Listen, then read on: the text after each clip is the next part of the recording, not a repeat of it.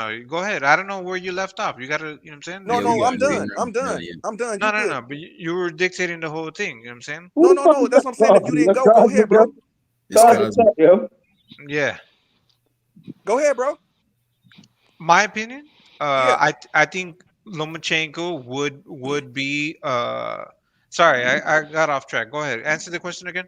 Who you feel who has more power, Devin Haney or Loma? I would say so. This is the thing with Lomachenko. Lomachenko will set you up. He's gonna set traps. He's gonna lure you into a point where he's going to be able to hit you flush. It doesn't necessarily matter about punches. It's the punches that you place at the right time. Facts. No, I just said, like, in your opinion, right now, just power. I feel where you coming from, but who you feel who holds the power out of those two? Do you feel like it's Loma slightly, or are you giving Lomachenko's been proven to hold that power, right? Are we not? You know what I'm saying? Yep. 150. You went. Yeah, man. Y'all know I got Loma, man. Come on, man. You know what I'm saying? Like with Haney, man. With Haney, we know he's not a power puncher. He's a boxer. So why y'all keep trying to put something on him that he doesn't have? Right. He's a boxer. That's what he does. He's an amazing boxer. He has a very good skill set. But don't sit here and say he has more power than other guys when he doesn't. No. How much would you say? Okay, if you say Loma got let's just say a 70 power rating, where would you think you would put Dev? I think Dev. If we had Lomas at a 70, where would you put Dev? I'll say 50. Around 50. I wouldn't. I'm not gonna go low. I'm not gonna say, oh, he's pillow fist. I'm not gonna say that. Never called Devin Haney a pillow fist. Right. I feel like a lot of people they get a little disrespectful with that. I understand he's not a power puncher, but come on, man, pillow fist. He has a really good jab to keep guys off him. I'll say that. Right. Yeah, he's a master. Keeps you honest. He's a master of distance. That's one thing about Devin Haney. He's beautiful with the distance. Right. That's why. Hey, who y'all got with the speed out of them two? Loma. I would say Loma. You know what? That's tough, bro. Hey, you know what? That is kind of tough because I'm gonna say this real quick. Loma, I think he throw more a higher volume, so sometimes you would think that he punched faster. In my opinion, I don't know if that's all the way true, but everything he just throw hella punches hella quick. But I don't know if that's like literally like just, you know what I mean, real true hand speed. But Devin got a better jab for sure. But yeah, I guess I'd give it to Loma though. The speed. I mean, I'd say I about would say equal. that is a lot over. If I was to give Devin Loma, got the best jab at 135. Let me say this real quick, and then we could go to my left or to my right to 150 or meth, however y'all want to do it. If I was to give Loma 80 for speed, I would say Devin is at like a 76, 75 range. My opinion. For the power wise, I'm gonna say Devin. I saw his power. I think he just gotta work on setting certain shit up and just turning his shit over a little bit better. It take time. He's still young. And speed wise, I got Devin. Like Devin's fast as shit. Like his punches are fast as shit. Like Shakur is fast. He got some very fast punches, and Devin is fast. When I seen Devin is way faster. Loma works off feints and volume. Devin has high volume when he wants to have it. But when he gets to cooking, it's damn near hard to avoid his shit. You see what I'm saying? We saw he can be timed. I'll say that he can be timed. Whereas though Loma, he relies on like that. Okay. Yeah. If we saying, since you said Devin, I'm gonna put it at a 70. Since you saying Loma, I'm gonna say Loma's speed is at a 70. Where would you put Dev? Like 80, 88, 85. Like Devin's really fast as shit. Devin fast as shit. Okay. Let's go with finish the top panel, and then we can go to the bottom. 150. Who you got? Speed. With the speed right now, I would say I think they're even right now because Loma, he's a little older. He's regressing. At 26, he was way faster. He was lightning quick at 26. But I think Haney got some good hand speed though. He definitely do. Like in the Linares fight, he showed me that hand speed's crazy. You know if I put Loma at an 80, where you put Dev at? I'll put Dev. I'll probably put him like 78, 79. Yeah, or 80 or really the same, 80. Really, yeah, that's almost about the same for me. Who next at the bottom? Who want to go next first? It doesn't matter, y'all. It's y'all three. Yeah, I Let's go think with. Go ahead. speed. Yeah, man, I think speed wise that's tough for me because when Devin lets his hands go, like you know when he was lighting up Linares, he looked lightning fast.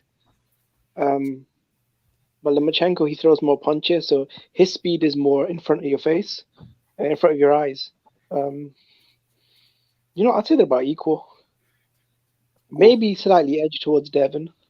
So if we had Loma speed at 80, you would say it's around like 79, 78, around the same around the same. You know what? I'd say if Loma's speed was 80, I'd say Devin's is probably about 83. Ooh. Hey, he got him up there. Okay. I got the comment. Don, who you got? You ain't in. I can't see your name cuz you on the left. Who you got?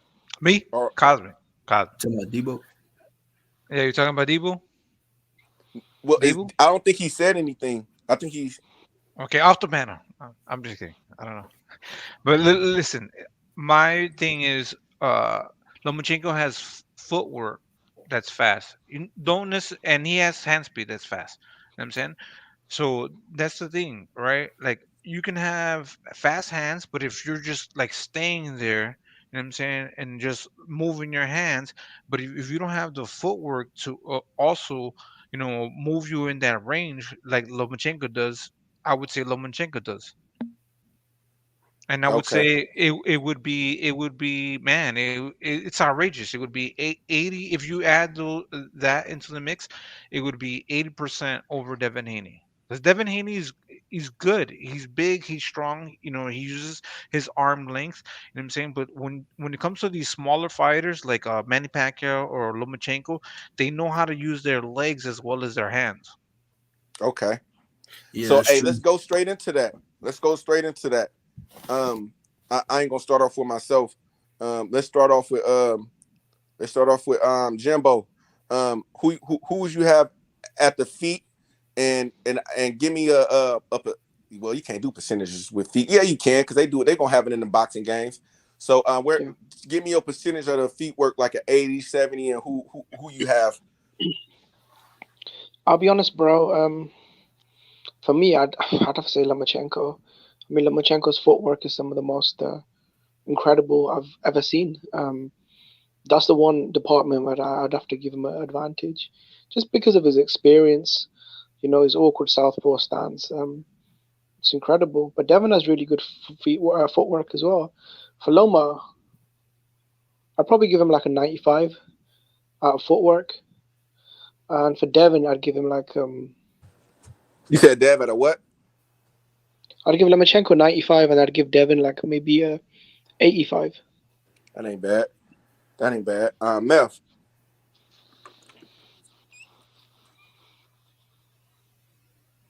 Is he there? Meth. That's you. I'll say for Loma, 87 for Loma. Somebody I like 86 Loma, 80, 83 Devin. Okay. Feet work going towards Loma 150. Loma. Yeah, with the feet work, Loma. I'll probably say like 90, 93, 90. I'll give Haney like a 88, 89. I think Haney. I don't think Haney has bad feet either. You know what I'm saying? He can move around the ring pretty well. But Loma, I think Loma has better footwork overall. Yeah. He just uses it more to set up his shots, and he likes to pivot around guys and all that. So, yeah. Go ahead, bro. Bro, who? You talking to me? Coach. Everybody went. Cosmic. Say it, Taco. Say My it. bad, Taco. bro. It's all good. But listen, that's what I'm saying. Like, footwork also, helps your hand speed. You know what I'm saying? Not necessarily your hand speed, but everything that you're doing. When this man is darting off to different angles, that shit is fucking unheard of, man. The shit that fucking like Usyk and Lomachenko are doing, like, man, they're on some new shit, man. Their footwork is wild. It's wild. Right. Hey, so where's the old percentage at? The percentage of versus so when you have where you have Loma feet work rated at 90, 99. I don't want to I mean, his footwork is 99 or 100%. You know what I'm saying? Until we see otherwise, until we see otherwise, until we see other people duplicate what they're doing. Like it's unheard of. You know what I'm saying? I It's gotta it's untraditional. I gotta I push would say. back on that, man. I think Go ahead, Shakur, man. like out of most boxers in the game right now, Shakur's footwork is insane. Yeah, Like Shakur will be the yeah. only Shakur. I throw Shakur's footwork in the '90s. Terence No, I Crawford. throw him at a 99. They Crawford, Shakur. Like I think Shakur's footwork is a little bit better than Crawford's. Hey, hold on, Mel. Hey, we can get Yeah, to that. Just say that, because we almost yeah, done yeah. with this. Yeah. We almost done with Exactly. this because we could do Valdez, we could do a Valdez and Shakur right after this. Hey, but with my opinion with Loma, the only thing I would have to say is that I don't have we seen him fight off the back foot as much? I'm trying to think. Oh, against Tio, I think he did have a little problem fighting off the back foot. So that's why that's the only reason what keeps me from giving him a 99 or 100, because I don't know if he will be able to do that very well. I would like to see. So yeah, I'll give him like I'll say a 90. I'll give Dev. Dev got great footwork. I think he can fight off the back foot. He can move laterally. I would like to see him sit down a little bit more on his punches, but that's gonna come. So I give Dev around like I But give him Taco, a what you what at the end of the day, like let's go by fighter. What would you say by Lomachenko? I would give Devin around I would say around like an 85, 87ish, and I would give Loma a 90. Because the reason why I give Loma a 90 is because of the fighting off a back foot is very important. Like I understand like doing angles and stuff like that, but fighting off the back foot, being able to fight off the back foot, to me is very important to me, and my just my opinion. I agree. That's yeah, yeah. Yeah, I'm gonna wait for the next time. Yeah, Yeah, I so that's definitely. my opinion. So I think pretty much after that, I think that well, H, you back on? You want to get in on this? Yeah. Let me tap in on it. What y'all got going on? Well, we already did power speed. We just now finished footwork, and we giving it like a rating, so we could like rate the boxers. So I think it was a mixed resort over power. I think it was kind of mixed with speed too. So we just trying to say if you have Loma power at a 90, where would you have Devs? You know what I'm saying? 87, Loma 89. Power is not a 90. Nah. I would say No, Loma. no, no. I know that. I'm just Yeah. giving you. You know what I No, mean? no, it was an We were example. talking Well, who about y'all want me to break down? Which footwork. fighter y'all want me to do? We doing Devin Haney and Loma Haney and right now. Lomachenko. All right, go. All right, ask me the questions. All right, I'm ready. I got you, H. Who you got in speed? Devin Haney. Devin Haney's speed will be like a 90. He'll be A like a 90. 92 type speed. Where 92. And Loma's speed will be like, I would say probably like a 85 or probably like a 80 to 85 Loma. Okay. He still got good speed, Loma. Right, So right. no, And H, are you saying I would because say 85 Loma. If I got Devin Haney at a 92, I'll go with Loma at a 85. hey, and I think that are you doing it because I think that I don't know if he's fast, but I think he throw a high volume. Or do you feel that too? He got some Like, good hand speed though, Loma. He quick as shit yeah, now. he quick, Like but I just feel like he just throw more punches in the Haney got like his speed is like blazing speed. Like you know what I mean? Right. He got some good speed, Devin Haney. That's like his best attribute, right. Along with his work ethic and his jab. Of course, I think Devin Haney's speed is like different though. Okay. It's elite. That would be elite. You feel me? Yeah, yeah. Who would you say who got the power? Power, I would say Loma by a little bit, like a slight That's edge I had to it like Loma. that too. I would say Loma power would be an 80. Devin Haney power would be like a 75 to 77. Hey, I think we had the same exact. Yep.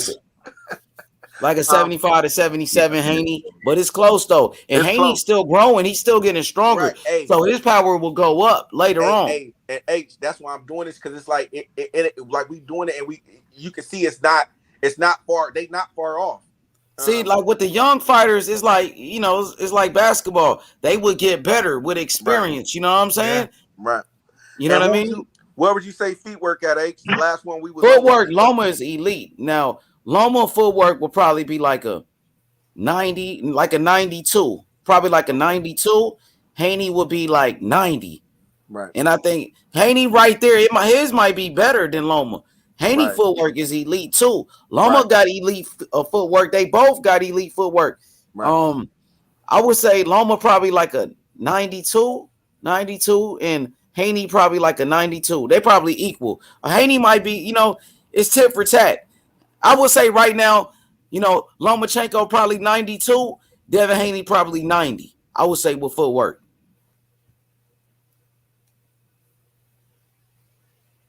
You feel me? Y'all got me on that? Yeah, I got you. That's me, bro. What y'all think? What y'all thought about the footwork? Hey, we was about. Hey, with me. Hey, let me go first. My shit might cut off. With me, I gave Loma a 90, and I think I gave Dev like around like an 89 ish in there. The only reason why I gave Loma a little bit at a 90 because I just don't like fighting off the back foot means a lot to me. H, like you have to fight on the back foot, and that's the only like I was kind of caught, but that's I was going to give Devin Haney the edge because he could fight off the back foot, but I gave Loma because of he do take a little bit better angles and stuff like that. So that's the reason why I would give him the notch with the footwork. But it's very close with me on that because fighting off the back foot is very important to me. Yeah, I mean the footwork is it's almost equal, but Loma did get beat twice though, so his footwork is good, but it can't, it ain't that good if he got beat 2 times, you know what I mean, to Tio, if Tio was able to outbox him. So, I mean, I feel like Haney might be a little bit better with his footwork than Loma, be honest with you. Right. I say Haney just by a little bit. Hey, it's close. It's close, though. It's close, though, because they both elite. But Haney, like, that nigga fast as shit. They both got good footwork now. Devin Haney, he studied that Cuban style of boxing. That's how he got that type of footwork like that, to be honest with you, and learning from Floyd Mayweather, of course, But what's the next category? Let's go. Hey, this is going to be a fresh one. No, hold on. Taco, are you keeping track? Like, are you everybody writing shit down? No, I know, but like, are you writing shit down? Because like, oh hell no, I ain't writing shit down. They just ghetto shit. Just run it, yeah.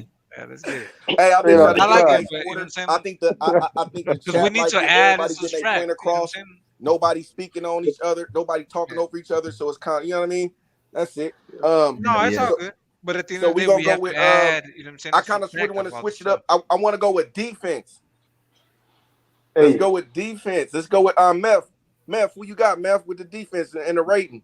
Loma and Devin? Yeah. Oh shit. I'm gonna give Devin 87. I'm gonna give Loma like an 81. Ooh, Loma only an 81? Linares is whipping his ass. Salida whipped his ass. P.O. beat his ass. Like it's Gary Russ was getting a little bit of problems. It was a good fight. I ain't really seen Devin really have like problems. Like even in the JoJo Diaz fight, JoJo, he's a great boxer. Was in the Olympics, I believe, studied under a great fighter. But Dev really outclassed him. They have never been in those lanes. You get what I'm saying? Like Loma has been an Olympic gold medalist. He got his ass whipped twice. Linares whipping his ass. Devin ain't had them problems yet. You see what I'm saying? So I'll say 87 Devin, 81 Loma. All right, hey, we're going to stay on y'all road. We're going to go next to Jimbo, and we're going to carry it on. We're talking about defense here. It's a tough one because I think both guys have got elite level defensive capabilities. I know people say that Lomachenko's taking more shots, but I'd say he's fought a much higher level of opposition, like Nicholas Walters, Rigondeaux, Russell, probably like a fresher version of Linares.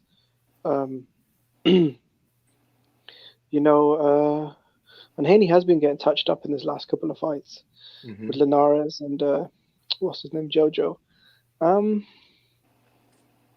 then I feel like Haney's fighting more aggressive than he should be. Right. I guess it kind of please the crowd more. Right. It's tough, man. I'd say Lomachenko was a 90. I'd say they're equal. You said what? Devin or what?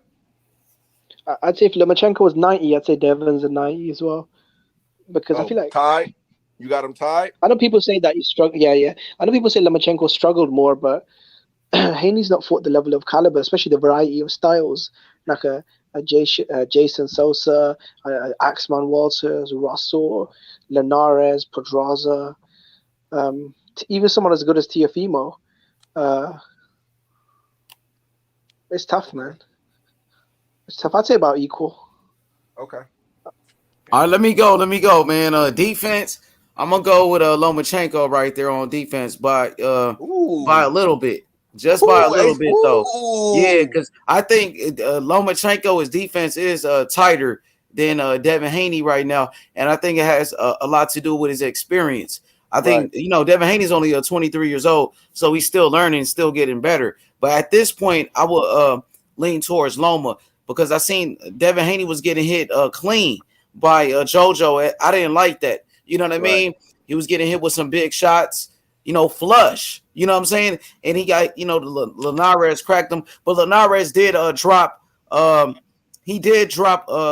as well, though. You know what I mean? So, Linares, he did damage to Loma as well. But I think right now, Loma, his defense is a little bit more sharper. It's sharper right now. I think his defense is a little bit tighter. So I'm going to go with Loma with a 90 on defense. And Devin Haney right now, his defense, I would say, is about an 85. Ooh. That's a little bit of a big discrepancy. That's good. That's okay, though. 85, though. He's young. It's going to be. His defense going to go past 90 like later when he get like 25, 26. But right now, his defense, I would say, is around like an 85 to an 87. But I would say 85. I want to see him get better with his defense. I don't want to see him get hit with those shots no more, man. Do you think he's been listening to the critics that say it needs to be more exciting? Because I think it's just something mechanical, and I think it's something that can be fixed. That's all with more experience as he gets older. Hey, what y'all talking about? I went out for a second. Nah, it's defense. I'm just talking about the defense. I think Loma defense is tighter. It's a little bit tighter right now. I think Devin Haney, he's young. So, with more experience, Devin Haney defense will get better. But as of right now, I think Loma defense is a little bit tighter. But, I'm not sure, though, man, because Devin Haney, he do be looking good. Now, like I said, they both fought Linares. Linares dropped Loma. He didn't, but he hurt Devin Haney, but he never dropped him. You know what I'm saying? And I think Linares, he won more rounds. He won more rounds against Loma. Linares only won like 2 rounds with Haney, and that was the last 2 rounds. But before Loma knocked him out, Linares was up on one of the scorecards. So, I just feel like Devin Haney defense can get better. It's close right now, man. It's tit for tat, really. I just think Loma, because of experience, I think his defense is a little bit better. I would say Loma at a 90, Haney defense like an 85 to an 87. Maybe like an 87, though. I would say like 87, Devin Haney, Loma, probably 90 on defense. Okay. Hey, I got Devin ahead, and I'm gonna say Devin at a 92. Taco, and I'm gonna say Loma at an 85. Go through the panel, Taco. The reason why he didn't go yet. Oh, I didn't go yet. My bad. Go ahead. Okay, go ahead, Cosmic, and then Taco. Go ahead. My bad. I'm about to say I ain't go yet either. Shit. Y'all go, yeah. One at a time. Go ahead, Cosmic. Go ahead. No. Go ahead. 150. I'm saying, like, man. I was saying Taco didn't go yet. That's what I'm saying. He could have said what he wanted. Go ahead, Taco. Go ahead, bro. Oh, and okay. then Cosmic, you go and I'll go last. I didn't know because I'll be getting out. So I have Devin at a 92 and Loma at around like an 85. The only reason why is because Loma has been dropped before, and I think with Devin, Devin is having Devin is like you said, he's young, so I think he's finding himself and he's trying to become more of an action-packed fighter. So I think right now he's trying to take more chances. But I think that he could fight without getting hit, no problem. But I think that he's trying to become an exciting fighter and trying to get those knockouts. So That's why I think that he was getting hit in those fights. So, but I know for sure if Devin want to get a shutout, I know he could pitch a shutout because I've seen him do it before. So, I will give the defensive nod to Dev. 92 to 85%.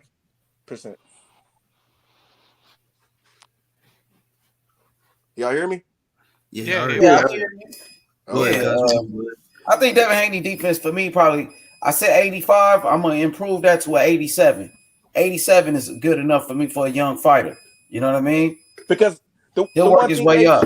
We seen Devin Haney do it though. See, and that's why I say I think it's not the defense thing. I think it's a mental thing. You see what I mean with Dale? So I think he has a defense, but I think it's just a mental thing.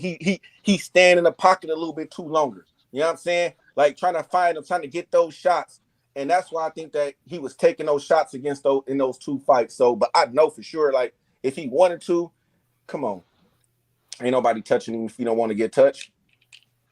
All right, me, I'm next. Yeah, go ahead. I'll go last. So this is the thing, right? When you compare all the defensive fighters that you've seen ever, you know what I'm saying, throughout time, the Pernell Whitaker, you know what I'm saying, man, all the Bernard Hopkins and all the great fighters, how do you rank them, right? So with Lomachenko, he has that footwork, which is an anomaly, right? He's very defensive. He uses his footwork as a man. It's wild. I've never seen that shit before. So I see it like at a high level. You know what I'm saying? Like higher than what we have seen. So I don't see how like Devin Haney can compare to that. The guy that's on my avatar beats the holy shit out of Lomachenko, yo. Like I kid you not, yo. I kid you. Loma, that guy right there beats the holy shit out of Lomachenko, yo. It wouldn't even be close, yo. Like, come on, Mev. Come on, Mev. Stay on topic. God damn. Hey, I respect Lomachenko, yo. I think stay on topic. Come on, Mev. Hey, all right, but I will again. I give Loma the footwork a little bit over Devin, but power and speed. Devin being younger, and I seen him hit JoJo, and he fucked JoJo night up when he hit him flush. It was just like, oh shit. But Devin, I think Devin overall footwork, defensive wise, I think he'll beat Loma. Yo, Cosby, that's all you had to say. Yeah, I'm pretty fucking. About saying you ain't gonna say nothing about Haney. Hey. Well, Devin Haney. No. Listen. Devin Haney's a great fighter, man. That's the thing. You can beat a Lomachenko. You know what I'm saying? Like he can be beat. You know what I'm saying? Like that's not the argument. You know what I'm saying? Like Devin Haney is great, and as far as Devin Haney, man, his footwork is like, you know what I'm saying? Like a Andre Ward kind of footwork where he's what's that? Which fighter? He said Devin. Devin is kind of like Andre Ward. You know what I'm saying? Devin footwork not like Andre Ward. Andre Ward is like Shakur. I agree with Cosby. Devin Haney does remind me of Andre Ward. He does remind me of Andre Ward in his footwork. In his footwork. Devin footwork is more. I ain't seen that though. I think he has like a different style of footwork. Compared to like Andre Ward, I've seen Shakur fight like Andre Ward, where they can get up under you and not be touched at all. Where Devin, it's a little different. I'll say Shakur is more like Devin. I mean, like Andre Ward than Devin. Devin, he resembles like a Ray Leonard, damn near everything about Ray Leonard I see in Devin. I feel you. Hey, but you know what I mean? If he feel that way, because of his height, though. That's let him feel that way. Height. Let him. You know they don't like Ray Leonard. Like, boom, he'll move around with you the entire time, right? Andre Ward and Shakur, they could be in your face and Floyd damn near and bang, and put you together and really punish you. Devin, he'll punish you, move around, step on the outside because he's so fucking long. You see what I'm saying? His game wouldn't really be. Get up on the inside and really try to You get what I'm saying? Like that's that Ray Leonard-esque type style. I mean, when he fought Marvin Hagler and Tommy Hearns, Devin reminds me of Ray Leonard and Shakur. He reminds me of like more of a guy that want to really come in there to truly punish. Ray Leonard, if he could box you, like outbox you, outbox the shit up. Oh yeah. All right, let's get on some true next. Let's get on some Hold up, true that was next. just my opinion. No, hold on. Let me explain my That shit. was my I forgot. opinion. Sorry. No. It's all good. Hold on, 150. Hold on, one. Can you save it, 150? Nah, come on, man. I just want to explain, man. Go ahead. Yeah. Nah, real shit though. Nah, I got Haney over Loma just a little bit though. You know what I'm saying? Because his game is more centered around defense. You know what I'm saying? Like the distance, the jab. Yeah, man. He fights out the shoulder roll as well. You know what I'm saying? And Loma, he doesn't really defend his body too well. That's the best way to beat Loma is to go to the body. He doesn't really defend it too well. But Loma, he does use the angles. The angles make up for it, you know. But he's more his style. He's gonna get hit more. He's more of a pressure fighter. You know what I'm saying? He's a smaller guy, so he's gonna get up in your grill. He's gonna get touched up way more than Haney because Haney's more of a defensive style. You know what I'm saying? He used the Philly shell and shit like that, distance. So yeah, I got Haney over him just a little bit. I would say Haney defense probably like 90. I'd say Loma 88, 89, 87, probably around there 85. You know what I'm saying? That's how I look at it. But yeah, you go ahead, Taco. What you gonna say? You said the next guy. I want to talk about the Shakur guy, man. I think Shakur. I think Shakur is the only fighter like legit like 90 plus rank. Like, we doing like game style like that ranking and shit. Shakur under 30, he's the only one. Like speed, defense, power I say is in the 80s, but like speed, defense, and and footwork, Shakur. That's like one of the only guys right now. Boots, I think Boots has like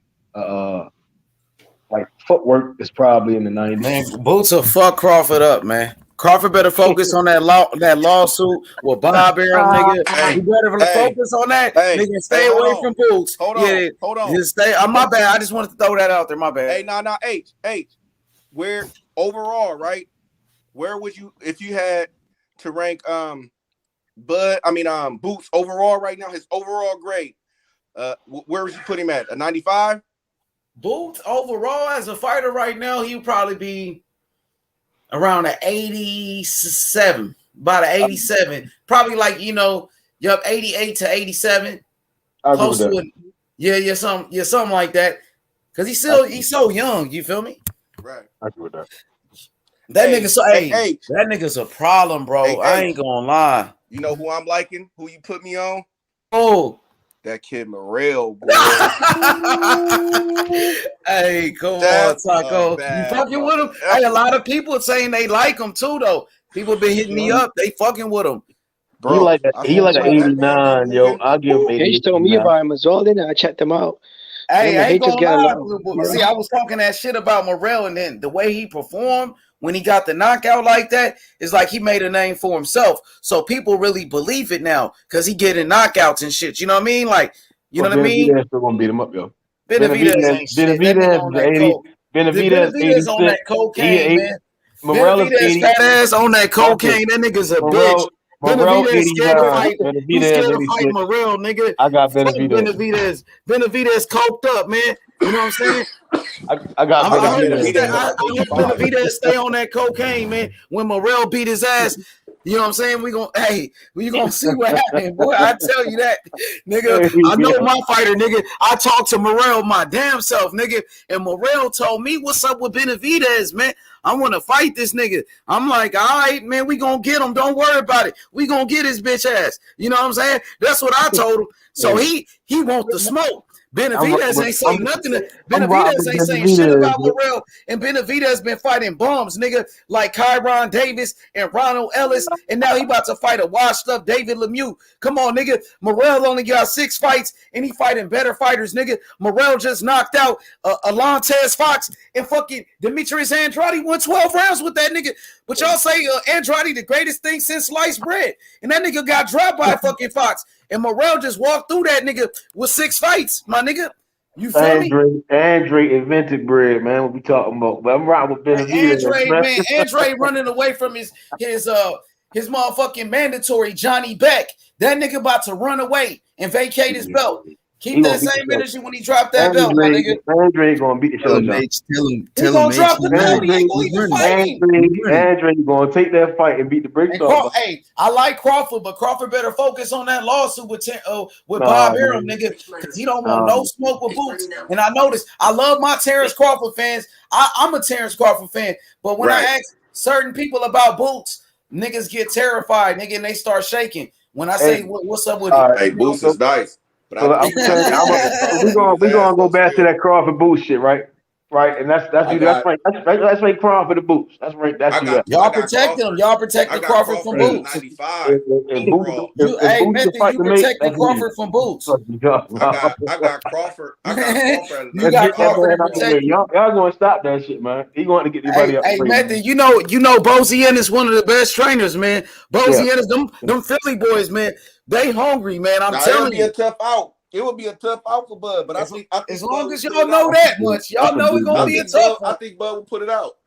Yeah, you gonna have to wrestle. You gonna have to Danny Garcia from Philadelphia. Because y'all gotta remember. Y'all gotta remember Bud got that mentality, see? Bud really fucking up with this lawsuit shit. And I seen what you know what I mean? I seen what Bob Arum said. Like, he responded to Crawford, and Bob Arum came back talking plenty of shit. Like, man, my lawyers, man, we gonna show you, man, that this nigga's lying and all that. They was talking shit about Crawford.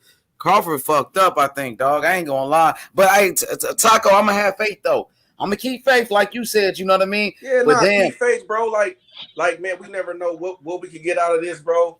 Like, it could be something good for other fighters. Even if nothing come out of it, you know what I mean?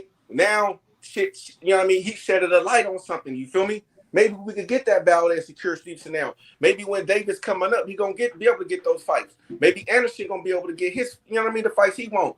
You know, so sometimes it's not about you always winning. It's about somebody setting the tone, making a push on the first shot. I see Crawford, and that can create. Ali went through that.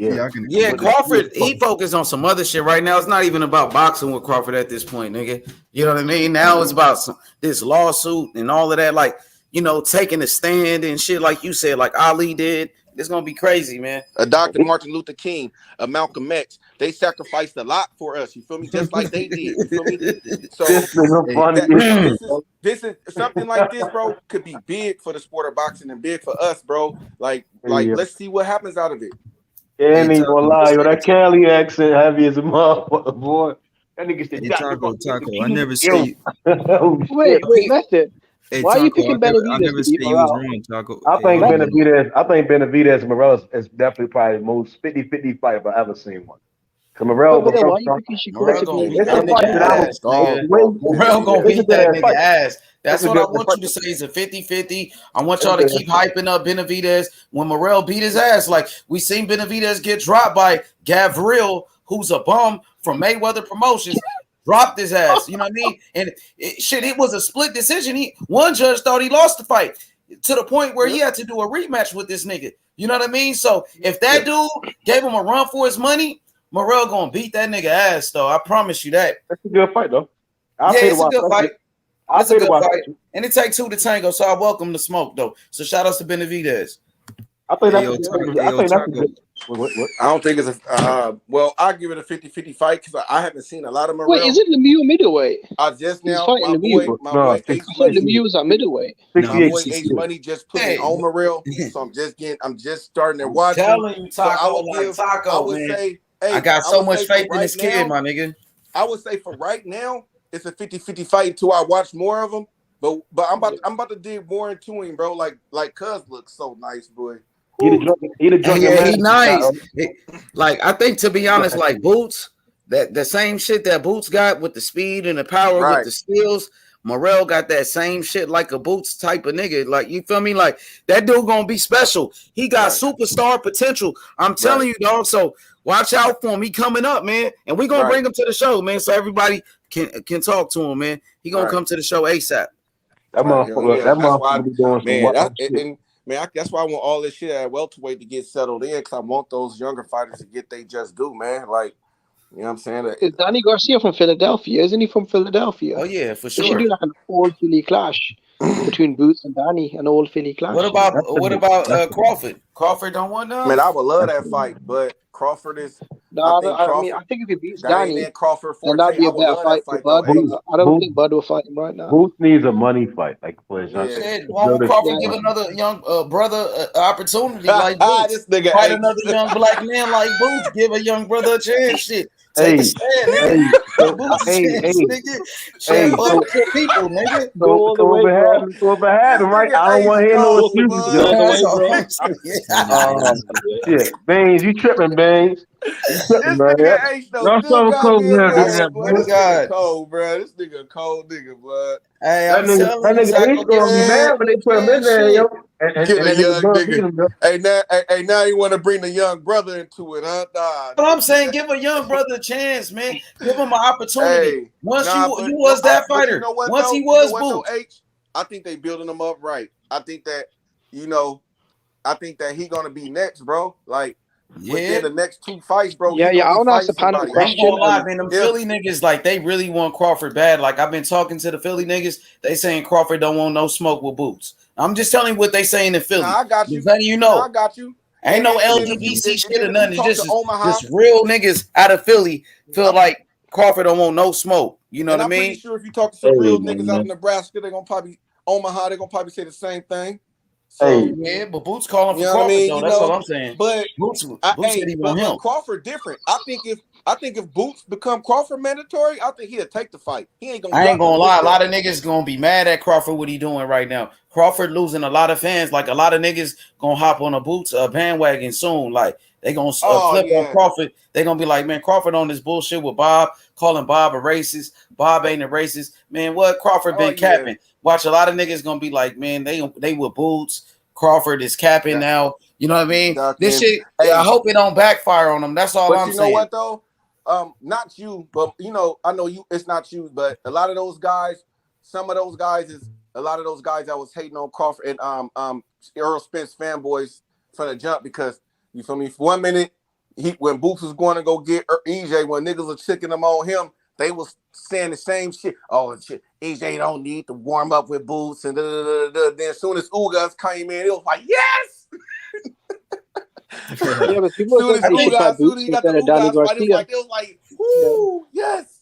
Cause man, I think them niggas kind of upset with Earl a little bit because Earl he didn't bring back a Blu-ray, and a lot of them LDBC niggas wanted Earl Spence to be with Blu-ray and shit.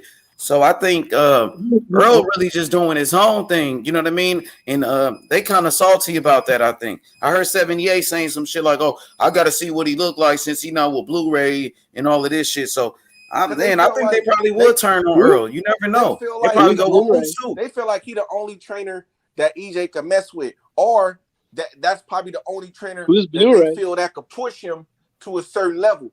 You know what I'm saying? Blu-ray is Earl Spence strength and conditioning coach, and I think he's a part of the LDBC, and they fuck with him. Yeah. So they wanted Earl to keep working with him. It's like a strength and condigestion coach. But they were saying that shit before he was fucking. It was like they rose that nigga from the grave because niggas didn't even know about that nigga. Oh, bro.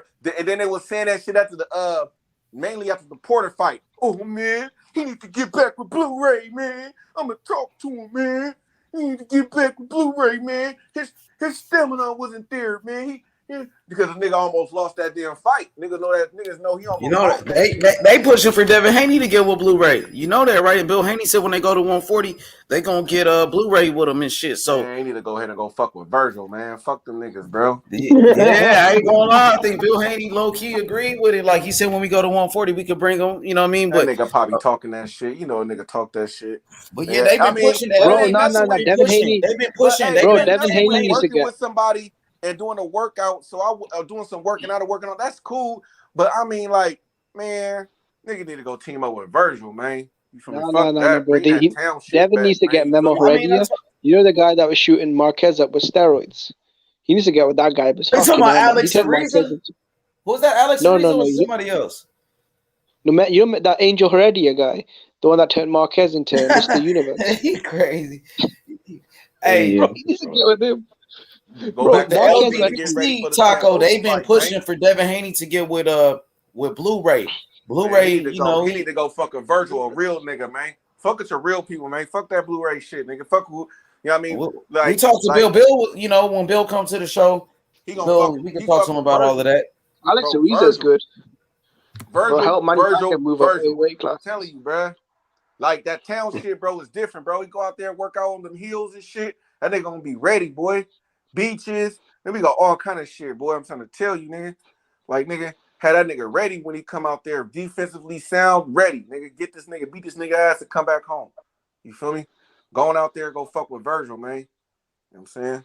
What do you guys think about the narrative that Floyd Mayweather in his career ducked a lot of young black fighters? What do you guys think about that? That's niggas smoking dope. Niggas smoking a lot of dope. A lot of people be saying that shit, huh? They be saying that Floyd ducked. He said slick black fighters, or Floyd Mayweather ducked a prime black fighters. That's what they say. Yeah, he did. Man, niggas be He saying never that fought shit, Tim bro. Bradley or Devin or I know boxing historian be saying that shit. That's my boy. Shout out to boxing historian. I know That's what he be Blood, saying. my boy Blood and them be saying that shit too. Yeah, but I Blood, disagree. they be going in on Floyd. I just disagree, bro. I just disagree because them niggas that they saying he didn't fight, bro. Like, I still think he beat them niggas ass, bro. Like, real shit. Yeah, like man. they say he ducked Paul Williams, but Paul Williams got beat by Carlos Quintana from Puerto Rico, man. And he wasn't, a nobody. Man. And he beat the fuck out of Paul Williams. And that's when they said Paul Williams was the boogeyman. So that really put an end to that. You know what I mean? So And I don't what, see Floyd ducking them dudes. What they wanted to do? Fight a young Keith Thurman? For what? He would have whooped Thurman's ass anyway. Thurman wasn't shit. He just fought. Okay, who better? Who better, Thurman or Canelo? Canelo, of course. Come on, Thurman ain't shit, nigga. Thurman one of the biggest cappers in boxing. I hope Thurman retires, bro. They wanted him to fight Sean Porter. Yeah, like he fought Pacquiao. So then he held the fight out. How he held the fight out when Pacquiao? But I have to keep it real though. He did fight a lot of flat-footed fighters, like Canelo, Maidana, Guerrero, Burrow, Ortiz. When he older than Pacquiao.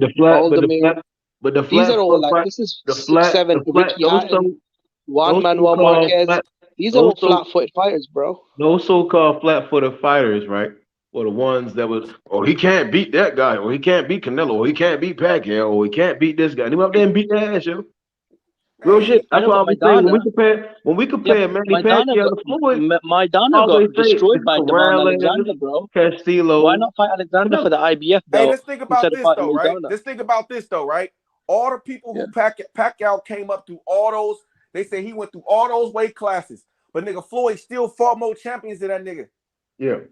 Like, nigga, like, come on, bro. No, Manny Pacquiao would never fight Canelo, though, bro. Like, this nigga fought some niggas, bro. Like, niggas don't want to give Floyd his respect, bro. Even Canelo's a flat-footed fighter, though. That 23-year-old Canelo would have knocked Manny Pacquiao. And I understand, and I understand some of the boxing historians. And, they've been watching boxing longer than me. Would you not say though he did fight a lot of flat-footed fighters? I don't know about and all this stuff. But what I seen from Floyd. 135 Floyd is a motherfucker, boy. I don't care what nobody tell me.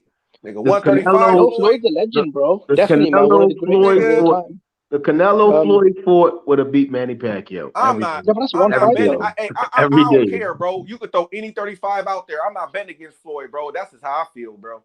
Like, I understand what the niggas say back in the day. Them niggas hit harder, the punch rate, all that shit, the style, all that, bro. Nigga, I don't care about none of that shit, nigga. I think Floyd would have made it through. He a disciplined fighter. All them niggas was off coke, drugs, alcohol. Nigga, that nigga was quick on his feet, quick hands, accurate, man, defense, offense. Come on, bro. Like, do you think there's any truth to that he did duck sort of athletic, fast movers? No, because if they wanted to make the fights would have been made. Canelo's not a fast athletic mover, though. I mean, especially back then. But he would have beat. Canelo would have beat Manny Pacquiao. Just keep that in mind. No, but that styles make fights, though, bro. All right. So, but Floyd beat both of them. What are we talking about? He beat two of the greatest fighters of all of his generation, Canelo and Manny Pacquiao. No, but I'm That's saying when you that's spent all, yo. 7 years fighting Maidana, I'm saying that's Guerrero, it. That's all. Ortiz, Berto, Baldomir, He beat Ricky Hatton, Canelo. He beat you kind of Canelo, messed and he beat Manny Pacquiao. Manny Pacquiao was the second best fighter behind Floyd. De La Then Hoya Canelo. too. And he beat Oscar. Yeah, but De La And he Hoya was beat like 50, Corrales. bro. And he beat Castillo. No, bro, I agree with you. Look, really I'm won not big saying time. he's not a Hall of Famer, though. You guys are taking it the wrong way, especially Method. He gets No, really I heated. get. Oh, my bad. I get what you're saying, right? Like, why didn't he fight Paul Williams? Why didn't he I fight mean, Winky 10 years, Why that is a didn't he? long time, bro. Spending 10 years fighting flat-footed fighters. Hey, I we can can say that I can about a lot understand. of some. We can say some of that about a lot of fighters. A lot Yeah, of fighters didn't yeah. fight each other. We can say some of that shit. Everybody ain't fight Julian Jackson. Shit, what we Like, you know what talking I'm about? saying? Like, it's people Everybody ain't fight that Gerald niggas skipped McClellan. over. Everybody ain't fight what's his name? Now, imagine if he fought Sean Porter or Devin Alexander instead of Maidana. I think that would have been more interesting. Madonna Keith Thurman instead Madonna of beat the Burrow. shit out of Adrian Broner. Nigga, Yeah, shit. it made a lot of Bro, Devin beat the sense. shit out of Maidana. It made a lot of sense, And Jimmy, Devin to beat the fight shit the out of guy that Maidana, beat. bro. It made a lot of sense Devin to beat the beat the dog shit guy. out of Marcus Maidana, bro. Hold on, Jimmy. It made a lot of sense, right? Because Adrian Brown was fighting out of that show, right? And it made sense for the master to go out here and show the young one, this is how you beat his ass. You see what I'm saying? 2 times. You get what I'm saying? 2 times. Beat his ass 2 No, I times. didn't notice that. Someone told me this. He said that Floyd spent a decade fighting flat-footed fighters. When I looked at his resume and I saw So they want to have a fight. Guerrero, Who they want? Berto, Who was Maidana, so Ortiz. Sean Porter, who ain't knocked out nobody, was gonna give Floyd some problems? Floyd for I a mean, lot of Marcus reasons got Maidana put gave in him front of some him. problems, and Marcus Maidana has no speed, bro. This is the same Marcus Okay, Maidana that got what was pistol whipped Porter by gonna do? Alexander. What was Porter gonna do against Crawford? I mean, against Floyd. Floyd Porter throws more punches than Maidana. He's faster. Oh my god, that nigga I would think have he's been a better fighter than boy. Marcus Floyd would have Maidana. been countering that nigga, but Floyd would have been beating that nigga Nah, ass. Floyd would beat. Yeah, Floyd would That beat shit don't work. Sean Porter. He would I have can did see that nigga Floyd. like he did No, Ricky I'm Hatton. not saying. I'm just saying it's more interesting. He Okay, you think Robert Guerrero is a better fighter than Porter? Kell Brook, You think Robert Guerrero is a better fighter than Sean Porter? Kell That's Brook what I'm beat that saying, nigga. though. Kell Brook was the one to beat him. Floyd would have put him together. Yo. He'd have put Yeah, him but together. that's Woodruff, isn't it? Woodruff. Yeah, You Cal know, Brook. Who y'all? Woodruff. Cal Brook. You want to fight Cal Brook? Maidana was really hitting. Well, he didn't fight Cal Brook, though, did he? Jimmy, Floyd Maidana didn't fight was Cal Brook. Jimmy. He didn't fight Errol Spence. He didn't fight Keith Thurman. He fought None of Andre these Berto, guys, Maidana twice, and Guerrero. None of these guys was hitting like Berto and Maidana. Like, they catch you. They was putting your ass Bro, on your Berto, knees. come on, bro. Andre Berto was garbage, man. This what I'm saying. Andre Berto was If fucking they hit trash. you, they were putting you on. I seen Berto hit Sean Paul. It was fucking Sean Paul. If Berto had a little bit better footwork to step to the side, right? Just a little bit, would have beat Sean. Cal Brook didn't need none of that. It was the discipline to know when to Yeah, but you're tie saying up. if, though, bro. And If Castillo gave him a tough fight, why couldn't Sean Porter? And Castillo's like a journeyman, Sean bro. Porter don't got no power, bro. Who he gonna knock No out? power, Will. No power, and he ain't got the common sense to step back. Man, he don't have the IQ. The IQ, Too much, bro. Too much emotion. Too much Bro, emotion for Sean Porter. and Floyd is What about one of Keith the Thurman? best back foot fighters. Keith would have got beat up. Yo. Keith, if Manny Pacquiao did Keith like that, Floyd would have really listen. Floyd would have put Keith together, The yo. full counter would have been cooking. Floyd would have been faking the shit out of Marcus Keith all Maidana, night, bro. Floyd Yeah, would have but been bro, faking Keith the shit Thurman out of lost to Keith. Manny Pacquiao. Marcus Maidana lost to Amir Khan, though. Bro, do you not see the difference? Bro, Marcus Maidana got beat up by Amir Khan. We don't know Keith would have knocked out Amir Khan. Keith would have been swinging for the fences. Amir Khan was going jab, step back, right hand. Like Amir Khan can box. Yes, he got knocked out by Canelo at middleweight. Canelo that nigga out at middleweight coming from 140. What are we talking about?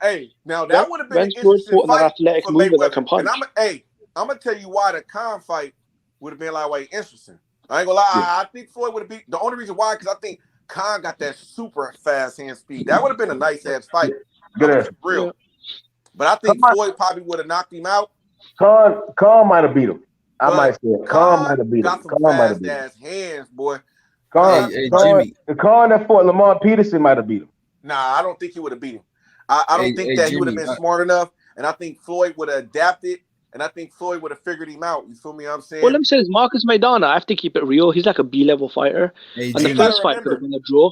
Now, Marcus Maidana's not that good, bro. I have to keep it real. Anybody can knock out. You can knock out Amir Khan. No, Khan had a good chin. Khan either gassed out or he fought guys that were legit power punches. And Like Tommy Hearns only Khan got was only been knocked out like by Canelo and only Garcia, people bro. that knocked out Amir Khan were big punches. Like that nigga I is a think big Floyd punch. got enough Canelo to was a knock big him out or punch. stop him. Floyd chin, Bro, Floyd though. Floyd couldn't even stop Andre Berto, bro, and his chin is even worse than Khan's. Floyd game, the name Floyd's game is not to knock you out. It's to embarrass the shit out you for 12 rounds. Yo. Floyd don't give a fuck about knocking you out. Floyd want to beat you up for 12 rounds, yo. That nigga, hey, bro, that I'm Andre saying, bro, there Berto were fight more interesting fights than Maidana, was bro. a thank you. Hey, That's why he Jimmy, came in the Jimmy, ring with a if you ski mask can't, on or something. Didn't he come in my the ring bad. with a ski mask on that fight? Some shit. If you Maidana's can't, not that. And I have to keep it real. Like Devin Alexander beat the fuck out of Maidana, bro. So did that's Amir Khan. Styles. That's as you Like, said. Remember, you said it. Styles make fights. That southpaw. exactly. So why not fight That was a young Devin non-flatfoot Alexander. fighters then? That was a different Devin Alexander before the drug addiction. He did suffer from drug addiction. Remember that, right? And again, that was southpaw young. I don't think he was really involved with the drug addiction at that time, but he was able to beat him. Maybe after that fight, because Maidana hits hard as shit. I don't think people understand how hard he hits. He fucked you up. It's funny how all the niggas they wanted Floyd to fight, then they got multiple ass losses and shit. Yeah, but Floyd, when he fought guys, they've all got losses though. A lot of the niggas Maidana, that Guerrero, Floyd, Berto. a lot of the people that people wanted to fight Floyd ain't even in the Hall of Fame or none of that shit. Yeah, like it's just like nigga, they was cool for the time. Nigga, like come say on, that bro. shit again. They're not even touching that bitch. Like nigga, you nigga. Yeah, but the like, guys he fought weren't in the he Hall of cool Fame for the either, though. times. He didn't fight They're Thurman. not even going to sniff that bitch. Floyd went in that bitch the next Keith year. Thurman, Sean Porter. Who else? Like, come on, bro. You niggas is tripping. Taco. For you to sit here and say Guerrero, Berto, Butcher Ortiz are better fighters than Guerrero, Keith Thurman, I mean, come on, bro. It's not about. It wasn't about that with Floyd, right? Floyd, by the time of 30, when he beat De La Hoya, he could have retired, Jimmy, and went to the Hall of Fame. Okay, you understand that? Jimmy, do you understand that? Hey, the Floyd beat De La Hoya, he could have retired and went straight to the Hall of Fame. Let me tell you this: the Floyd that fought Canelo would beat Thurman, Porter, and whoever else you wanted to say. Nah, bro, he barely got past Maidana, bro. Maidana ain't that fucking good, bro. Jimmy, what you're saying let's is keep it real, bro. Jimmy. You're talking about one person. Jimmy, stop. Exactly. That's why I wanted to fight more people. Hey, Jimmy, listen. The 30-year-old Floyd, Jimmy, Devin Alexander beat the fuck out Maidana, bro. Jimmy, you proving our point, Jimmy. Hey, when I got a question. Go ahead. I'm sorry, I got a question because y'all cooking. What's a good nickname for David Morrell? You know what I mean? Because I'm trying to give him a catchy nickname, like, you know, something that gonna sell. You know, a good nickname could take you a long way. You know what I mean? David the Hammer Morrell. Oh, the Hammer. No, David what about the Punisher. Erickson Lubin? They call Erickson Lubin the Hammer. Man, fuck that. We taking that shit. We using the Thor hammer. No, bro. David the Punisher. Hey, the Punisher, bro. Had a legend. David having to get him out there a nickname like have him lightning bolt. Big ass lightning bolt with a big ass hammer coming through. Like nigga, I'm It's David Hell in the Cell Morrell, yo. Once you get in that bitch, it's Hell in the Cell, my nigga. Like you better. That's a good nickname. That shit do sound hard though. The way you said it though, that shit sound good. Hey, what y'all think about the Gladiator? The Gladiator, David Morrell Jr., the Gladiator, or that too much? What y'all think? I want something that's gonna sell though. A little bit too much. All right, that hammer go in there. It sound good though. I fuck with it. I'm telling you, man, that David. You know what I mean? Hey, you remember they called that nigga Sugar Ray Leonard? That was one of the coldest nicknames. Sugar Ray Robinson. That's it, man. Yeah, when that nigga hit you can't keep like a hammer. You gotta be cold. These names Sugar, yo. You gotta be but Sugar Morrell Jr. Sugar, it don't sound right. Like I'm looking for a real good a nickname for him that's gonna, that's gonna sell. Something that's gonna stick with him. The Hitman Morrell. The Hitman Charlo got it. You gotta call him Big Dog. You gotta say Big Dog David, man. Oh, the Big Dog. Big Dog David Morrell. Big Dog David, man. You gotta say some shit to fans. Big Dog, man. Prime time. Like Deion Sanders was prime time. Give me something like a prime time or something. There you go. Prime time Morrell. Prime time. David Morrell Jr. with Chris Colbert used that name now. It don't always gotta be the first thing, yo. So it don't even matter. Like Captain Hook. Remember I was Captain Hook? You see what I'm saying? It gotta be some fly ass shit, yo. What about Showtime? Showtime. Like Sean Porter, Showtime Morrell. Showtime, Sean Porter. See, I was the first, right? So Hey, what about Barbarian? The Barbarian? David, the Barbarian Morrell. Hey, that nigga trolling, yo. Stop that shit. I don't know, bro. Like, hey, that hammer, bro, go in there though. Yeah, man. that sound good. Hey, it sound good though. Hey, everybody done used everything. They gonna Hey, say but the we Hitman swagger sound Jack good, and too. Lubin though. Hey, the Hitman sound good too. Nigga come out there looking like a hitman on their ass, like nigga. The Hitman Charlo got that one. Thomas Man, Hearns Charlo he using do. I that. thought they was lions and shit. Lions and Nah. tigers and bears and shit. Jamal Charlo went to the Hitman. That's what he called himself. And then that nigga him ain't and hit Morrell got nobody. the Which same one? trainer. They Which both one? got Big Ronnie Charlo or Shields little as Charlo? a big Charlo. But David the Wolf. Big Charlo ain't no goddamn David the Wolf Morrell. She remember he knocked out J Rock with an uppercut. You know what I'm saying? They start calling him the Hitman. Hey, that was hey, that's when he was Free the Smoke hitman. David, He ain't the yo. hitman no more. David Free Smoke. David Free Smoke Free Morrell. Smoke. Free Smoke, nigga. Hey, there you Oh, go. that's gonna be hard though. Hey, No, somebody got that. Hey, good one. Free Smoke.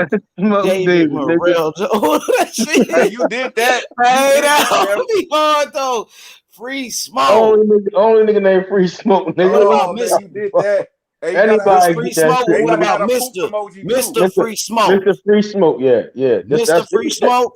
Yeah, Mr. Free Smoke. Yeah, like Joe Frazier and that. Hey, but you know what? Like though? Joe Smoke I and don't Joe know Frazier. though. I don't So, know. relax. Hey, So because look, you don't want him to have free smoke because then when he get up there, niggas gonna be like, nigga, you ain't free. Shit, Free you can change Smoke. his name. You can No, change his hell name. no. He Free Smoke all the way. He only got 6 fights, and he already calling out Benavidez and Canelo and everybody. So he won the top guys. So so Free Smoke or Mr. Free Smoke? Which one? Mr. Free Smoke was hard. Hey, Free Smoke. Hey, y'all know when he get up there, he gonna have to take that young free smoke. They gonna call him out there. They gonna call him out. Oh yeah, Smoke, so I don't know. Taco, trust me, he doing all of that, nigga. He like Devin Haney with it. Shit, when he hit 30, he changed his name to Goldie. Shit, Goldie. Nah, hell nah, nigga. Hey, Goldie Mac, you did. Hey, because once you get up there, you know you got to do things a little differently. Yo, H, you want How about David the Boss Morrell? What's good, Kaz? He's a future boss of the division. Y'all ready? Yeah. Yup. Y'all ready? David Mantequilla. You know what mantequilla? Mantequilla. Smooth as butter. That's what that means. Mantequilla, smooth as butter. Bro, call him the Ripper. Yeah, that should be hard though. Like, you know, that'll be called too, Mantequilla. Say it again. Yeah. Say it as one, Cosmic. Say it as one. Hey, Undertaker. David Mantequilla the Real. The Undertaker be hard too. Nobody used that. David, the Undertaker, Morrell. Bro, like James Toney and the Lights Out. David Lights Out Morrell. Lights Out. How do you say body bag in Spanish? Body bag? No. But The this is the thing. Undertaker, man. Okay, yeah. Hold on. Y'all relax. The other person that was named Mantequilla used to be Mantequilla Nápoles. Is a Cuban exile that went to Mexico. Hey, bring the hell. The Undertaker. Hey, that could be a big brand right and there. None of the Cubans. He could come out with the black hat, with the leather trench coat. Come out with the big. With all. Chill. None of the other Cubans would take that name again. Oh, he a Cuban though, huh? Yeah. Bro, oh, shit. Now Taco, bro. I think he needs his own name though. Hey, nigga, that Undertaker shit go hard though, nigga. He can make something out of that. For real. What about in Spanish if we say Free Smoke Morrell, like David, Mr. Free Smoke Morrell in Spanish? How would that be? Or they say Mr. Free. Or they say Mr. Free Smoke David Morrell. Like, it's many ways they can skin a cat. How would you say that, Cosmic? How would it make sense? Will it sound good in Spanish if you call him like Free Smoke or something? Or it's not good. It's not catchy. That's not it. No, it just doesn't sound the same. You know what I'm saying? Hey, what about the Hammer? No, then you go David No Bueno. Morrell. It's kind of the same thing. Morrell Martillo. You know what I'm saying? David Martillo Morrell. You know what I'm saying? But you gotta say it like you announcing it though. Shit, David. Shit. Here you go. But David cold as hell Morrell, yo. But listen, David Benavidez is Daddy Morrell. with Free smoke. Mantequilla, That free smoke one sound hard though. It's David cold as hell Morrell. Shit. David cold as hell Morrell. Shit. And that free smoke one sound like people like that. You know, it sound like that's one of the ones that the people like. You know, the hammer sound pretty good. Free smoke sound good though. That free smoke is kind of catchy and nobody use it. You know what I mean? Hey, that shouldn't be hard. What you think, Cosmic? You like it or you like Mantequilla better? That Mantequilla, you know, we get to do a vote with the people. We can ask him, and then we can go back and ask him what they think about it. Hey, yo, call him David the Sharpshooter Morrell. Call him Sharpshooter. Yeah, that sounds cool. The Sharpshooter. What about the Golden Boy? The Golden Boy, like Oscar, the Golden Boy, David Morrell. Nah, I don't know about that. And he's one Golden Boy. Got it. Hey, the chosen one. The chosen one. Berlanga got that one. I know. He said the David, Phenom. the chosen one, Ramel. Yeah, I think Berlanga used the chosen one. Berlanga running with that one. But what y'all think about the Phenom? The Phenom. You know what I'm saying? Y'all fucking with it or not? Or that's too basic? That's too basic? I want something catchy, man. Something that gonna stick, man. What you think, Cosmic? Which one you like so far? Man. Hey, man. See, I'm gonna holler at y'all next time. I gotta wake my ass up in the morning, man. I get all right, Taco, man. Appreciate that, Taco. We gonna chop it up. It's for all sure, good, bro. brother. Y'all have a good night, man. All right, Taco. It needs to be quick and to the point, right? You know what I'm saying? You can't have, you know what I'm saying? David cold as hell Morrell, man. Bro, that's a long ass fucking name. Mr. Cold as hell Morrell. Cold as hell. Cold as David hell the Punisher Morrell. Shit, you got what's his name? What's it? Bruce Buffer, Jimmy Buffer. What's his name?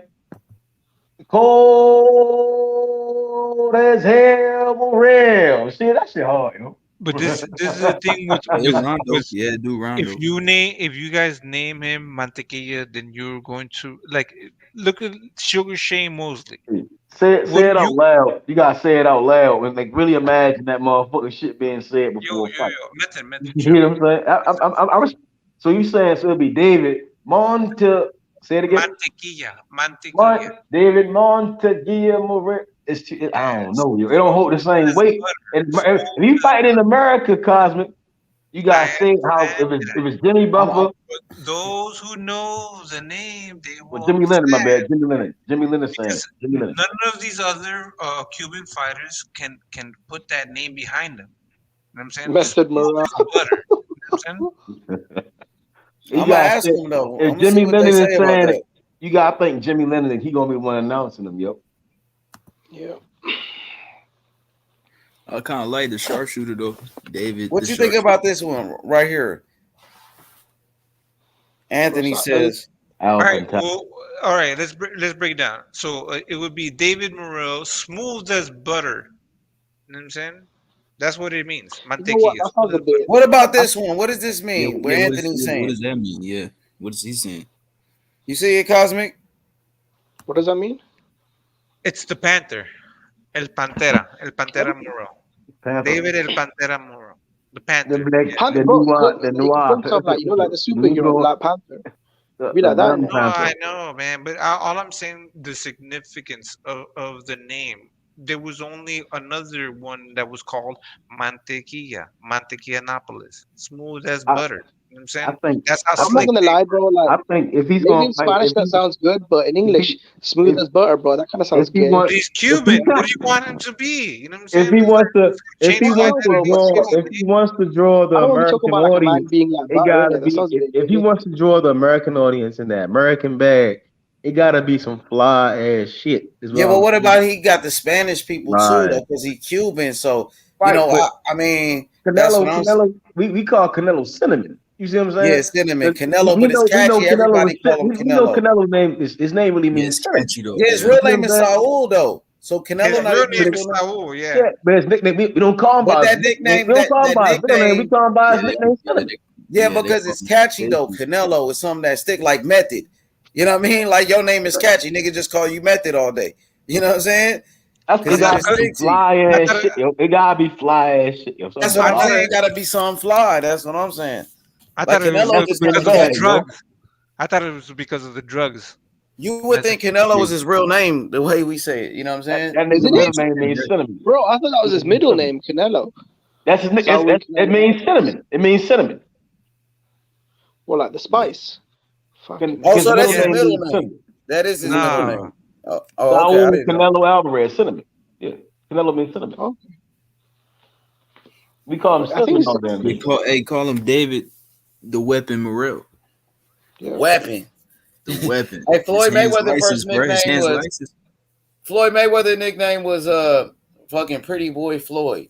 Pretty Boy Floyd Mayweather. What y'all thought about that nickname? And that Was was it cool? that was fly It was shit back cool in at that the time. time though. Back in that day, everybody was calling himself like that's Pretty Boy Floyd. You want to be fly like Pretty Boy. You understand? Like, that's how it was back But then. nowadays you call a nigga Pretty Boy. Money made. Pretty Money Boy. made. David Morrell. You can't use that. Now they call him Money What made. about Pretty Boy? Bro, calling the grown Like man Pretty Mayweather. Boy. Pretty Boy like Mayweather. Y'all fucking with it? Use Mayweather name. Nah, y'all. It sound like y'all not fucking with it. Nah, bro. I'm telling you, man. If you want to dare to be Paulo great, said Link. go back to your old school. Just like listen, H. This is the thing, right? You have Sugar Shane Mosley, Sugar Ray Leonard. You have Sugar Ray Robinsons. You know what I'm saying? Why are they named after that? He not as sweet. Nothing. Nobody's talking to you. Sugar. Relax. He not sweet as sugar, yo. He not that. Yeah, that nigga's cold though. I like that name. He not I that like fly. that. Sugar. It's Sugar David He Morrell. not there. Sugar David Morrell Jr. Sugar Shane. No, what I'm trying to explain to you is that people were called Sugar Shane Mosley, Sugar Ray Leonard, all of those names, and nobody's going to accept that moniker as Mantequilla. Mantequilla was a smooth ass butter. You know what I'm saying? Mantequilla. It's original. Yes, it's original. Mantequilla That might be Nandez. Do right. your research. He's a That- fucking hey, great heavyweight that I'm champion. gonna ask him about it. I'm gonna talk to him. When you I put it need- like yeah, that, I- yeah, when that's you what I put it mean. I like gotta that, talk to that him. makes sense. When you put it like that, Cosmic, it does make sense. Yes, of Like, course. and he'll What about probably be like Roberto it could Duran be nickname? Hands of Stone. Yeah, but how you say it in Spanish? Everybody, you know. Manos de pierna. Manos de pierna. Yeah, manos de pierna. And then even it sounded good even in English though. Hands of Stone and shit. Hands of Stone. Yeah. You know what I mean? Hands of Stone. In English, like of course you're not gonna say butter. Smooth as butter. Smooth as butter. Smooth David as Morrell. butter. Yeah, David Morrell, smooth as butter. He's smooth as butter. Yeah, smooth as butter. Bro, I'm not gonna lie, that sounds a bit. Hey, that does kind of Calling fit him though, another like man because smooth the as nigga butter. can box You like know? crazy. Like he is a crazy boxer for sure. What's good, Paolo? How you doing then, gents? You all right? What's good, brother? How you doing? Yeah, all right, mate. Just been working into it. I had like 12 days off from the 1st till the 12th of till the 11th of January. So back at work. It's like Big it's a Paolo, wake up. man. It's a wake up. It's all good, my friend. It's all good. Yeah, just come back. Paulo voice is not How we matching doing, beats, man. Paulo sound like a 60-year-old man, yo. You sound like you out there in 21, yo. Hey, Paulo OG in the game, man. He got that energy though. So Paulo with the free smoke too. So you know what I mean? Paulo, man, I appreciate it, man. You know what I mean? You on the nicknames, are you? Oh yeah, he roasted somebody the other day, Paulo. What's his name? Travis Gotti, bitch ass. Oh, Paulo got on his ass up in here. He got on his bitch ass, boy. He was a proper bitch, though. What did he do? That shit was funny as fuck, though. It was great. I think he's a paid actor, definitely. Travis someone like yeah, that. Travis Gotti came over here all drunk and high and shit. You know what I mean? Paid informant. He got his ass roasted. He was on his Johnny Boy type shit. You know what I mean? He got roasted and shit. Came here all drunk and shit like Johnny Boy and shit. You know, Bro, you know on the streams he begs for money. I never heard like, he he begs for money. a clown, method. He a clown, dog. That's why he Panhandles came are here. like. He was acting. Definitely was acting. Just Yo, just being silly. How we doing, Mello, man? what you think about the nickname for Morrell? Because you know boxing, like the I history of don't the know. sport. I don't know. I think you're on about the smoke. I don't know. You could call him El Fumo, which is the smoke. The smoke. Yeah, the smoke. And then you can put the smoke gratis, which that is mean? be free. If you know what I mean? But yeah. What was Aristotle Lara's original nickname? He had a really It good was the one. American Dream, I think, Lara. That's what they call him, the American Dream. Say it as one. Say it as one. El Fumo. Wasn't it the Dark Cloud? El Was it before Fumo. the American Dream? El Fumo is like the smoke for it. That means the smoke.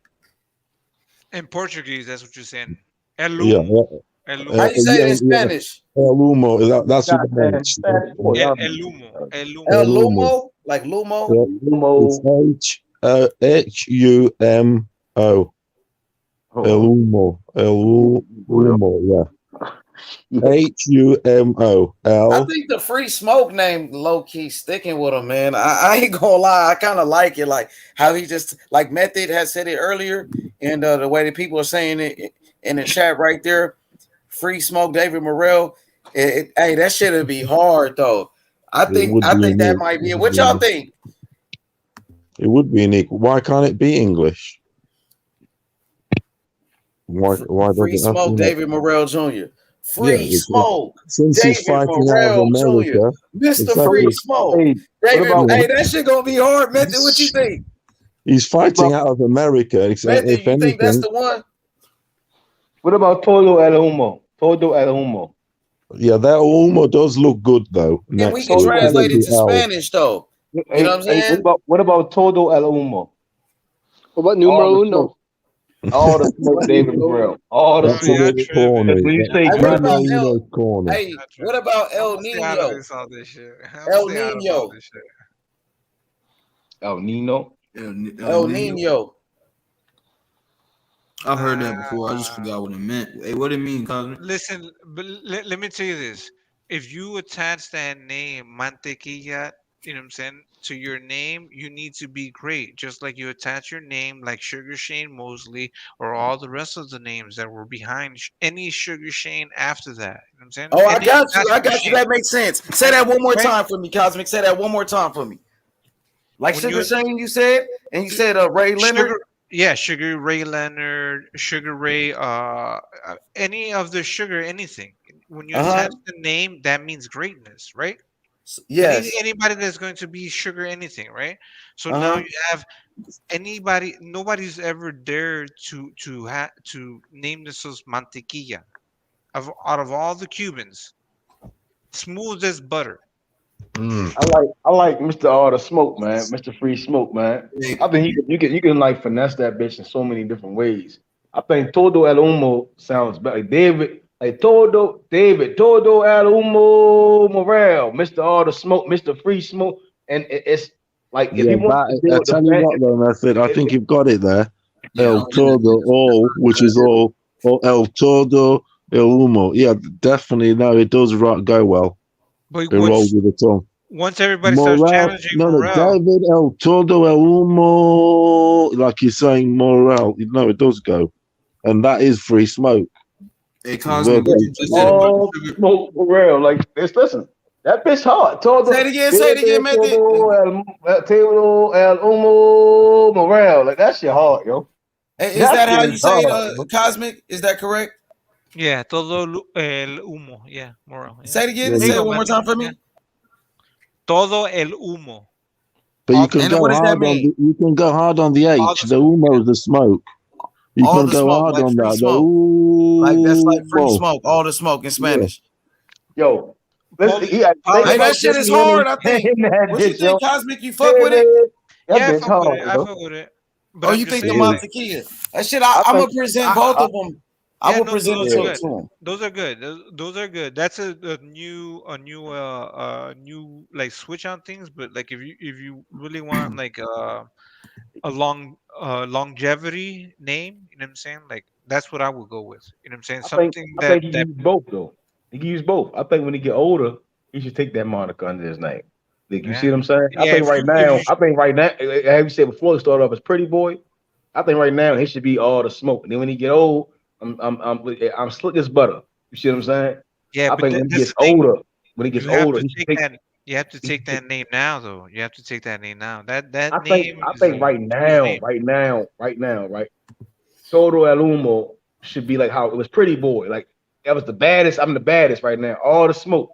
Once I get the slick as butter, I'm just finessing the shit I out tell you you. what, those three words, That's what I think he should do, yo. Because a method. lot of even Duran had multiple names. Many fighters have multiple names. They go by multiple Yeah, monikers. You're right. Loads have got a couple or three sometimes. You're multiple right. stages of the career. That's what Hey it yo, is. Right. I think right now, because he's living by all the smoke, Mr. Free Smoke. That's the one for him, and it sounds better right now to the casual fans. It was like even to the young Latinos and the Latinas, the people that want to they just paying attention to boxing, they gonna know what that mean off the rip. Then when he wants to really educate them about like why I'm doing this, my heritage, boom. I But got you this gotta say it is the again. You gotta thing, say it though. again. You gotta say it again for me. Cosmic. What's the is Malta Mantequilla. Montegia. I think when he gets older and he's achieved everything he can achieve at a young age, boom. When he's that older age, But this is that's you a get what I'm hard saying? name. I dropped a link of Mantequilla Napolis career. You know what I'm saying? In the private chat. So if you want to look him up, you know Hey what I'm yo, saying? hey Do yo, the research. Cosmic, with the nickname shit you said earlier, that's not entirely true. Fucking what's his name? Ryan Garcia, little brother, has Sugar as his nickname as well. He not great No, I either. know, He not but great either. it doesn't You know what I'm saying? validate. Just because you put your name on it, you have to stick by it. You know what I'm saying? That's I mean, man. fighters change their names a lot. You know, it's like His name Pacquiao's is first nickname. Sean Sugar Garcia. That's what they call him. Is that I think it was the Yeah, but Destroyer, and he became Pac-Man. Same with Lomachenko. His 150. first nickname was High Tech, then it became the Matrix. Oh no, I'm sorry. It's Sugar Rush. My fault. Sugar Rush. That's his name. Sean Sugar Rush Yeah, Garcia. yeah, but But he got sugar on his shorts though. He didn't put the rush on his shorts. So that's why I said that. they wilding when it's like what I'm saying, you're overdoing it. Like nobody, like as far as like any Cuban fighters, like none of them have dared to like put that under their moniker. You know what I'm saying? What about like Bernard Hopkins, the Executioner? David, the Executioner. Morrell, that'd be right. I don't agree with copying other people. I don't like Ricky Hatton when he took the Hitman thing. I think you should try and find something original, to be honest. Yeah, but The I don't think he Hitman's took that been from used a Tommy Hearns. lot, They took it from right? I think like a You took it movie. from the Hitman Hearns, the Hitman. I think you should get Like, your own one. My yeah, favorite I one think it of would have all happened. time maybe is Lights Ricky Out. Hatton versus both of the James hitmen going at Toney. it. Ricky Hatton versus Tommy Hearns. But Oh wait. but with Mantequilla is Hitman, paying the back. Hitman. Is paying back to somebody that wasn't as recognized. You know what I'm saying? Wasn't as recognized. That should have should have been recognized, right? Who's this? Cosmic. Yes. Man, you really love that one name in it. You're sticking to Yeah. that. No, I'm Everyone just else is saying going back and for forth. because it But the goes old back. It's historic. You know what I'm saying? Cosmic, you want him to be Cosmic, called smooth as butter. Cosmic. Gents, it has to be smoke related. I'll tell you why. All right. Cuba is known for what? Cigars. Yeah. Yeah, that's Yeah, good. that's their most You're right. famed That's export is that's cigars. actually catchy as shit, Pablo. Yeah. Because So then they the can blame smoke, Mr. Free Smoke. has to go with the Cuban because that's what they're known for, cigars. Havana No, cigars. that's good. So That's it good. has to be smoke. No. That's todo el fumo. That todo el fumo method, it does go well. It really does. You can't beat that. You know, All David the Morrell, he smoke. used to fight in Miami All more. the smoke. You know Jorge Masvidal? Yeah. He's from Cuba as well. He's got massive like UFC fan base up there. So if Morrell Yeah. fought more in like Half Miami, I Cuban. think. He's half Cuban, isn't he? Yeah. His dad's Cuban and his mother's one of those South American sort of islands or something. But he's Cuban, let's say. But yeah. No, but he His calls dad's himself Cuban. Cuban, isn't it? Yeah, he will do because his dad is, but his mother isn't. But I think Toto es Fumo or is it Fumo? Toto El Fumo or is it Toto El Fumo? Todo el fumo. Yeah, todo el fumo. Just those three words. All the smoke. I think Cigars from Cuba. I think he can can't go wrong, can you? It's a lot of endorsements that can come behind that, though. Oh yeah, cigars, everything. Yeah, man. Yeah, that's a good idea. Free smoke is a good idea. Cuba, that's their biggest thing. Export is cigars. Yeah, the Cuban cigar. Hell yeah. Kings and free smoke is better. Kings and queens have cigars, don't they? Yeah, no, that is a good name. Gangsters. The Cuban, yeah, that free smoke is a good idea. That's a good name. Yeah, it is. It has to be because of the cigars. How about David the Samurai Morrell? No, it's the fumo, right? The fumo can do. It can change like the same way Canelo. Come on, it's a bit like Joe Fraser, the smoking Joe Fraser, the smoking. Yeah, we don't have to make it so racial.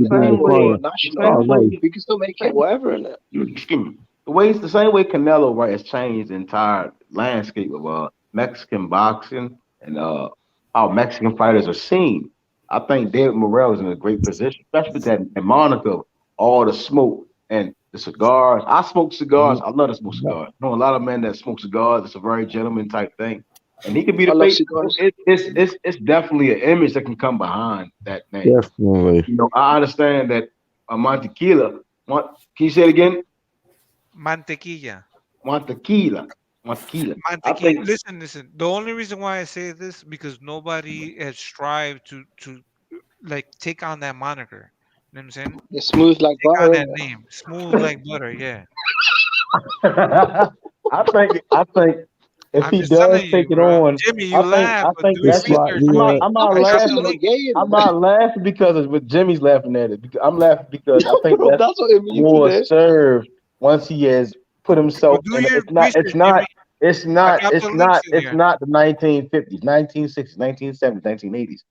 He has to make his own name. Like Floyd made his own name, and I think if he does reach that pinnacle, let's say he beats Benavidez, he beats all these great names, right? They're gonna be like Toto El Fumo, Toto El Fumo, Toto El. Could you imagine being in the fucking arena and they keep saying all the smoke, all the smoke, all the smoke? Like, you gotta really imagine this shit when people are saying it. And they know when you go outside, they say all the smoke. They talking about David whilst you're smoking a cigar. Like, you gotta really imagine that shit, bro. Yo. Method. Like, really imagine that shit, screaming smoother than butter, smoother than butter. Yo, you gotta really think about that. So like when you wanna bring somebody's name like all the smoke, Toto El Fumo, Toto El, and that shit gonna be hard, yo. I'm trying to tell you. It is. Think about when he gonna have David Benavidez gonna have to fight him like I'm all the smoke. Who the fuck is you? You get what I'm saying? Like anybody, 70, 68, 75. If you wanna go to cruiserweight, I'm the smoke. Yeah, but he should come into the ring with a cigar, not necessarily smoking it, but like just giving it 20,000 fans chanting smoother than butter. Yo, H Pretty, this how you talking about bro, you one thing about smoke, Cosmic. Smoke means the fire's coming. Let me tell you this. Yeah. Jimmy, what they would be chanting is Mantequilla. It goes back. But it brings another man's name. Yo, it's another man's name. He needs his own name, cuz. That's all I'm telling you, cuz. Bro, you're interrupting shit. Cosmic, I ain't trying to hear that shit, Cosmic. I'm telling you, cuz. It's a tribute. Toto El Fumo, Toto El Fumo, Toto El Fumo. If you in the arena, you gonna want to say what the fuck. Listen, Cosmic, I'm telling you, when you gonna go on the fight and you gonna be like, damn, that shit sound. It's gonna sound crazy. If you're in an arena, right, and think about 30,000 people saying that, right? When he whipping somebody's ass, it's gonna sound crazy. Or before he even hit the ring, he walking down, and they saying all the smoke. It's like some gladiator type shit. That's how hard it is. You gotta really say it out loud, right? And think about people saying it. They cheering him on. They tell him we need you to beat his ass. Let's say if he does get a Canelo fight. You got Canelo, Toto El Fumo, Toto El Fumo, Toto. That shit sounds hard, yo. Like if he wants the Canelo fight, he wants the Benavidez fight. What sounds better, cinnamon or all the smoke? All the smoke. And like Jimmy said, slick as butter. Smoother than butter. Smoother than butter. Yo, hey, 150, you wanted to say Y'all something trolling. to me?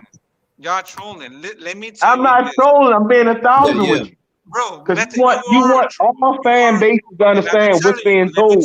Yeah, I'm going to go out here and whip your motherfucking ass. And that's what you want fans to understand with boxing. This shit ain't no game. We don't play this shit. Morrell is here to stay. I want all the bro. smoke. Imagine his t-shirts, bro. Like if you buy his merchandise, his t-shirts on it says smoother than butter. Hey, money. No, I was just saying. You don't know your history, Jimmy. Listen to the That's not what he's saying. He's saying Morrell is for the future. All the smoke. The smoke means the end is coming, yo.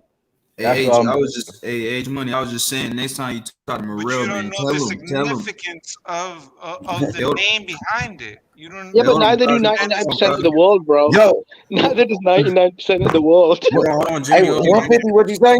Yeah, no, I was saying next time you talk to Morrell, tell him, man. You're like, yo, have a nickname for the free smoke, bro. That's a good nickname for him, bro. Yeah, the free smoke one, or that is a good name. Yeah, It it's a makes good sense. one. And then like I can ask him about what he thinks about the one that Cosmic said. Because right now it seems like that's the two that the people really like. So we Cosmic, can make him. you think you should carry player and butter we out can in his ask the fights as people well? too. What we can do, man, I gotta learn how to do a poll on the show and shit, so everybody can vote and shit. And then we can do it like that. Let's see what the people think and see what Morrell think. You know what I mean? Yeah, that's a great idea. Yeah. Me personally, the Total El Fumo, it sounds like I'm really imagining me going to a Dave Morrell fight, and it's 30,000, 15,000, no matter how many. It could be 8,000 in that bitch, right? And 7,000 in there for Dave Morrell, 1,000 of them in there for the contender, right, or the other champion. And to hear 6,000 people, to hear 6,000 to 15,000. Hold, Cosmic. To hear 16,000 people at once. Cosmic, think about Cosmic. Think about 16,000 people saying Todo El Fumo, Todo El Fumo. That shit sound like some gladiator shit. Like you get ready to get your ass whipped. You get what I'm It saying? sound hard. Like nigga, imagine with the you know how they be tying that shit on their heads and shit. You know how the Mexican fighters be having it on their heads and shit tied up. You know what I mean? With the t-shirts and shit. That should be kind of hard though. But I want to see. Cosmic might be right though. Let's see what they think about what Cosmic is saying as well. But I see the people in the chat. They said they fuck with the smoke and shit. They fucking with it. But, man, I think that shit gonna be big. Cosmic love that butter, man. That shit gonna be big, man. If we do this shit right, should he carry a sack of butter as well? That's see Marvin Hagler. He needed a nickname. That's why he switched his fucking government name to Marvelous. Marvelous, you know what I'm saying? For a reason. That's boss. That's some boss level shit. Yeah, but that's why you got to do it for Morrell. I already know he got to come with a hard ass nickname and have the people talking because he already knocking motherfuckers out. You know what I mean? No, that's a great name. Todo el humo. Brilliant name. It rhymes. It rhymes, but that's what it means, right? But what does that mean? Jimmy, all the smoke, but that Umo. Come on, Jimmy. Go ahead. Hey, Cosmic. The gents, that Umo at the end, you can go hard on it, as in todo el, you know what I mean? Then Mo and the Morrell, if you get me, because it's got the M. It's the M-O, full Umo, and then you give it the Morrell. You go hard on the M again. It's perfect. Trust me, perfect. It don't matter who you are, Cosmic. It's not going to go nowhere. You're going to know that guy is coming to the ring. It's like you can be in the club, Joe Fraser. And they're going to say, Todo Umo. And I'm like, oh, that's Morrell and this motherfucker. Yeah, Cosmic. Can you picture 20,000 fans screaming smoother than butter? Yeah, man, I agree with Method and Hollow, man. That's the best nickname for him, and it makes sense for you. Cuban cigar. It makes sense, have bro. to translate it for you. And the cigar thing, the fucking Cuban cigar thing. Yeah. He ain't even got to smoke. He don't even got to smoke the cigars because he can't. No, but it's just smoke perfect. right now. Cubans are known for cigars. He can change. He can legitimately change the entire landscape of Cuba. Motherfucking Cubans are known for their Yeah, cigars. Cosmic, what's better, him smoking a cigar or him buttering up a pancake? Exactly. Smoke the cigar, bro. Hey, but I ain't gonna lie. That's what I'm looking for. Method had the people talking and shit. You know what I'm saying? Yeah. The cigar shit. Disrespecting the name. Durant, Manos, they paid up. Todo el humo. Cosmic wanted to come out with a plate of pancakes in it and butter that shit up. Cosmic, say it with me now. Todo el humo. They chant that motherfucker now. And when the fight comes, you gonna be in that bitch. Todo el humo. I'm trying. That shit is hard, yo. Method. You can say todo el humo fumando un charuto. Bro, half the fans would just be screaming smoking a cigar. All the smoke. Boy, Jimmy, man. Jimmy funny as hell. He's still talking about that. The butter. Butter all the smoke is a perfect. Jimmy. Jimmy dumb as shit, yo. Jimmy keep talking about butter and some biscuits and shit. Will said. Will S said, David, I can't believe it's not butter Morrell. Shit, all that. Nigga, slap it down, nigga. Slap it down, yo. Slap it down. Put some butter on that shit. All right, I'm just trying to give you some history. Hey, but that's what I'm saying. When he's older, right? You can get away with that shit when you're older, though, Jimmy. I mean, not Jimmy Cosby. Put some butter on that shit. That shit, when you older and you have the whole world understanding the history of Cuba, right? Right? Because a lot of people don't. Cosby, listen. First, you want to get them to understand it. I'm the new generation. I'm Mr. All the Smoke. And then when you reach that stage where he wants it to be, then you transition. And they're gonna be like, why you change his name to this? And then they're gonna be researching it, right? And it's gonna bring back Jose Napoles. I can't pronounce his name. Jose Napoles. Say it again for me. Jose Napoles. Yeah. Right. So then it brings the history back, right? And now you educating the fans, and then they really grasp into, and then it brings Cuba to a better light, and it's changed the entire economy at the same time. Like you got to start somewhere instead of just throwing it all at once. They're not going to really cling to it. These fans today are fucking retarded, Cosby. They're not going. Like I understand what you're saying. I fuck with it. I'm saying they so fucking retarded. They're not going to fuck with it, yo. So you got to give them what they want. They want the smoke. Of course, you're not going to call him smooth as butter, but but they not going to understand it now, right? That's why you wait, and then you bang, you slap him in the head with that motherfucker. You know, put some butter on that shit. That bitch gonna be all right. It be all right. You get what I'm saying? Put a band-aid on that shit. Put some butter on that shit. That shit be smooth. It'll cool up. You get what I'm saying? You put some butter and some hot sauce. It'll cool the fuck out. You get what I'm saying? Bust out some biscuits. Hell yeah. That's better, man. Real shit. That's real. That's facts. You put butter and some buffalo wing sauce. That bitch will calm the heat down. You see what I'm saying? You think you hot shit and put some butter on that shit. You know what I'm saying? It take time, bro. You gotta give them a minute. Let me beat the fuck out all their favorite fighters. Let me beat the fuck out all their favorite fighters. And whatever the fuck they think hot, I'm gonna cool their ass off later. Just give it time. Give it time, Cosby. Give it time, bro. Give us some time, bro. Hey, Cosby, you can't even lie. He put that shit well, though. You can't even lie. He put it well. He did. No, I'm not arguing with anybody. That makes sense. I like it. If you're trying to dare yourself to be great, if you can put that name behind you, mantequilla, you know what I'm saying? Then as a Cuban, that's a throwback to all of the Someone in the chat is saying they might confuse him for butterbean. all of the great man. We're talking about all of the Cuban fighters that have been great, that's never made it to this point. But Cosmic, it's not the old days, Cosmic. But I know we pay homage to the old dudes, but it's nice to have your own name. Your own fucking name. You want them to see pretty. You want them to see the pretty boy first, right? How many hot chocolates have we had? How many Hitmans have we had? How many? It's all the same. We need a unique name. When he We've get had older, so many hot when he chocolates, gets so many older, he don't. hitmen. Then he can worry about being slick as they smooth as butter. Another man tequila. El Humo is a great name. El Humo is a That's great name. brilliant. It's Todo brilliant. el humo, todo el It's humo, the todo el only humo, name. It's todo the el only humo, name. Why? todo el. That's what you want them to chant when you fighting, yo. Not When you young and fighting, and you Smoking know, I say Joe you down on the Fraser. It's card. like I the say, let's say, smoking. listen, cause let's say he down on the Smoking. cards, because it's gonna happen. He's a young guy. He might be Method. losing the fight. That Smoking bitch right Joe there, when you Fraser. hear 8,000 people chanting you on to beat his ass. It's gonna resonate with him. Cause this motherfucker younger than me. He probably younger than everybody on this fucking panel. You get what I'm saying? He's young as shit.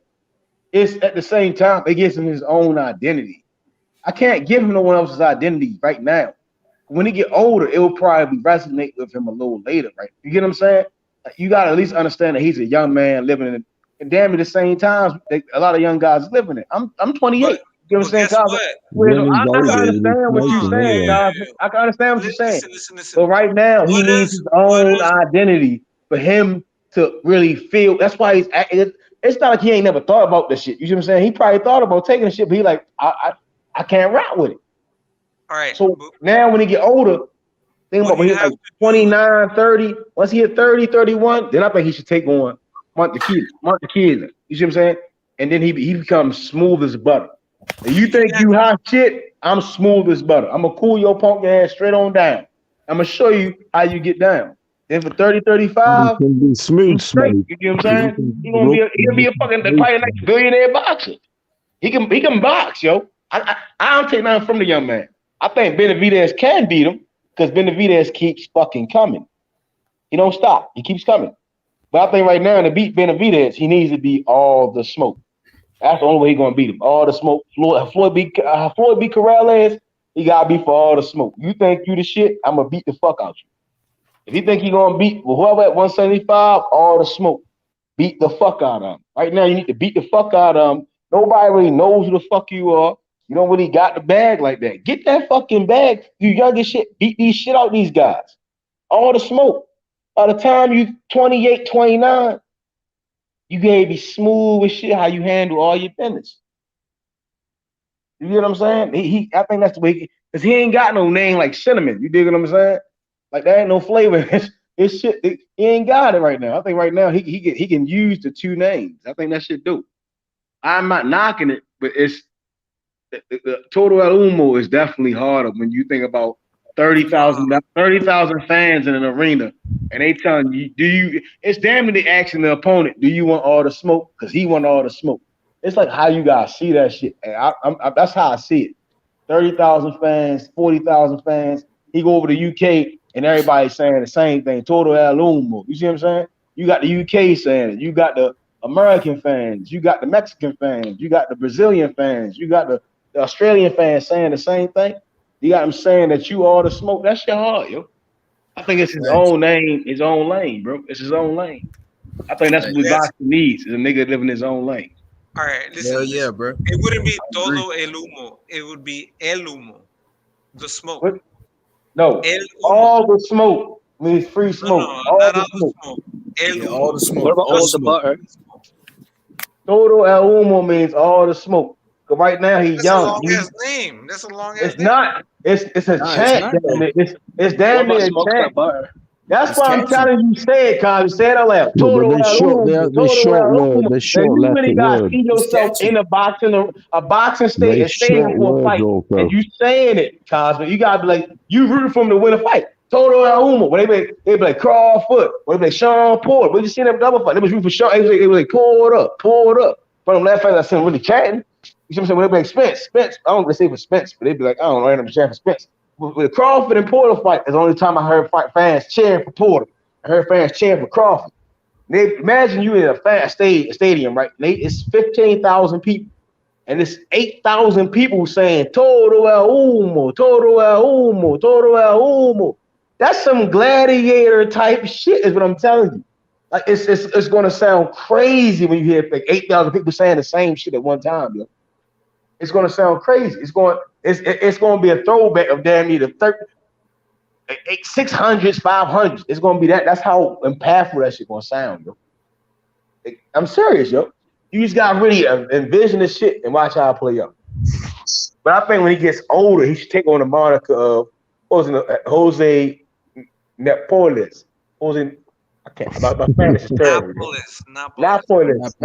I think that's when he should take on his moniker, because I'm the next great Cuban. Right now, it's David Morrell time. Yeah, but you have to take on that name now, not later on. You can't take that name later on. Nah, that's because there was only one man of the Pedra. There's only one man of the Pedra. There was only one. What was Sugar? What was Ali's nicknames? Method. He had two. What were they? The fuck if I know. One was the Louisville dip. And the other one hold was on a minute. I didn't ask you, Jimmy. I asked Method. I couldn't tell you. Oh, shit, I thought we were doing all I know is Cassius Clay and Muhammad Ali. I wouldn't know. My favorite fighter, my favorite fighter is Bird Duran. I ain't gonna lie to you. That's my favorite fighter. So I wouldn't know about Ali. I would not know. So you don't know his nicknames? Ali hell. I'm an Ali fan, yo. No, you're not an Ali fan, all right. What the fuck is I'm black and I don't know about Ali? I don't know shit about Ali. I only know Ali, Ray Robinson. I only know Marvin Hagler. Ali, I respect Ali. I like Foreman a little bit more than I like Ali. You don't know Ali's nicknames? No, I live in Arizona.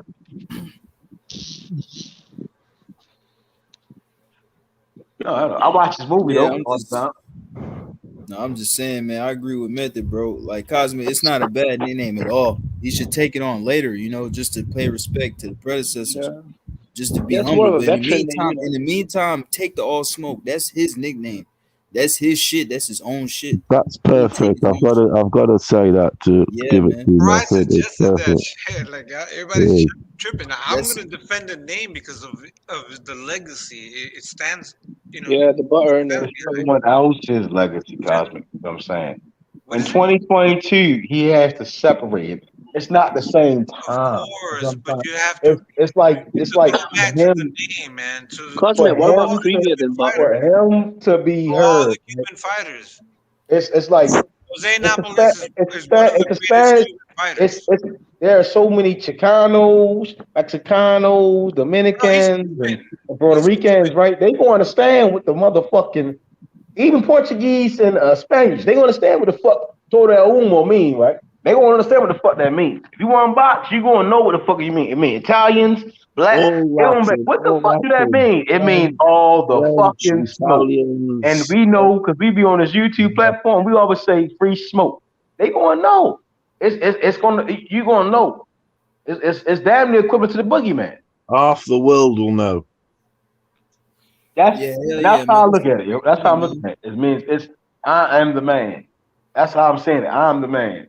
That's how I look at it. Yeah, it fits him, bro. It really does, man. And like Paulo said with the Cuban cigar, that's what really got me. That shit fits him so well, bro. It fits him so well. It makes sense, man. That's the best nickname he could have. And then take the other one on later. That's what I'm saying. To pay respect cigars, to the Cuban cigars always will be, always have been. Yeah, man. Shit, Yeah, but Paulo, but Cuban cigars is attributed to also communists. Buttercream Morrell. Right, unfortunately, but we can't go down that rabbit hole. Yeah, we're not going to go down that rabbit hole. Cigarettes and things like that, then you're gonna be like, you can say that about fucking so much shit. Like your mobile phone you're holding now, slave labor, everything. You can't go into it. The clothes you got on your back, hell yeah, you can say that about a lot of shit. I'm just saying, five-year-old maybe, or your shirt or something. Yeah, just for the Cubans, it's not about communists or anything. Just for the Cubans, like the Cuban cigar, all the smoke. It makes sense, bro. That's perfect for them. Yeah, H Money. Next time you see him, ask him about that and tell him about Cosmic name too. See what I bet he will go. Oh yeah, probably. Because of the smoke thing, unless he's against smoking or something. I hope he go with it, bro. Yeah. Because once that nigga, you've got to say to him about the Joe Fraser, the old smoking Joe Fraser. All you gotta do is say it like sort of thing. You gotta say thing. Smoking means you bring in the smoke. And You gotta essentially, say what it. You Morrell be gotta say doing, it like 30,000 all the people. smoke. 30,000 people, right? You fighting for undisputed. Well, you fighting for whatever. It's 15,000 people in the arena. 10,000 are saying total El Humo. You gotta really say it so a nigga can see it. Say it again. Say it again. Because I tell you what, I reckon you're a bit Spanish, you are, Method. Say it again. I can't speak Spanish with bum. You No, gotta say but todo you el have got the humo, chance. todo el humo, and then No, you gotta say you it's just sound like I'm just one voice, is what I'm saying. Now when you put like Todo el humo. 15,000 people saying that at one time, or 20,000 people saying it at one time, that shit gonna sound no, crazy. mate, it won't be 20,000. It'll be fucking 100,000 when he fights in Cuba. And then social media, it will change. Yeah. Like that's a motherfucking It'll tag. be Todo el humo. 100,000. They tagging him all the smoke. You see what I'm saying? So everything but all the smoke. He can like legitly copyright that bitch for his like. It's so much shit behind it, bro. Like you can't really use Montequilla the same way you can use Todo el humo. It's where so he can copyright that bitch and so much shit behind it and the business behind it. You see what I'm saying? All the smoke with any sport, anyone, any sport, anything. No one has took that route yet. It's for him to be able to come to America, man. Any way he want to go, he can copyright his name, get paid from. He's a great fighter. He can box. He just got to produce. Doesn't Morrell need a Cuban, a Cuban structure as his fan base to really push? No. That's ignorant, bro. Because Floyd Mayweather didn't go across the world, become a damn near billionaire. What? He needs you. Like I said with Anthony Joshua. Anthony Joshua doesn't have. All the Puerto Ricans? I'm asking you a question. Anthony Joshua has no titles. He getting paid a lot of money, but people don't really give a fuck about Joshua. Now when we have David Morrell, he needs the American fan base. Cuba, you can't even damn near get into American professional boxing, Cubans in America. Cubans in Florida. Cuban boxers have a hard time. Luis Ortiz. But why don't you try He's not your ordinary. David Morrell is not your ordinary boxer. He's not your ordinary Cuban boxer. Okay. He's not. We seen him fight his last fight. He's not your ordinary boxer. So you're not going to build your fan base on the Cuban fans? No, you build your fan base on those that fuck with you, yo. Not about because of your nation, bro. You build them on the ones that's fucking with you, and they're gonna really invest into you. I'm over here thinking of a name for this motherfucker because H saying this nigga that dope. I seen him. I said, yo, he could box. You see what I'm saying? So to me, Todo el Humo really fits him. All the smoke. If he's saying he want to fight David Benavidez, I want to fight Canelo. I will fight you for fucking free. That's all the smoke. It don't matter who you is, where you from, what the fuck you done did. I want all the smoke. It's all I'm hearing from him. You see what I'm saying? And no matter where you from, who you is, you understand what the fuck that mean because you hip. But at the end of the day, trust me, bro, you talking all of this shit. They always attribute their names back to the island. That's not true, yo. That's not true. It is. Come on. What was Wilfred Benitez's name? What was his nickname? He's Puerto Rican. What was his name? Cuban. He's not Cuban. That's not what I asked you. What was his nickname? Go ahead. What's Edgar Berlanga's name? They're American names. Yeah, okay. The chosen one. Okay, so it's an American name, but he puts on for his people. You see what I'm saying? So what I'm saying is, but you still want to draw in the Berlanga is from when New you York. translate. When you translate, Puerto Rican. It don't matter about if he is for real. It's about they can feel him. You get what I'm saying? I can feel Todo el Humo once I stay with it. Once I see it in English, right? It means all the smoke. But Todo el Humo sounds harder in Spanish than it does sound in English, bro. It does sound better. I'm saying? It sounds way better when I'm sitting there thinking about people that may not even know Spanish. It make me want to know what the fuck it means. And I'm putting myself in an ignorant state to a knowing state. I'm going back and forth right now. Like Todo el Humo. And you in the arena, and you don't know what it means. Let's say you want to get. So, Kaz, let's say you want to get out the house, you want to go see a fight. They say, let's just go watch this fight. Your friend says, go see this fight, and you never heard who the fuck main event is, right? It says, this David Morrell. It's David Morrell. He going to fight. He's the baddest man on the planet. And you're in the arena, and you hear 10,000 people, 30,000 people, 100,000 people saying Todo El Humo, Todo El Humo, Todo El Man, Humo. you selling me on this shit. You know what I'm saying? That's the joy. That's the purpose, my nigga. That's I the get it. purpose. That's what I'm saying to you. You felt it though, right? You felt. I'm glad you finally said it. You felt the shit, right? You felt it. You ain't never been to a boxing fight, but they take talk. They never been. They never knew that. They don't give a fuck about no boxing. But you hear this motherfucker saying Toro El, and you know what it mean, right? But the nigga beside you don't. But they hand it like, that motherfucker sound hard. Like damn, yo, what it mean? That shit mean all the smoke. Yo, he really the truth then. It sells at the same time because he living up to what the fuck it means. Is what I'm saying. He's living up to what it means. So he's living what they call him. You get what I'm saying? Sugar Ray Robinson. He was living up to the name of what it meant. Yeah. Sugar Ray Leonard gets credit, but Sugar Ray Robinson literally lived up to the name. 200 something plus fights. Attach your name to that moniker. Like nobody's dared out of all the Cubans, out of all the great Cubans that have ever come Nobody in the history of boxing will ever go back if the name is Todo El Humo because everybody want that smoke. That's new. That's original. That's all I'm saying. 6'2", 6'3", 168 pounds. That's hard to beat, yo. That's a big motherfucker, yo. And the way he beating guys is insane. I watched some of his fights. Those type of names last a long time. You know what I'm saying? Sugar, whatever, sugar. You know what I'm saying? Those names last a long time. Right, but I think I agree with what you're saying. I think if he wants to take it on, it's when he didn't already. That's what I said with Floyd. When Floyd was 30 years old and beat Oscar De La Hoya at 30 years old, he could have retired and went to the Hall of Fame based on the men he had beaten already. And then he went on to become Money Mayweather, the Money Team, TMT. Now with David Morrell, I think Todo El Humo is better because he's so young. He's not in the same position as a lot of older fighters when they started. They didn't really get that shine until they hit 30. He going to shine before he hit 23, 24, 25. You see what I'm saying? Al Haymon put him in a great position, yo. To get all the Cubans behind his name, if he dares to like get on that name, to call himself. Why don't you think Cubans will rock with? Why don't you think Cubans in America will rock with Todo El Humo? Why don't you think Cubans in America, the Mexicans?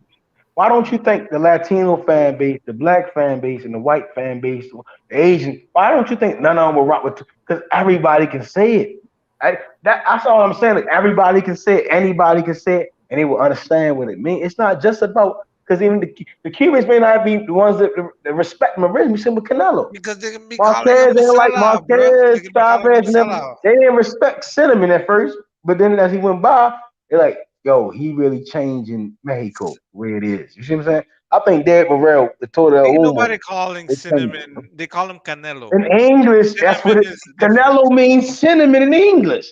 Todo El Humo means all the smoke. It's a little heavier, bro. It's a little. That shit a little bit more. That's a little bit more tougher, bro. I ain't gonna lie to you. Bro. One is flavor. One is fuck flavor.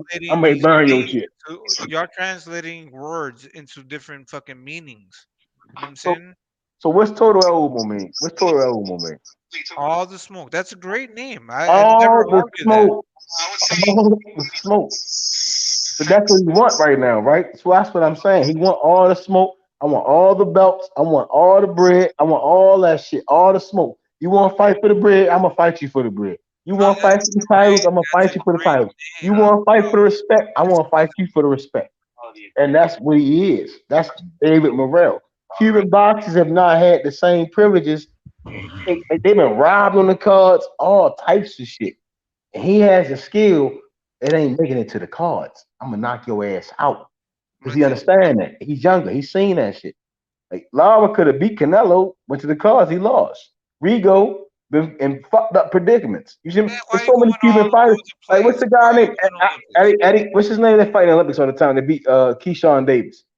Like he has to fight in the Olympics because he goes to the motherfucking pros. He might get robbed. And that's the only way he can get his credit. You see what I'm saying? He's Cuban. Andy Cruz. I'm hip to this shit, bro. Whereas though all the smoke means I have the power, the skill, all that shit that y'all asking for. I want all the smoke. Bitch, just put my check on the line or it's gonna be all the smoke. Like you can really drag that shit in so many different ways and carry it so many different ways that it's sellable, bro. And that's all from the sellable moment where as though they can't really abuse him because he has Al Heyman in his corner to really advise him how to make sure he maximizes all his potential earnings. That's how I'm looking at it. Now, I do believe that he wants to go into when he's 30 and 31, and he wants to go into history and teach his fans, his new fans. No, listen what I'm saying to you. You gotta really hear what I'm saying. If you want to teach your newer earned fans about the history of Cuba, then you take on that moniker. You don't really take it on early because they're not really going to feel it. You want them to really feel who you is, and then you teach them about everything else. It's gonna be hard to be like, oh yeah, because it's this. Because they already not really fucking with him. You see what I'm saying? Like right now, I still think David Benavidez could beat him. With Toto Umo, I don't think they could beat Toto Umo. You see what I'm saying? That's a different level. That's a different layer of confidence in my mind already. It's crazy, right? How I'm saying is like that nigga is unbeatable. When I'm saying Toto Umo, I'm saying that nigga right there is unbeatable. You see what I'm saying? Holding that Poilus, I don't think he's unbeatable. I think he's beatable and forgettable. But this goddamn David Morrell, I think he's unforgettable in the history of boxing with his name, with his own name. I don't think he should take on someone else's name. I think he should take on his own name. Toto Umo. But do you know about Jose Annapolis? I've heard of him, right? But it's not the same. Okay. It's crazy. Is what I'm saying to you. It's not discredit Jose Annapolis. It's just with David Morrell, he has the ability to pass him in his own right, in their own retrospect. You see what I'm saying? Surpass him. What did Jose Annapolis? What was his history? Since he knows so much about him. I mean, break it down for us. Now watch this, right? Now watch this. What I'm gonna say to you. Go ahead. In the world right now, unless you're a fucking boxing purist, when you say Cuban boxers, who's gonna come to mind? No, specify. Those the ones that come to mind: Regan Dow, Ugas, Lara. Luis Those Ortiz. ones that come to mind. Luis Ortiz. You see what I'm saying? Yeah, Ortiz. Jose Annapolis not gonna come to mind the rip until you say Toto Umo. You see what I'm saying?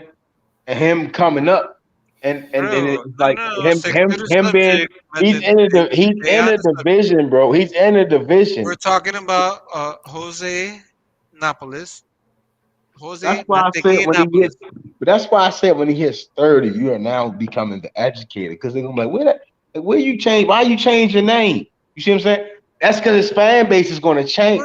You don't get. I understand you don't get it, bro. That's why I respect it.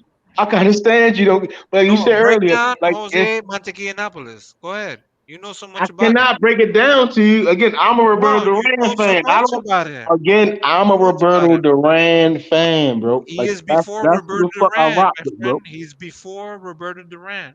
And before Duran, I'm thinking Joe Gans, Jack Johnson, Joe Lewis, Sugar Ray Robinson. But you know so much about is where I draw the line as far as me studying styles of anything of boxing. So you're a limiting boxing fan. No, I respect him because I heard the name, bro. You know what I'm saying? So you just heard the name today. Trying to change the topic, this bro. This is your first day of hearing the name. Because what I'm saying to you, like, no, cause what I'm saying to you, you're only bringing the name because of another fighter, bro. That's why I said, cause you're mentioning the name to bring up the history of another fighter, right? Okay. And I'm bringing Toto Umo because it's time for David Morrell to be his own man, right? Sugar Ray Mosley does not live up to the name of Sugar Ray Robinson. Sugar Ray Leonard doesn't live up to the name of Sugar Ray Robinson, bro. It's a tribute. Like Sugar Ray Robinson could have went as motherfucking any other name, and that probably would have suited better. Come on now. Listen, and whenever you hear the name, when you say Sugar Ray Robinson, right? You always gotta go to Walker Smith Jr., right? It leads you back to Walker Smith Jr. Yo. When you say Sugar Ray Shane Mosley, you might be Sugar Ray Sugar Ray Robinson. It always brings you back to that one man. David Morrell needs his own name, his own identity, right? I don't even know what the fuck Lara's middle nickname is. I don't know what fucking Ugas' nickname is. Toto Umo is his own. It separates him from the Cuban fighters of today and of the past, yo. That's how I look at it. I think it just separates him. It brings him to the reality of 2022, 2023, 2020, 2030, damn near, yo. However long he wants to reign and be one of the greats. That's how I'm looking at it. I'm not again, I can give Nabadas his own due, just due. Because I love the sport of boxing. The other fans don't. Yeah, but They want to remember. They want to remember him. When they say Toto Umo, I'm saying when they say Toto Umo, it shouldn't be. Why am I bringing him up? When they say Toto Umo, it shouldn't be nobody else. Like I can't say Melo Pedro, right? But I'm thinking about Roberto Duran, Hands Stone. Oh, Roberto Duran. All the smoke, shit. That's David Morrell. You get what I'm saying? And that's what I'm saying. It's like it's damn near synonymous with him. When you say Montequilla, you gonna think about either him or him. I say Sugar, motherfucker might say Lil, nigga might say Mosey, motherfucker might say Robinson. But me, I'm gonna say Robinson originally. But with David Morrell, he needs to make sure he's his own man, because where the fuck he can take boxing. He can bring back like, again, Canelo might be undisputed, but David Morrell can take that bitch to another level. The fact that we're even speaking about Mantequilla and Mantequilla, we're talking about Jose. I'm gonna go to sleep and forget about it, though, yo. I'm telling you, I'm gonna go to sleep and forget about it. But in the morning, I'm gonna think about Toto El Humo. I'm gonna wake up in the morning. When I wake up in the morning, I'm gonna say Toto El Humo. But you don't want to do your history. You're not gonna do your history. It's not about that. No, it's not about that. You saying what someone? Listen, I understand what you're saying. That's why I'm getting pissed off with you. I'm telling you every time, right? I can understand what you're saying, Cosmic. I understand, and I agree. That's why I said when he's over 30 years old, there's a time. That's when you. Okay, all right. Now I'm biased. All right, I got you. I got you. You whatever you want, Cosmic. Whatever you say, Cosmic. Whatever you say, I'll let it go. Bro, I drop links. I'm trying to I've seen the link, but the links you dropping is about another fucking man, bro. Why the fuck am I going to give another man credit when I gotta live my own life, Cosmic? It's about him, yo. When it comes to boxing, why the fuck am I going to give another nigga shine and I ain't even got my own shine yet, yo? It's stupid, yo. So you create your own name first, yo. You create your own name, and then you try to educate everybody else. But you gotta make sure motherfuckers is make sure you're paying attention, right? I got that David cool, Morrell could take on that moniker. You cannot take on another man's moniker without them being like, listen, yo. When you go on the Google search engine, right? They gonna say Montequilla, they gonna be like, Jose the pilot, Jose the pilot, Jose the pilot. They gonna be like, we don't even know who the fuck that guy is, yo. Like, bro, you don't pay attention. You need to listen. Listen. Yo, I've already heard what you said. That's why I said again. That's why. Listen, I'm agreeing with you. What did I say? Break down what I said. Break down what I said. What I'm saying, it's a time and a place to make sure once you get the fans' attention, bro. Their attention. Listen. You're not gonna get their attention. Like that's what I'm saying. You saying it to yourself in your head is not the same as me saying Toto El Humo, and 30,000 people are chanting this shit, bro. It's the difference. It's totally a difference. Like you say Montequilla, right? Out loud. Yeah. Jesus Christ. Come on. Now, which sound better for 30,000 people? Understand, bro. Thank you. So what the fuck are we talking about? Goddamn Cosmic. What are we talking about, bro? With 30,000 people, even with 100 people, it sounds better. It makes someone else want to say it. Is what I'm saying. Because it sounds like power, bro. It just sounds different, bro. You want to at least want the motherfuckers to say your name, because we gonna know that's him. I'm not disagree. I think it's a time, bro. It's time. What did I say before, Method? I let it go. Listen, I let it go. I let it go. I don't want to keep going down this route. It's not nothing with the Cosmic H, because I respect what he's saying, and I agree that when he hits 30, 31, then he should take on that moniker. But right now, I think all the smoke will be in boxing. Break down what I said. What did I say? I said that David Morrell, if he could take on that name on that moniker, Mantequilla. That would be amazing for a Cuban fucking fighter, right? No, That no it other sounds Cuban, amazing from the pilots, bro. It don't sound amazing for him, yo. because the Cubans will know what that means. Is They that his know what father? that Is means. that his father? No, it's Who? not. It's not his Not their father's name, father, right? no. But it's of the great lineage. You don't understand Cuban history. Most of these guys That's not what never I had asked the you. That's opportunity not what to I asked shine. you. I They said, never had. is holes in the Bible his father? No, yo. So I think he should get his Doesn't mean own name, nothing. yo. It doesn't mean anything. Jesus. That's to you it don't. Is To you Sugar it don't. Ray Leonard? Do- Is Sugar Ray Leonard I don't related think to? Sugar Ray Leonard or Shane Mosley should have took the name Sugar. But they weren't sweet as sugar when they was beating niggas up. Ray But it's Robinson a was. tribute to their greatness. No. Sugar Ray Robinson was light years above both of them guys, Of bro. course they were, but It's it's a not even tribute close. to their But when greatness. it comes down to Total Umo, it's totally this. It's not even close. But this is the difference, right? We know the history of Sugar Ray Robinson. Nah, yo, you want him to live in the light of another man, bro. I'm Listen, saying let him get his own shine, yo. That's all I'm you saying. talk That's all and I'm you saying. talk and you talk and you don't listen. You know what I'm saying? This is the difference. Mantequilla I Nápoles have my is mind a made up, yo. That's all I'm gonna say bro. about You don't want to. that. If you don't want to listen to like history and anything else, it's okay. You know what I'm I saying? need I to go to drop bed, things. yo. Yes, Jerome. I Yeah, need to go go to to bed. bed. Go ahead. You like work. This is the thing. You're gonna give up. That's You not talk a a lot of debate, you simple why? motherfucker. Why are you trying to make a debate about? Listen, that's Because why you you don't know bring up both shit. names, You know Cosmic. shit. Right? But this I'm is the all thing. for letting them hear both names.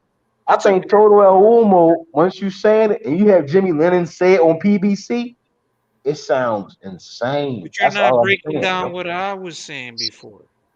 I've already thought about it. Break it down right I'm trying to say it out loud. That's okay, bro. What? All right. So say the name again.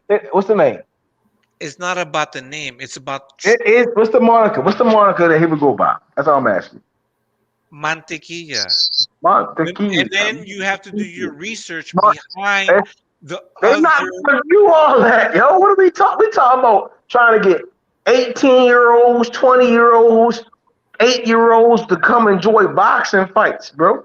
We want fans to get more involved with boxing. We want to change the landscape of boxing completely. Yeah, but And Todo El Humo sounds like something that kids, once they understand what it means, in like all the order, smoke. We want all the smoke.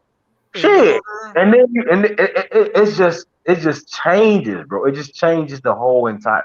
Again, you could be right. I could be wrong. Is what I'm telling you. I'm not trying to debate with you. That's why it's for him to hear it and think about it. I think Toto El Humo sounds better with 30,000 people in the stands saying it. When you were saying another man's name or his moniker, it's like to the purist, it's like I'm only thinking about the fathers, and I'm like, well, you're not living up to what his name is, and it just brings bullshit to him, yo. what did I I think that's say for, I before? think that's after he's achieved what he's achieved, yo.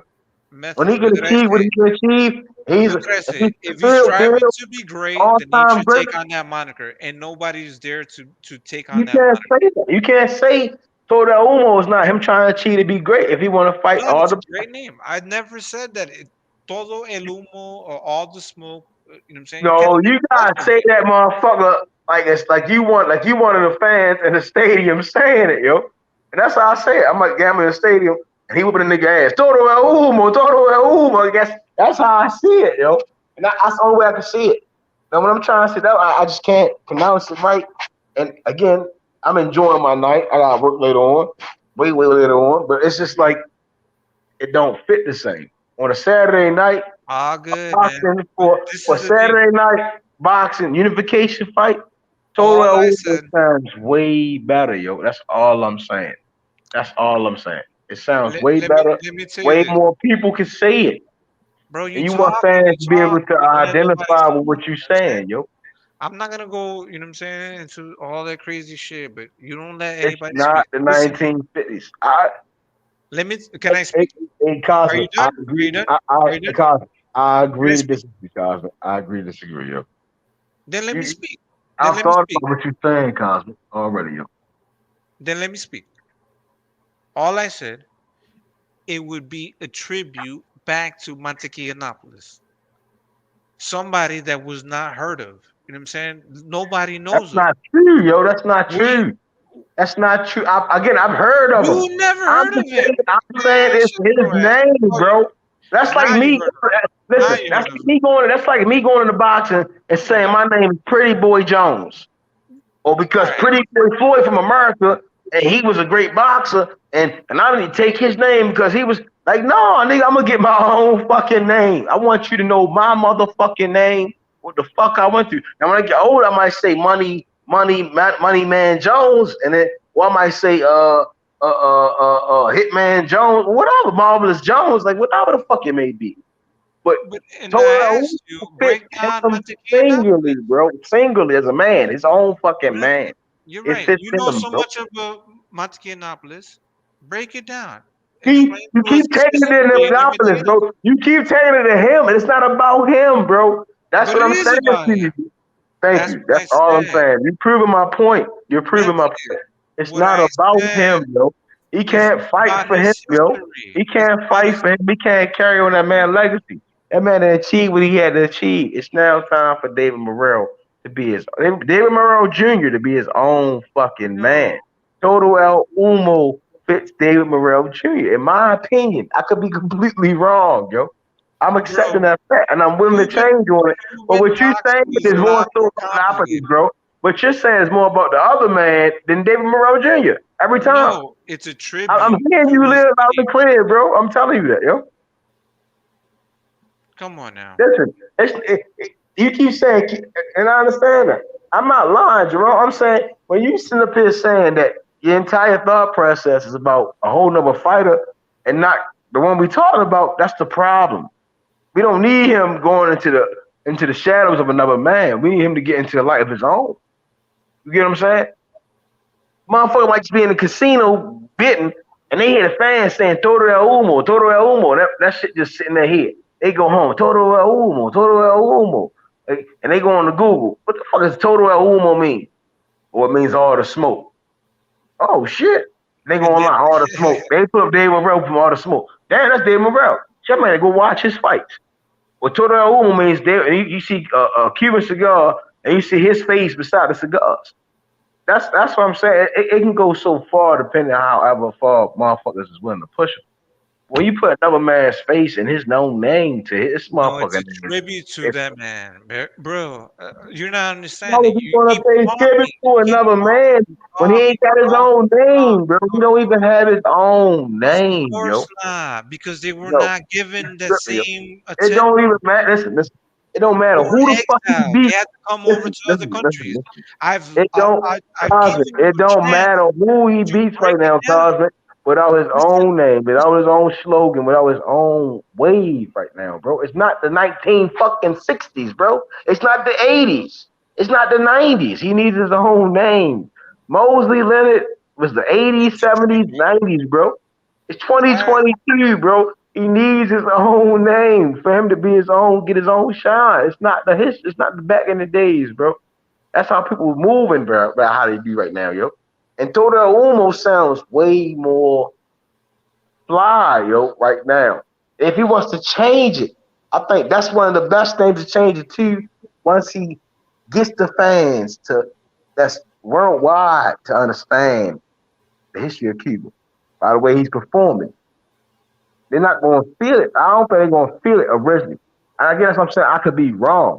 As I'm saying, if he does take their name and they do feel it, thank God, because that's the best way to get it.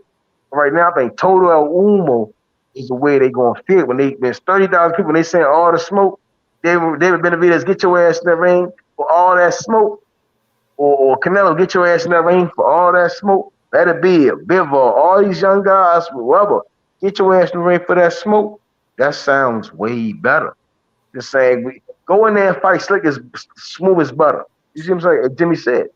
Because other people are going to try and translate it. And we smooth as It's all butter. right. It's all right. But bro, you guys don't know the history about the name. That's the whole thing.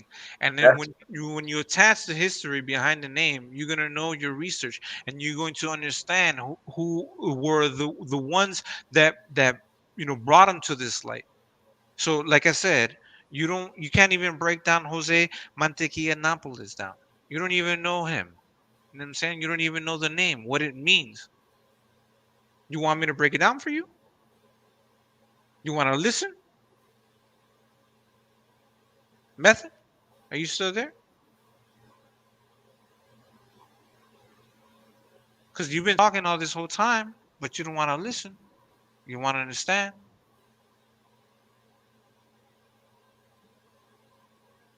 Is you done or is you finished?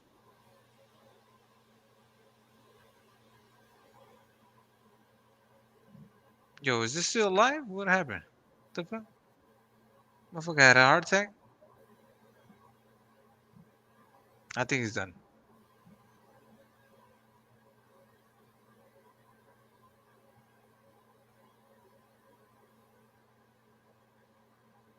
Yeah, no, I'm not trying to argue with people. The only thing that I was saying is that if you can attach the name Mantequilla behind David Morrell, that would be a great thing for him. You know what I'm saying? That carries weight. You know, if you're daring to be great, if you're daring to be like a lot of the Cubans, you know what I'm saying, that have, been around for a long time, they don't even try to do that because Mantequilla was a great fighter. You know what I'm saying? So the El Humo, you know what I'm saying, would be a great name. The Smoke, you know what I'm saying, would be a great name. That's a great name. All I said, if you're trying to be great, if you attach that name, Mantequilla, and all the Latinos will know that. You know what I'm saying? If y'all want to talk about who he is, we can talk about who he is, and y'all can, you know what I'm saying. And this is when you attach that name to yourself, then you're gonna do a research of what that name So, means. so did somebody have that name before? That Montequilla Yeah. name? No, Who? Mantequilla, Jose Mantequilla. Oh, That's the Puerto Rico's great name. Cuban fighter. Yes, of course, the great Cuban He fighter had that before name him. first. Yes, of course. So Not that's a lot of people know pretty about much it. like carrying on the legacy, Tradition. like Yes. Sugar Ray Leonard carried on the name of Sugar Ray Robinson. Yes. Oh, okay, I got you. But see, a lot of people don't know about him. You know what I'm saying? He was a heavyweight champion, and where did he exile to? He went in exile in Mexico, right? Where a lot of Cuban fighters like left. When they left, they went to other places. He was one of the first, if I'm not mistaken. But whatever, it's okay. For sure. But you agree though that nickname that I guess that Method came up with was a good one. El Umo. No, yeah, Is that's a that how great you name. say it? El Umo. El Humo, yeah. You think that's you? You would say that's a good name too, though. El Humo, the smoke, yeah. Okay.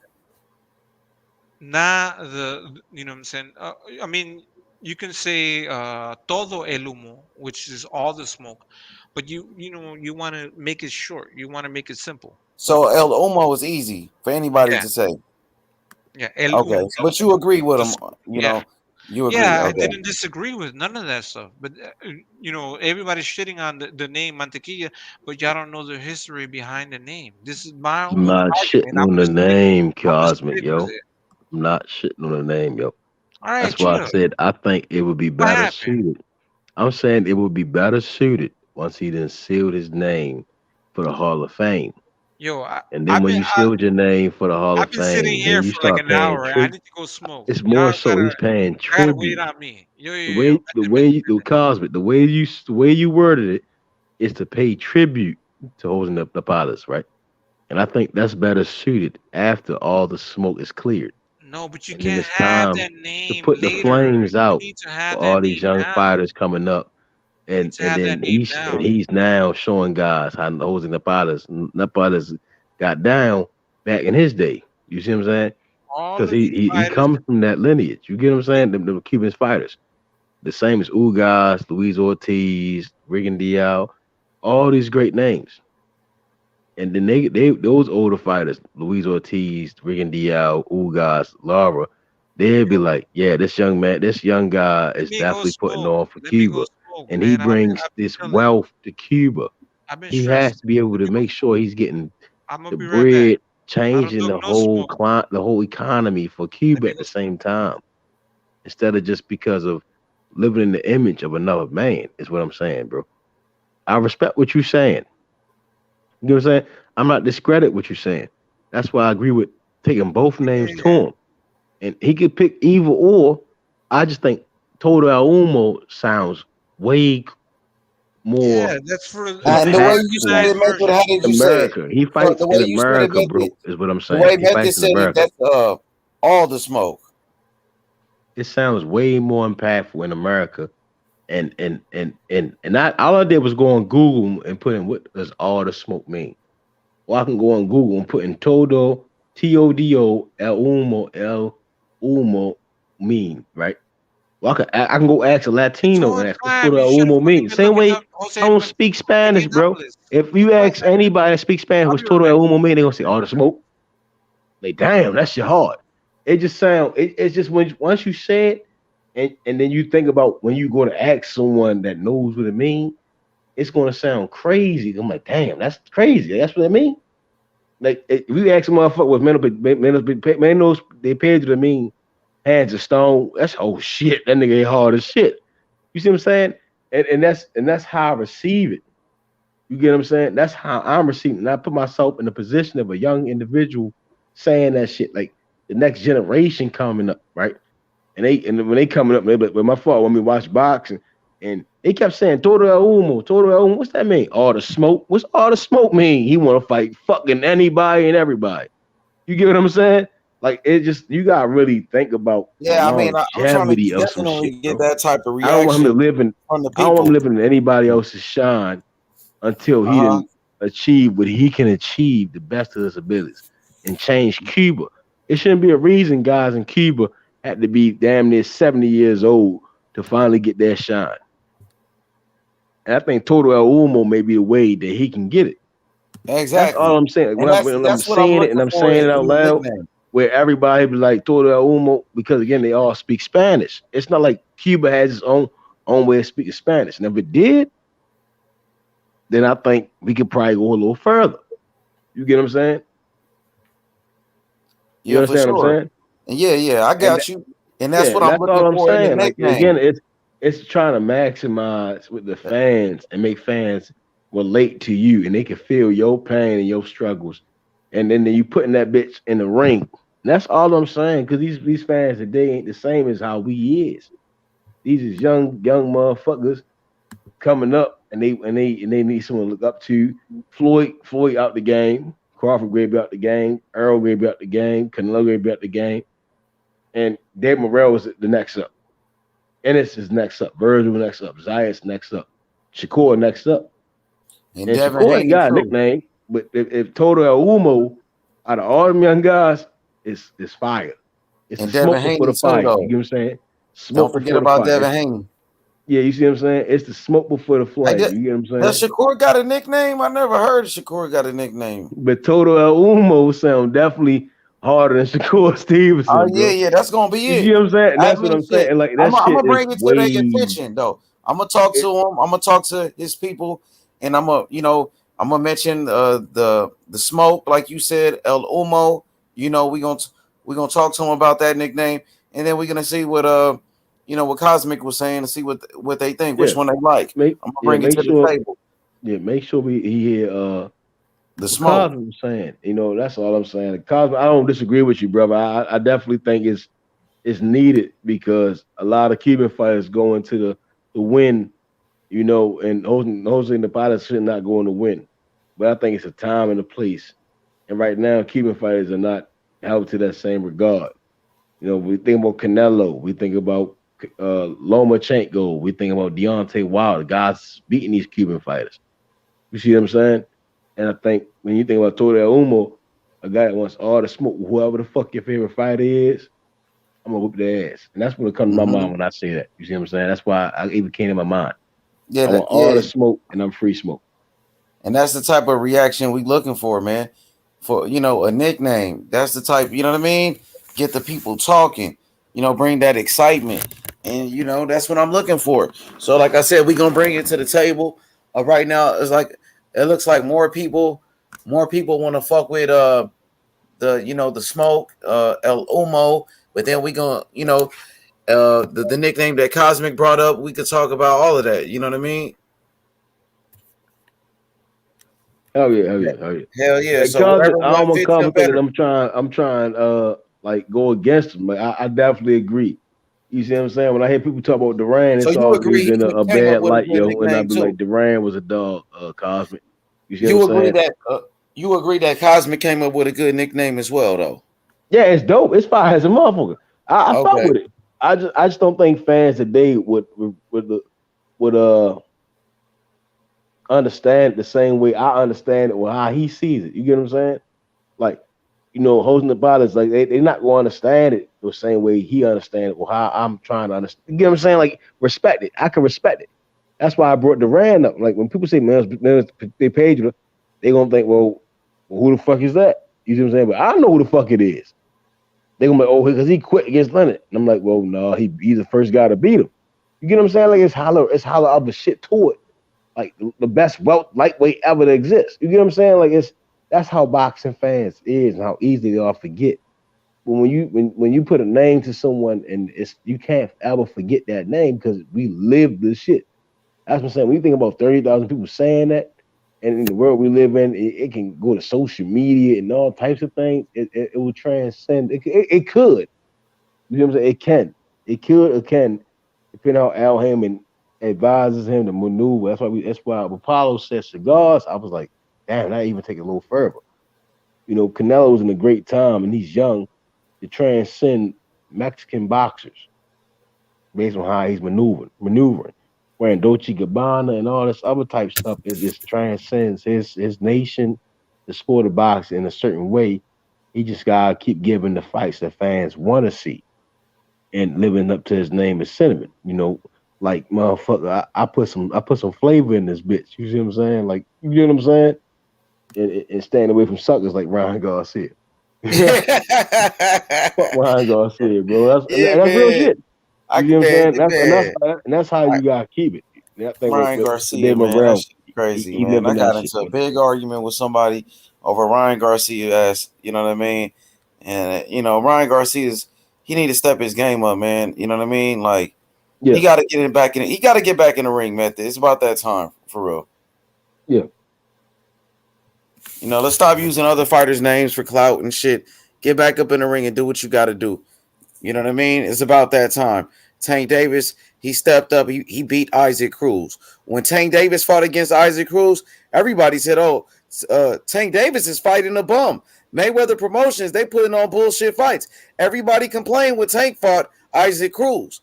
So if you had a problem with Tank Davis fighting Isaac Cruz, then fucking Ryan Garcia turns around and try to fight that same Isaac Cruz. You know what I mean? What does that tell you? People had a problem with Tank. Look, Method. People had a problem with Tank fighting Isaac Cruz, but they okay when Ryan Garcia tried to fight him after Tank beat him already. What you thought about that, bro? That's dumbass boxing fans, yo. And that's how I look at it. Like, boxing fans are fickle minded.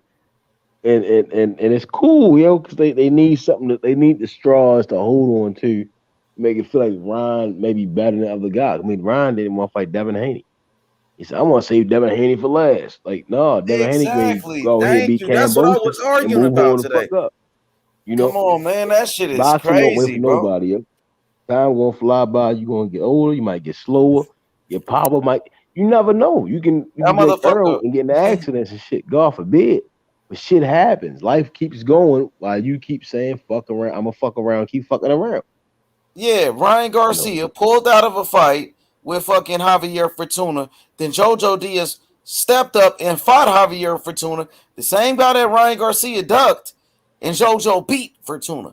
And then Devin Haney beat Jojo Diaz, the man that beat Javier Fortuna, the guy that Ryan Garcia ducked. You know what I mean? So let's be honest about the situation. You could like Ryan Garcia, but let's be honest, man. When we talking boxing, Ryan Garcia ain't did shit in a year. Ryan Garcia hasn't beat anybody. You know what I mean? They gonna say, "Oh, he beat Luke Campbell." Well, fucking Linares beat Luke Campbell before Ryan Garcia did, and Linares got no credit for beating Luke Campbell. And Luke Campbell got 4 losses. Who did Luke Campbell beat? He ain't never beat nobody. You know what I mean? But Ryan Garcia beat Luke Campbell. That's such a great win all of a sudden. You know what I mean? That's all I'm saying, dog. Come on. We got to be consistent, you know, and let's be real, man. Let's stop hyping up these guys. Ryan Garcia ain't did shit in the sport of boxing but beat Luke Campbell. And plenty of other guys beat Luke Campbell. He's not the only person to beat Luke Campbell. Fucking Linares beat him. There was another nigga that beat him. I think it was Mendy or some shit. Was it the dude Yvonne Mendy beat his ass? Come on, man. Luke Campbell ain't do shit but lose. He lost all his big fights. Luke Campbell never was a champion. Ryan Garcia never beat a former champion. But mom, come on, man. I'm just saying, it's the truth, man. It's the truth about the situation. It's about Ryan Garcia got to put in work like every other fighter in boxing. And Devin Haney really want to smoke with Ryan Garcia. That's why Devin Haney showed up to 2 of Ryan Garcia fights. He showed up to his fights because he want to fight him. Devin Haney hopped in the ring after that Fonseca fight and called out Ryan Garcia because he want to fight. It's the only reason he's showing up to his fights. Because Ryan Garcia was in a WBC title eliminator against Luke Campbell, and Devin Haney showed up to the fight because the winner of that fight was going to be his mandatory, and he wanted to fight him. Let's be honest. That's all I'm saying, dog. He said Ryan Garcia being ducked. Ryan Garcia being ducked by who? Who the fuck is ducking Ryan Garcia? Ryan Garcia is the one that pulled out of a fight with Javier Fortuna and said he had a mental illness and lied about that shit and faked the mental illness. That motherfucker doesn't have mental illness. That dude, he didn't want to fight. He wanted to duck. He faked it. Ryan Garcia lied about mental illness. He doesn't have mental illness. The shit is a lie, bro, to duck fights. He didn't want no smoke. He said Ryan Garcia is a duck. I'm just keeping it real, man. You know, because people say, oh, Devin Haney can't beat Ryan Garcia. Ryan Garcia would knock out Devin Haney. That's crazy. If it's that easy, why did Ryan Garcia duck him? Why did Ryan Garcia, why Ryan Garcia didn't step up and beat Devin Haney and knock him out like y'all said he could? That's what y'all say. Y'all said Ryan Garcia could knock out Devin Haney. Why he didn't take the fight and knock him out then? I wonder why. All right, then. That's all I was saying, bro. Just keeping it real. Ryan ain't did shit but beat Luke Campbell, and Luke Campbell is a nobody, bro. Luke Campbell got 4 losses. Luke Campbell lost all of his big fights. Jorge Linares beat Luke Campbell first and dropped Luke Campbell and dropped him. Let's be honest. And then people cap and say, oh, I felt like Luke Campbell beat Linares. Come on, man. Stop it, man. He said, David Dynamite Lopez, my stablemate, and with Floyd Mayweather Promotions, and stop Ryan Garcia and sparring facts. For real, that's your stablemate? Man, join the panel. You a boxer? What's up, man? Let's talk about that shit. You a fighter? What's up? You with Mayweather Promotions? David Dynamite Lopez. Hit the link, man. Let's see, man. Let's see what you're talking about. Yeah, it's about time Ryan Garcia, gets back in the ring, and he got to put in work, man. He got some catching up to do. He took a whole year off, man. And Devin Haney stepped up to the plate and beat Jojo Diaz. He beat Jojo Diaz, the guy that Ryan Garcia was supposed to fight. And Jojo Diaz stepped up to the plate and beat Javier Fortuna, the guy that Ryan Garcia was supposed to fight. It is what it is. What up, JC? What's good? He said he a fighter. Yup. I'm with Lightning Boxing Club, Chris Lopez. Nobody give a fuck. Fuck you, talking. What's good, Hero?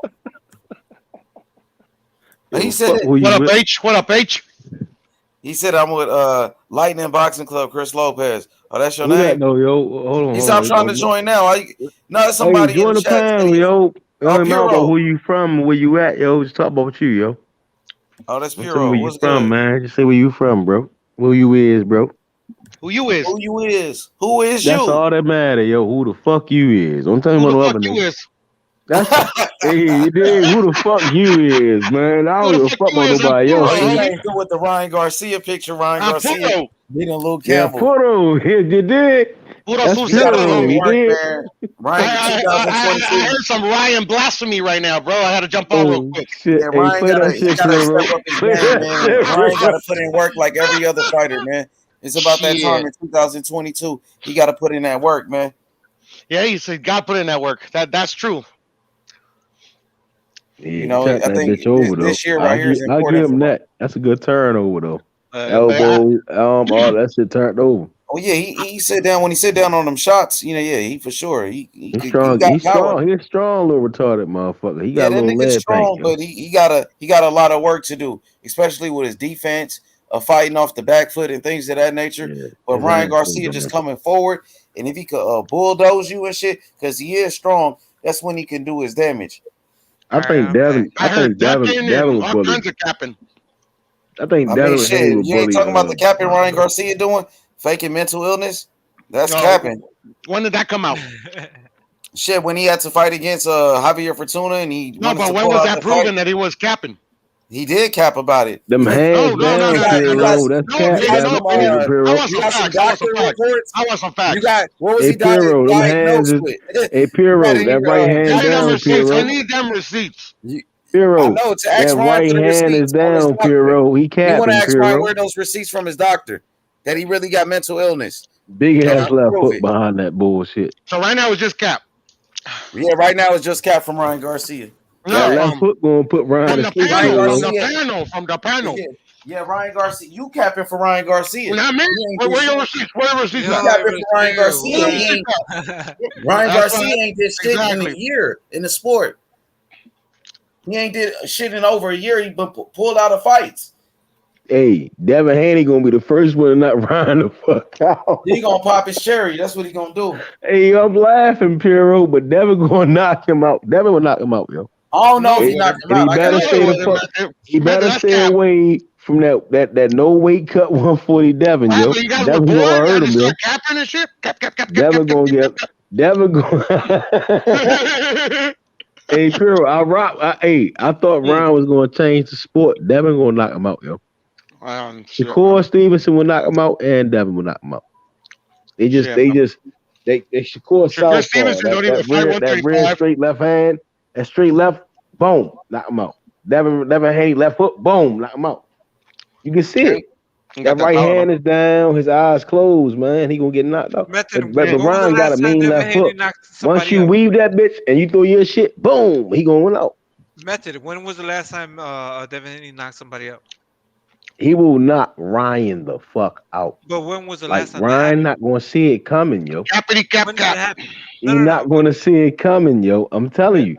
Don't let me get over there in Cali, yo. And listen, that's what I'm saying to y'all. Don't let me move to Cali and I get shorty and I tell shorty, listen, man. Hey, man. We going to sleep, bro. We gonna put Ryan Garcia to sleep, yo. Come on, bro. We gonna put little buddy to sleep, yo. He not what you think he is, yo. He ain't putting the wool over my eyes. Ryan too little, yo. He too little for Devin, yo. Ryan don't really be pushing niggas back like that, yo. And I fuck with Ryan's left foot, his speed, all that. He gonna try to throw that left foot from the hip, and it's gonna miss. Devin gonna pull back, bing, left foot. He gonna hit that chin. Ryan gonna fold like a bag of potatoes. He gonna be on the ground. We gonna make motherfucking French fries after the fight. Niggas gonna eat some. What's that shit called? Then we going to California, Whataburger and shit. It's the capping hour. The capping hour, man. Listen, man, it's gonna be a party once your boy Ryan go to sleep, yo. Man. He not Oscar, man. He not Oscar, man. He not Oscar, man. Nobody's saying he's Oscar. Nobody's saying he's Oscar. Oh, no shit. They know better like that. And he not Canelo at all. So I don't even know why the fuck you over there with Bernardo. Ain't none of them like Canelo. None of them. Ruiz, Sanchez, Valdez. The train don't change the chin, and the train don't change tendencies. It's bothering me, the cap. But hey, man, if Ryan want to get in there with Devin, Ryan know he got WBC to make the fight. He can do that. You need another barrel for the caps? What's the cap? The cap gonna be Ryan Chin. They want me to put a motherfucker chin strap on that nigga. Uh-huh. For the chin strap one, buddy won't need a chin strap. Fuck the cat. Uh-huh. I'm real, yo. That's what I'm saying. I ain't tripping. Shit. I got Devin knocking out Ryan Garcia, yo. He'll knock him out. If that fight ever happens and Ryan wins that fight, I ain't gonna see you for like 3 weeks. No, Pearl, you know I'm gonna hit you up immediately. Damn, your boy won. If that ever was to happen, which is like 5%. Devin will knock him out, Pearl. Devin will knock him out. I hear a lot of cap, bro. All right, 140. Ryan Garcia versus Devin Haney. Devin's gonna knock him out without a question. Okay, brother. Without a question. Like he's gonna. You saw how Ricky Hatton got knocked out against Floyd, right? But Devin Haney's not Ricky Hatton. Fell out. Like Devin Haney ain't. Ryan Garcia is gonna go out how Davey Boy Green went out against Ray Leonard, like damn near similar. Yeah, like literally, those fighters are not those fighters. Arms gonna be at his temple and shit. He gonna want to fight still, but he gonna be asleep. I think you need to go back to the lab, bro.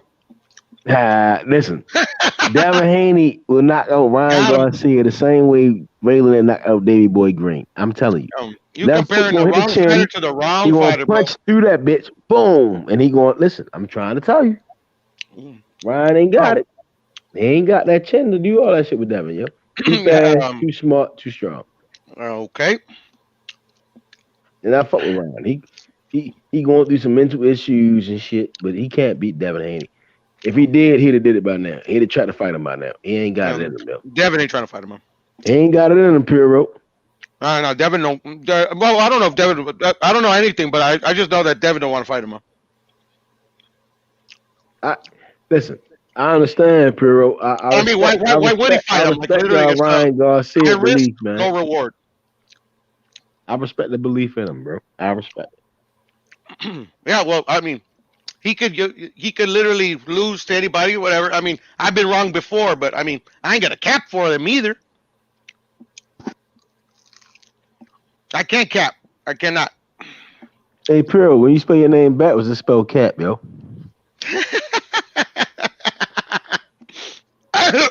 Fuck. I think I'm gonna maybe choke on my fucking rib, man. He couldn't help but laugh at that shit. That shit was funny, man. It came out of nowhere. Hey, Puro backwards spell cap, nigga. Puro backwards spell cap, shit. Hey, Yeah, but man. Ryan's strong as shit. He got a mean left foot. He got a lot of will. He got a lot of will. I don't think he can pose his will on Devin. Devin will catch him with his left foot and put him out. I'm gonna say this. This has nothing to do with Ryan or Devin in particular, but these fighters are fighting like I mean, like I wouldn't say you. If you truly believe that he could beat him, okay, because Devin is skilled. But Devin's gonna run into the right one, and he's gonna like literally. I think shit, he's gonna get knocked out, man. But if you say Regis, maybe Regis might be the one to catch him. Regis is ready for 15 rounds. Ramirez, he gasses out round like the 9th. Those are two tough fights for him. Pedraza, he gives any fighter a great fight. Zepeda, he can land his shit and fuck your whole day up. Mm-hmm. Yeah, those 4 guys are tough. There's some other great guys at 140. Antoine Russell, Richard Hitchison, Subrio Matias. There's some great guys at 140. All unproven. But Ryan Garcia ain't one of them. You see what I'm saying? We won't know. We won't know until he gets another test. Devin Haney. If Ryan Garcia fights Devin Haney, he's getting knocked out. Left hook, boom, puts him to sleep. I don't know how you can say that when he has no power. Listen, left hook of Devin Haney puts Ryan Garcia to sleep. I can guarantee he could have put JoJo to sleep. He couldn't even hurt JoJo. I can guarantee that left hook of Devin. Boom. Right hand pushes the head back. Left hook, he gonna come back forward. Boom. Going to sleep. Boom, Devin boom. Farmer did better than Devin, bro. But Devin will knock him out. Right hand straight down the middle. Left foot gonna put him to sleep. It's gonna be like training. It's gonna be like training day all over again. That Devin Haney would treat Ryan Garcia like a motherfucking tuna. That's how bad he'll knock him out. Like you know that Devin can't hit hard, right? You do understand Devin Haney would not go Ryan Garcia, right? Oh, okay. How? I just told you, right hand, left hook. No. Not how, but how?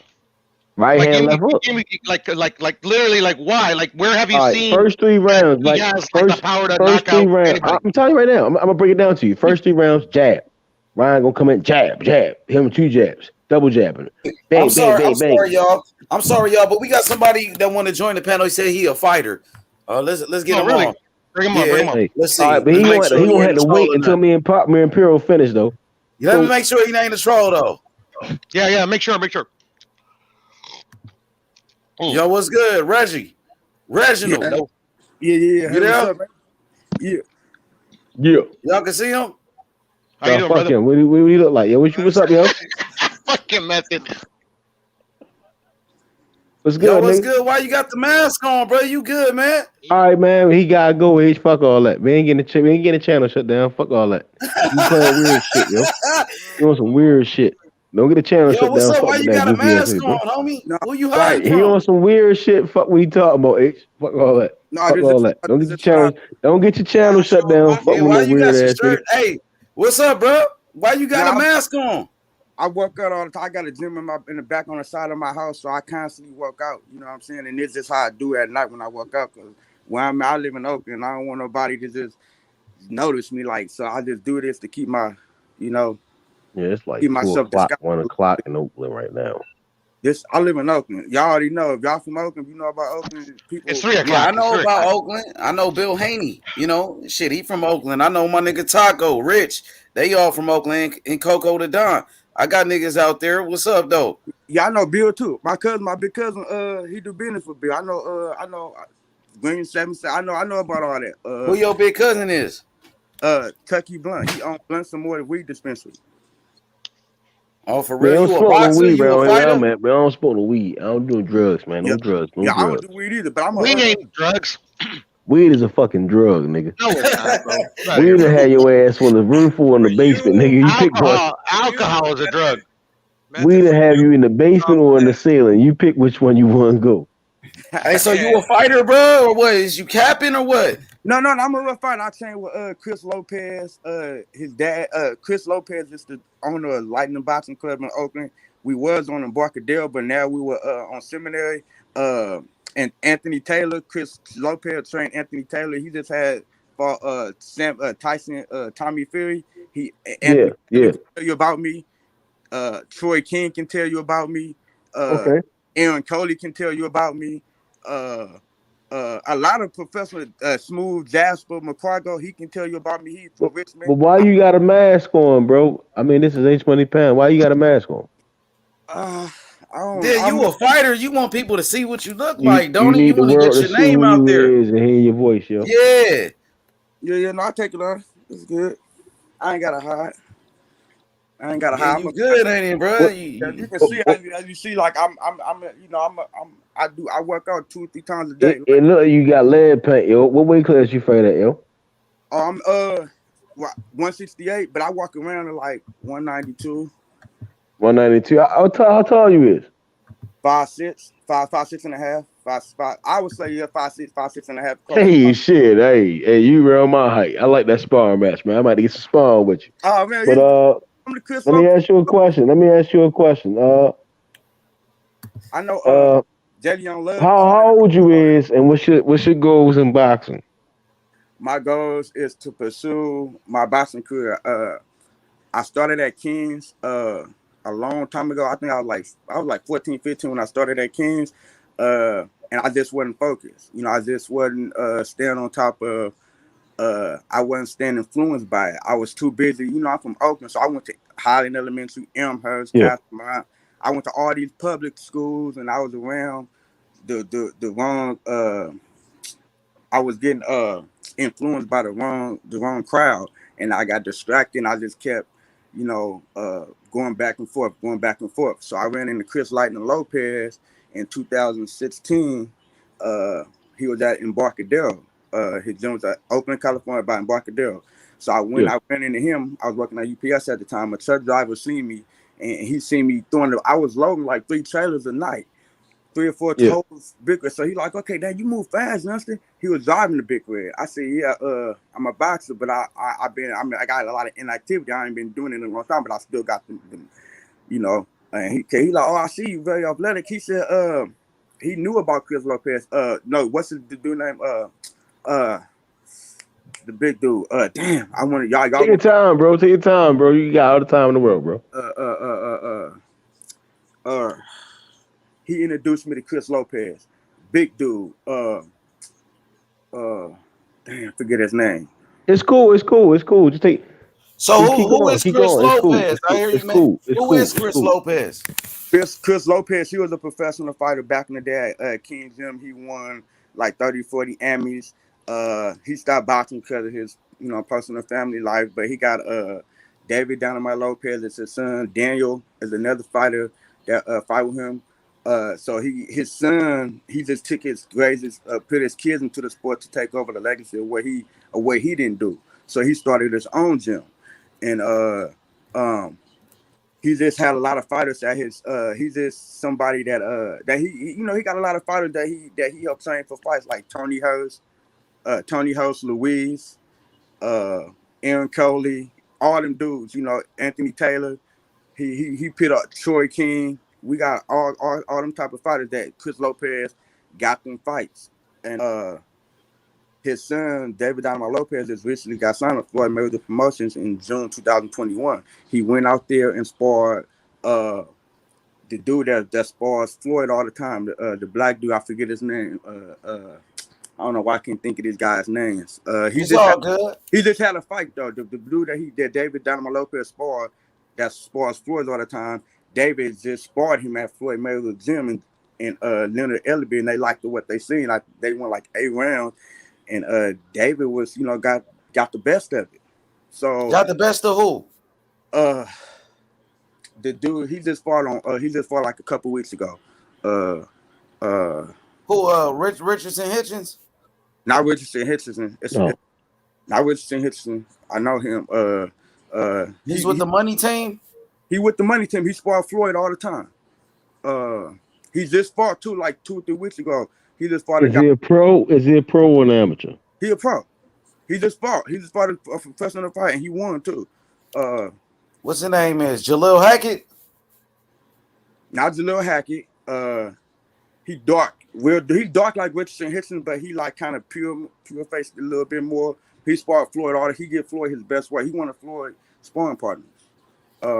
I forget his name. When it come to, we'll come back to it. Keep telling us about yourself, bro. Yeah. So how old are you again, brother? Oh, but that's the thing about me, man. I'm 32. Are you 32? I'm 32. I've been back and forth with this for years with boxing. How many fights you got? You got any pro fights? No.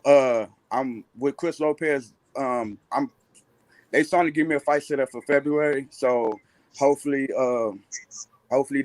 we can get that done. That's just my goal, to excel myself in boxing, my professional career, what's going on with Chris Lopez, with that. So I'm just on that, finish I left off at. It ain't never left me, it's been in me, Have you ever thought about going to 154? You big as shit. I ain't even gonna lie to you. Like from looking at you, I think personally you can get to 154.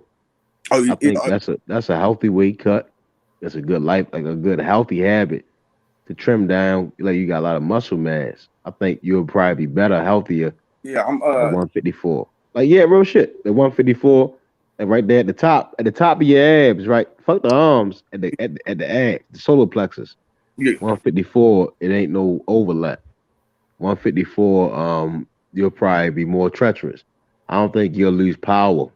I think 168 is like, 154 is you lose 14 pounds. You gotta lose 14 pounds. I think 154 might be your weight.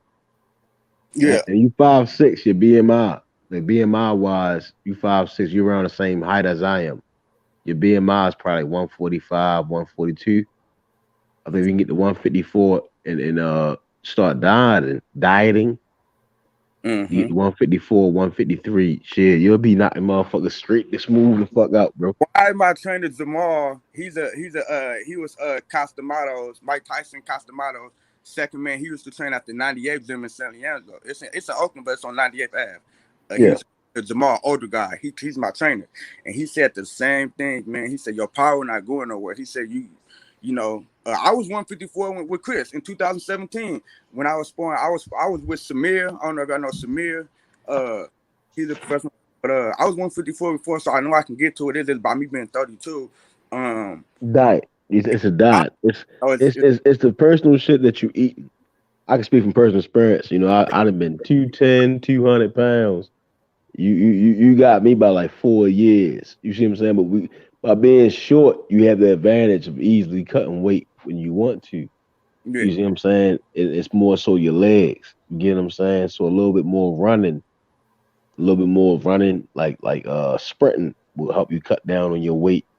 The shit, when you at 168, because I was around the same weight, it seemed like you tightened up.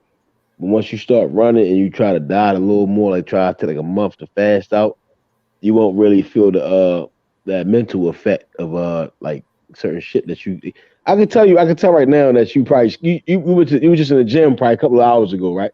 Yep. See, you right. know. I can pick up on it. Yep. So shit, once you because I'm once you fast and do a little bit more running, you'll have the endurance for 154, and like you'll be able to get. I think you'll knock some niggas smooth the fuck out. I can't think of the brother that fight with Shakur Stevenson, the cousin. But like, yeah, you'll be right there where he's at. Hell yeah. Shakur Stevenson and what's Devin Haney? The dude that fight with that's right under Devin Haney. He just fought too. Amari Jones. Amari Jones and Shakur Stevenson was at our gym too. They sparred. Shakur Stevenson gave us some rounds. Amari Jones gave us some rounds. Kareem Mayfield always at our gym. I got pictures on my Instagram with Kareem Mayfield. I got with Tony Hurst, Tony Hurst fought Demetrius Andrade in the pros. So I've been around all the champions. Like I know all the Troy King. I know all these guys. So I don't mean no harm, young brother. But brother, what I'm saying is, as far as you, because of how big you is, right? Yeah. Like shit, I ain't never been that big. I've been that big playing football, but not that big playing like big boxing. You do what I'm saying? and like if you can get down to 154, height wise, like with your height, I think you'll have more success and fun in the ring. You get what I'm saying? You from like Oakland, right? When you at 68, you know Andre Ward and Virgil Hunter. You from Oakland? You know Andre Ward and Virgil Hunter? Oh yeah. I know them. You know Andre Ward? Yeah, I know Andre Ward. I don't like personally know him, but I know him. I know Andre Ward. What about Virgil Hunter? I know Virgil Hunter too. I was never at the athletic level to be in the presence of them, like just on a normal basis. But I do know, 100% familiarized with them. I don't know. I'm surprised y'all don't know Tucky Blunt. He Blunt some more than we just mentioned. He doing I think he's doing something with Andre Ward, as far as being a consultant for boxing. For Andre Ward to be a consultant to do that on the side with him. So and like I said, he know a lot about this too. But yeah, I know Andre Ward, Virgil Hunter, if I would have stayed focused and on track and left it and didn't be involved in the streets, I would have been in that 2004. I would have been right there. You said you was involved in the streets, and being a fighter. How did that affect you? As your development as a boxer. This tattoo with these boxing gloves, I got this when I was like 16, 17. These boxing gloves, I've been having this KO boxing gloves on my arms since I was like 18. It was just like a big distraction. Like I just was, I had a mentor coming to get me from my house every day when I was 14, 15, taking me up to the park, and we trained for like 6 months, and then he took me to Kings. I trained with Charles and all them guys at Kings for about a year and a half, 2 years, and I just got distracted. I wasn't focused. I didn't really have Yo, you look like Adrian Broner, yo. Hey, I put the light on. That nigga look like Adrian Broner. Yo, I ain't even gonna lie, yo. Hey, yo, but real shit. I do believe you will have more success at 154. I think if you can, if instead of rushing, don't rush it because you're 32. I know a guy right now. He just take your time. I think by 30. You just turned 32. I just turned 32 in June, so it's 6 months Right. ago. I think by next June, right? Take your time and try to get your weight below 60, below 55. If you get to 56 comfortably, and then try to cut those like 2-3 pounds for 54 before their next birthday. Hell yeah, 154 will be your weight. Hey, so you said you was involved. You said you was involved in the streets. What type of activities was you was you in? Was you a part of a gang? And what made you get back to boxing? Was there a certain incident that happened in your life that made you want to leave the streets alone? You know, and you know, how did you get back to boxing? If you had 1 foot in the streets and one foot in boxing, you know, how did that happen? And what type of activities was you involved in the streets? Any gangs? Was you were knocking in people's houses? What was you doing? Well, I was affiliated with gangs. I was never I guess I was. You ain't never got put on? I was never, I would say, initiated with a gang because I never been to jail for nothing gang related. So I got a clean criminal history. I can say that. Okay. I'm 32 years old. I only been in Santa Rita. I've been to jail 3 times, and it was only for 4 days here, 3 days here, and 5 days here, and it was all for, baby mama's drama. Like, she hit me, he hit her. It was never for no street shit. You wasn't too involved in the streets like that, though. I had to fight. That's one thing I had to do from elementary school, from first grade. You was involved in street fights then? Street fights all my life. Oh, street fights. Okay, you was a street fighter. Yeah, but I knew some of the clips. I knew the nutcase and the gas and the DNI, all these little ENT. I know all these little youngsters out here, but I never got into it with them because I didn't see. That's the thing. My upbringing was different. My mom, I was kind of sheltered, so my mom didn't want me to box. That's what made it harder for me to stick with it because she didn't want me. She didn't really want to support it because she was a Christian. She was so-called going to church, preaching this, so she didn't preach the kids are the worst ones. So she didn't want me doing it. My dad, he was in the streets, but my dad fell off his bike. He had a Harley. He was riding down Hamilton over there by the on 73rd, and he fell off his bike when I was 1 year old. Flew and hit a telephone pole in 1989. When I was a little after 1989, he was the first one. The new bike law for helmets came out 3 months after he fell off. He got hit off his bike in 1989. And my dad's 61 now. So when he fell off his bike, he was still alive, but he was in the streets. So the finances wasn't there. Our finances didn't start getting good until I would say within the last 10 years. Before that, my granny, which is his mom, my dad's mom is the one that supported my dad's brother, which my dad's brother is doing real good right now. He owns houses and stuff. But it's just financially, it was a lot of cousins, it was a lot of us to support. So a big family. You come from a big family. I come from a big family, and we all had to work. Since I was 16, 15 I was working. My uncle put me on that Safeway. He took me to Fruitville Safeway at 15 and a half, had me fill out an app, and I've been working there since I was 16. I had Safeway. What is Safeway? Like a store? Grocery store, yeah. A grocery store. Okay. Like a corner store, kind of. Something like that, but it's more like retail. It's just like food, like where you go shopping to cook food and stuff in your house. It's a grocery store. It's a supermarket. Okay, that's what's up. Yeah, so I've just been working. I've been in the work field since I was 16. It wasn't once if my family didn't see a college opportunity happening, by the time you get Chicago? You from Chicago? No, I never was in Chicago. Oh, okay, my bad. I thought you. But why you asked that? Because you said Safeway. Yeah. Oh, they got Safeways out there. Yeah.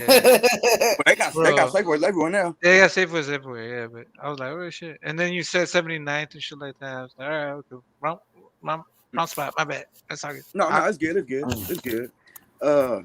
So yeah, it was just a struggle. Basically, I had to. I didn't have enough motivation when I had that a mentor coming.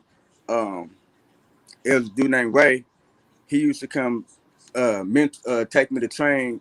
He used to do boxing, so he used to take me to train when I was 14, kind of pick me up from my granny house or my mom's house 3 or 4 times a week faithfully for like 6 months, and then he took me to Kings. But if that was my opportunity. Once I shattered that and stopped and dropped out of that, it was just I was all on my own from that point. It was no any financial.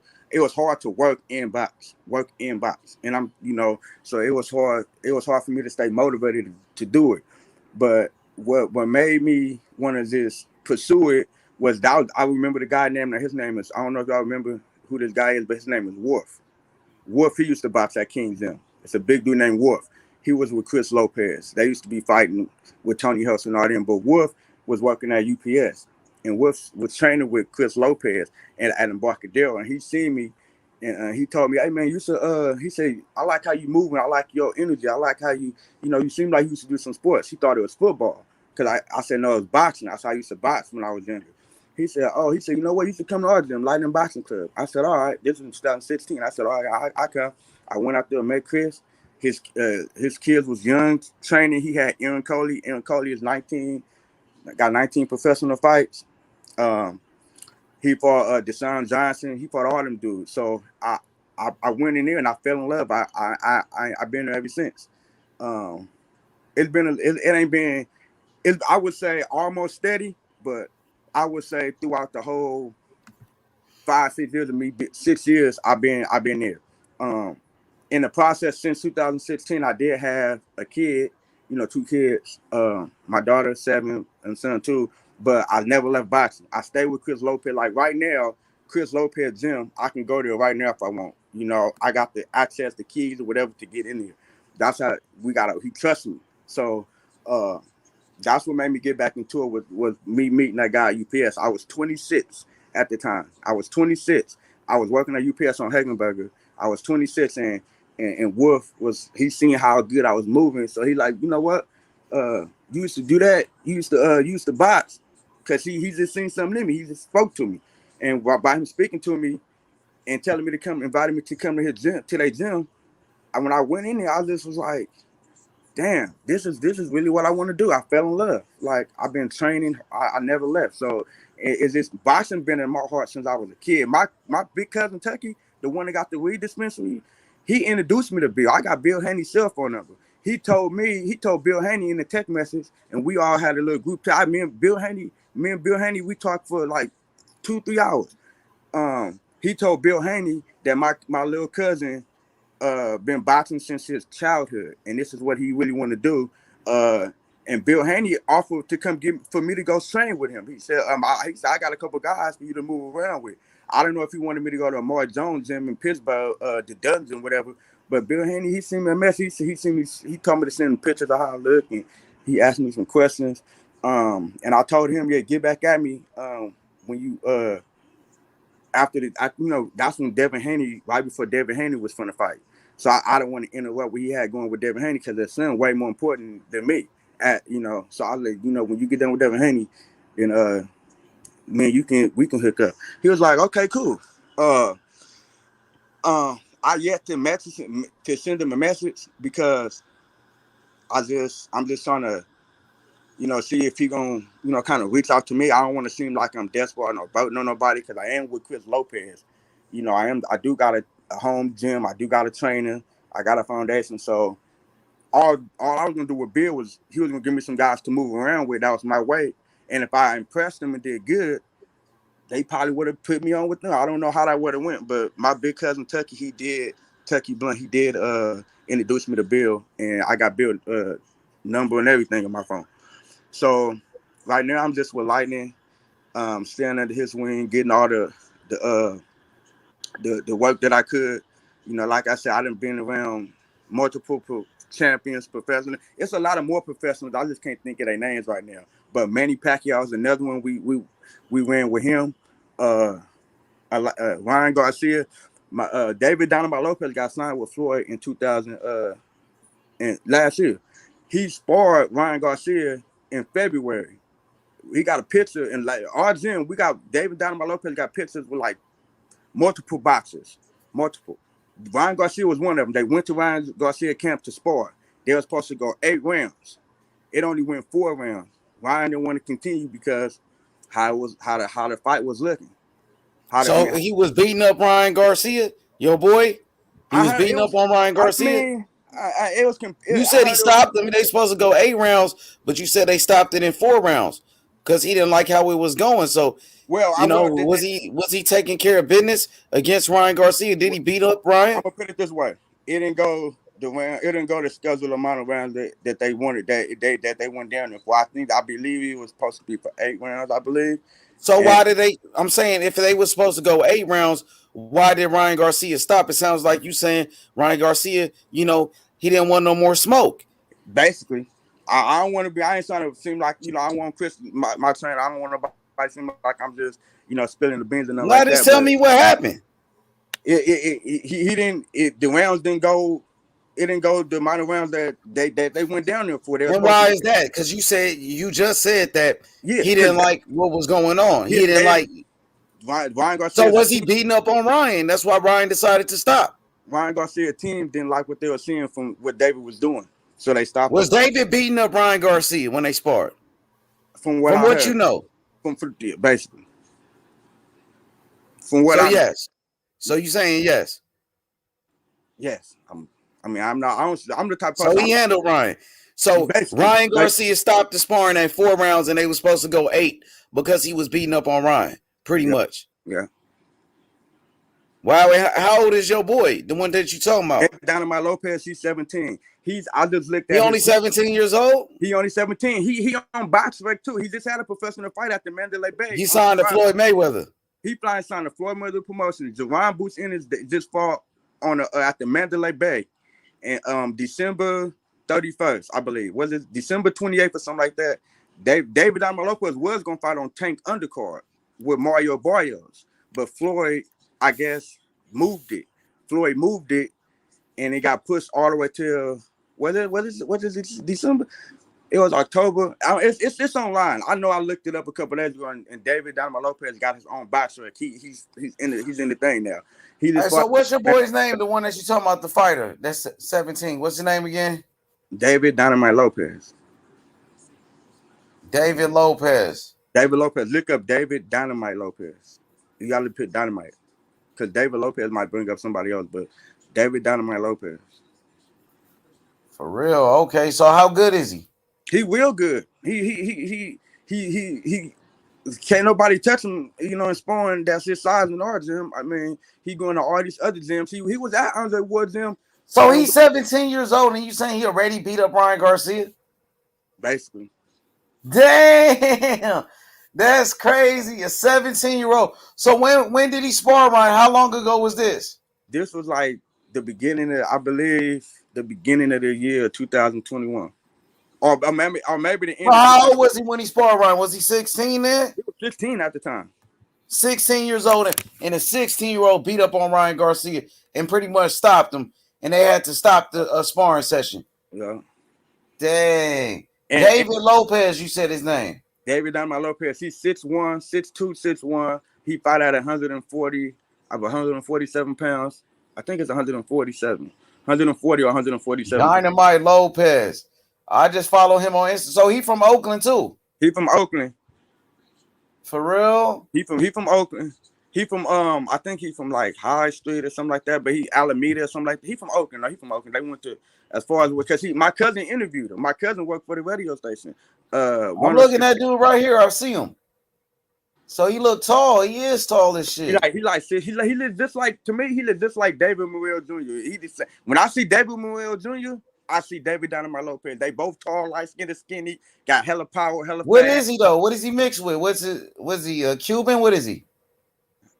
He's Mexican. What is he? No. He's dang, Chris told me too what they was. I think he said they Puerto Rican or something. What is they? They Hawaiian. They Well, Lopez is his last name. Yeah. I wonder what is he though. I know Chris told me though. I forget. Damn, what he tell me they was.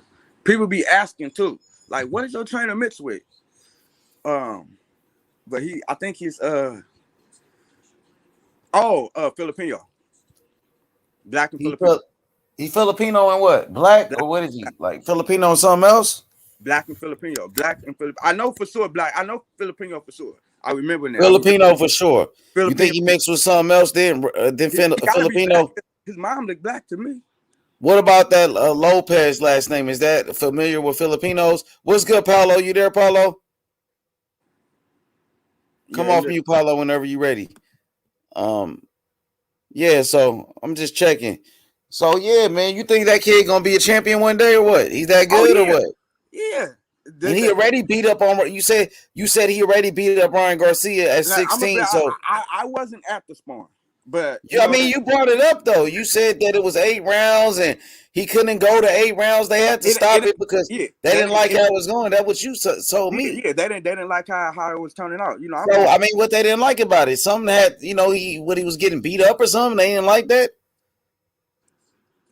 As far as what I hear, he was getting the best of Ryan.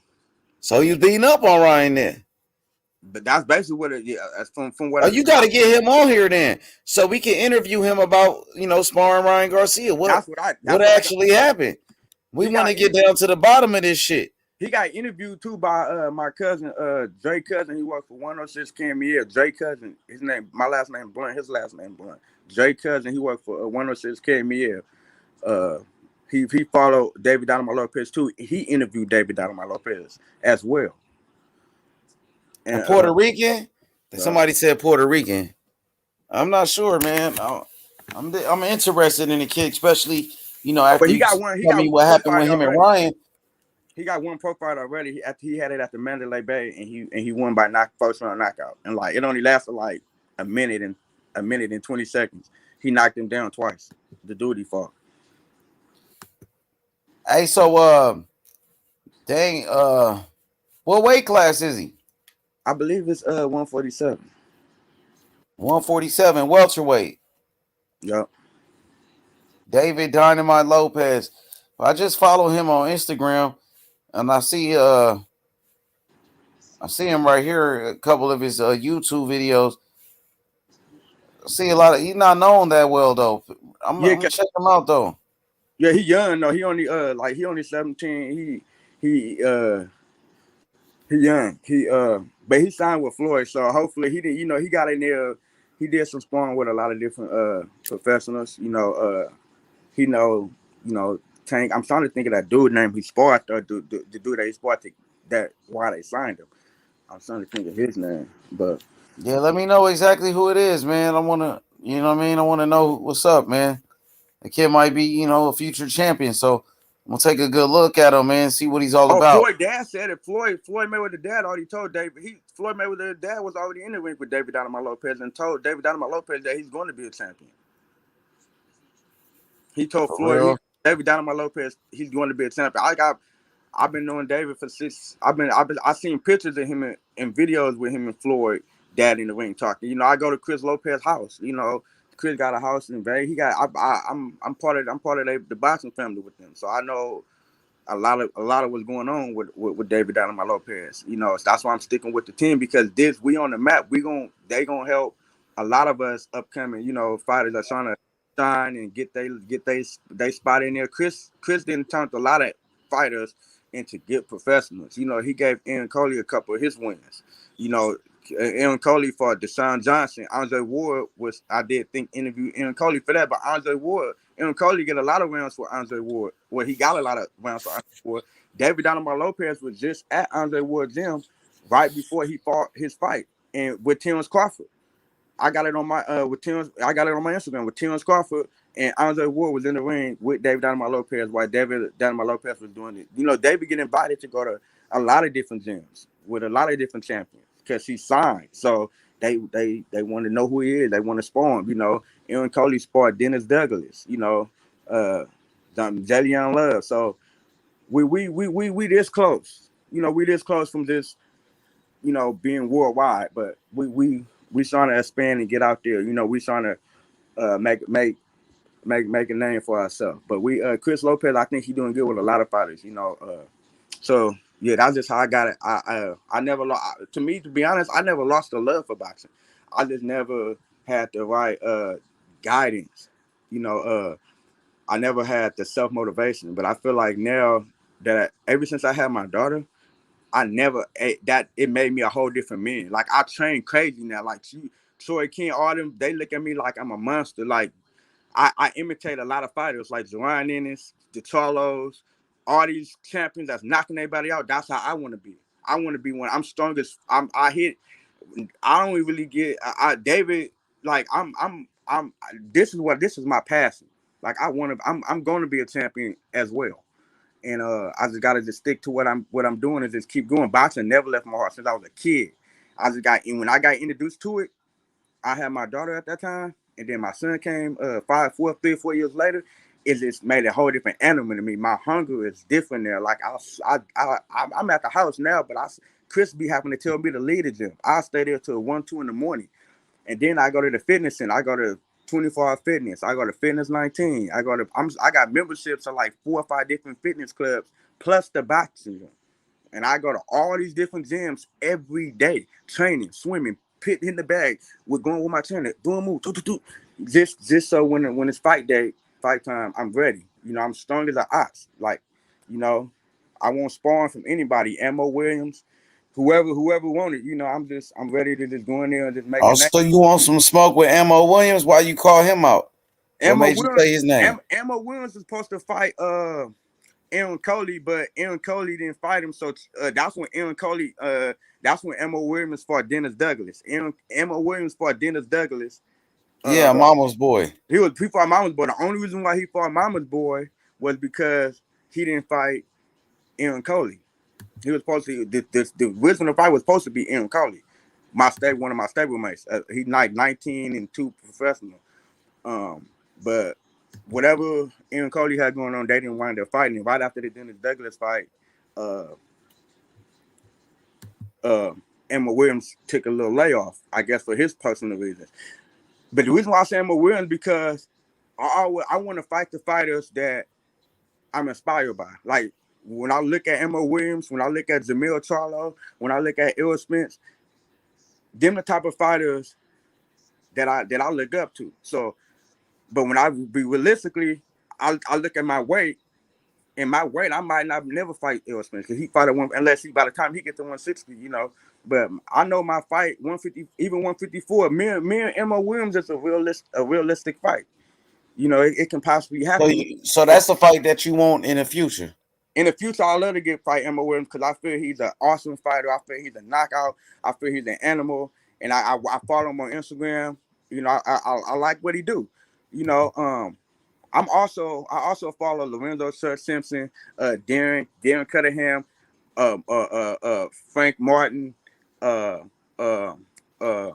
you sparred Frank Martin? No, I ain't sparred him. I ain't sparred. But Frank you know Martin. them. You saying you know them? All of them guys interact with me on Instagram. With CD Ellis, Dennis Douglas, with CD Ellis, Frank Martin. All them guys interact with me. So yeah, I'm trying to get out there, you know. But what'd you say, Cosmic? Yeah, like he's in the circles of all the people that are boxing, you know. Oh yeah. He's in those circles. Okay. Yeah. I know. I've been watching. I know. Like you've seen them, but you haven't sparred them yet. But you're, right. You know, in the circles. But can we ask you? Because like everybody thinks that it's easy to just become a champion, and you know the hard work that it takes. You know what I'm saying? Like the dedication, the hard work. You know what I'm saying? Like, and some people it may not. It may not be when they're 20, 21, 22. It you know, it's going to come later. You know what I'm saying? If you haven't given up and you're still working hard, and you're still amongst all these great fighters, and you've never given up. You know what I'm saying? So, like, we don't want to give up on any fighter. You know what I'm saying? And some people are like, oh, this fighter, you know, hasn't done this and hasn't done that. But, you know, like, you've worked hard and you're going to continue to work hard in what you do and what you believe in, and we shouldn't give up on any fighter, right? Right. In your opinion. Sorry. Right. And I'm not going to do that either, you know. And these fighters, I tell them too. I told Emma Williams on one of his stories or something that I want that smoke one day, you know. And he know what it is with me. You know, he know he know I look up to him because I don't say he trash. You know, I say I give him his credit when he have his fights. I all these fighters I'm talking about, I watch these fighters from their first fight on up. So I told Amber Williams, like, you know, I want that challenge because you seem like you the type of animal that I am. You know, I got that fire in me. You know, like what you got. You know, I want that Jamil Charlo. All my Chris Lopez always tell me like, you want, you know, these are the fights that I want in the future. But realistically, I think Emma Williams only got what 9, 10 professional fights. I can see me and him fighting. You know, I told him that I ain't scared to tell no fighter if I want that smoke, because that's what it was I want. That's why Bill was gonna have me when Bill see me move around. If Bill have me move around with one of his guys, he gonna see something. You know, he gonna see something special in me, and that's all I'm waiting for. As long as you don't give up, you only quit when you give up. You only fail when you quit. Oh, you give up, however it go. So I'm not letting up. You know, I'm staying in the gym. It's nothing but professionals around me. My gym is full of pros. You know, so like I said, you know, Tony Host got like 30, 40 professional fights, and he fought Demetrius Andrade. Richard was one of my trainers too. Richard, he fought Errol Spence in the amateurs. Richard, it's a guy named Richard. I forget his last name, but Richard. He fought Errol Spence in the amateurs. He was my trainer. And he fought Errol Spence in the amateurs and barely lost. Errol Spence won, but Errol Spence barely won. So I'm up under good people. Troy King. Yeah. You know, I know Troy King, Kareem Mayfield, these Louise, you know. Can you talk about like because obviously you've been in the game for a while now, like all like some of the great talents that you've been around with, and then they given up on themselves. You know what I'm saying? They were just like, I'm not gonna do this sport. It's too challenging and things like that. But they have the talent and they could do these things, but they give up on themselves because like I think we see a lot of that. You know what I'm saying? Where they're not being supported properly and they just give up. They just rather do, you know. That makes sense? Yeah, it make a lot of sense. They give up. They lose hope. And I feel like you don't got the passion. You don't got it in you. It's not really boxing is a poor man's sport. So this is something that you gotta really All want to do. right, no. You hit the. That's exactly what it is. You know what I'm saying? A lot of people don't know that. You know what I'm saying? It's. But all right, Yeah, Go ahead. yeah. Go ahead. My bad. No, yeah. So I just feel like you know, boxing is kind of something that you gotta kind of lead your own direction in. You know, ain't nobody gonna hold your hand. Like my trainer Chris was to tell me, he want to see how serious you is. If you don't go run with him on Saturdays, he gonna feel like you're not that serious. He's saying box trainers don't want to tell you. Chris Lopez don't tell me to come train. I go train on my own when I participate, and then that's why I get my training. You know, of course you got your trainer, but boxing you got to be motivated to want to do it. Now, of course, you're gonna get encouraged by other fighters. You got to educate yourself. You got to feed yourself to it. You got to watch YouTube. Right there, I'm on YouTube now. I give me at least 4 hours of watching YouTube boxing every day. All the fighters, champions, old school, new school, every new thing. Like I even put up what's boxing new latest updates. What's the latest news for Yeah. 2021, 2022? Who's fighting next? I watch Yeah. all the fights. I watch over 100 fights a year. I know who I can be like a boxing analyst, Let's I go. know Yeah. everything about boxing. I know it's nothing. I can all Blue Blood. I done talk to Fanon on here. I done talk to Blue Yeah. Blood. I done talk to Boxing Ego on this chat. I done talk to all of them, and they all know. How'd you get here? How'd you get to the H Money? Because this is the H Money. All due respect, I call this the food channel because we're always cooking, 24 hours, always cooking. Hey, somebody want to ask you a question. He said, "Who is your favorite fighter of all time?" My favorite fighter of all times. My favorite fighter of all times. It's hard because the only I would say Floyd, and the only reason why I say Floyd because that was somebody that I was able to see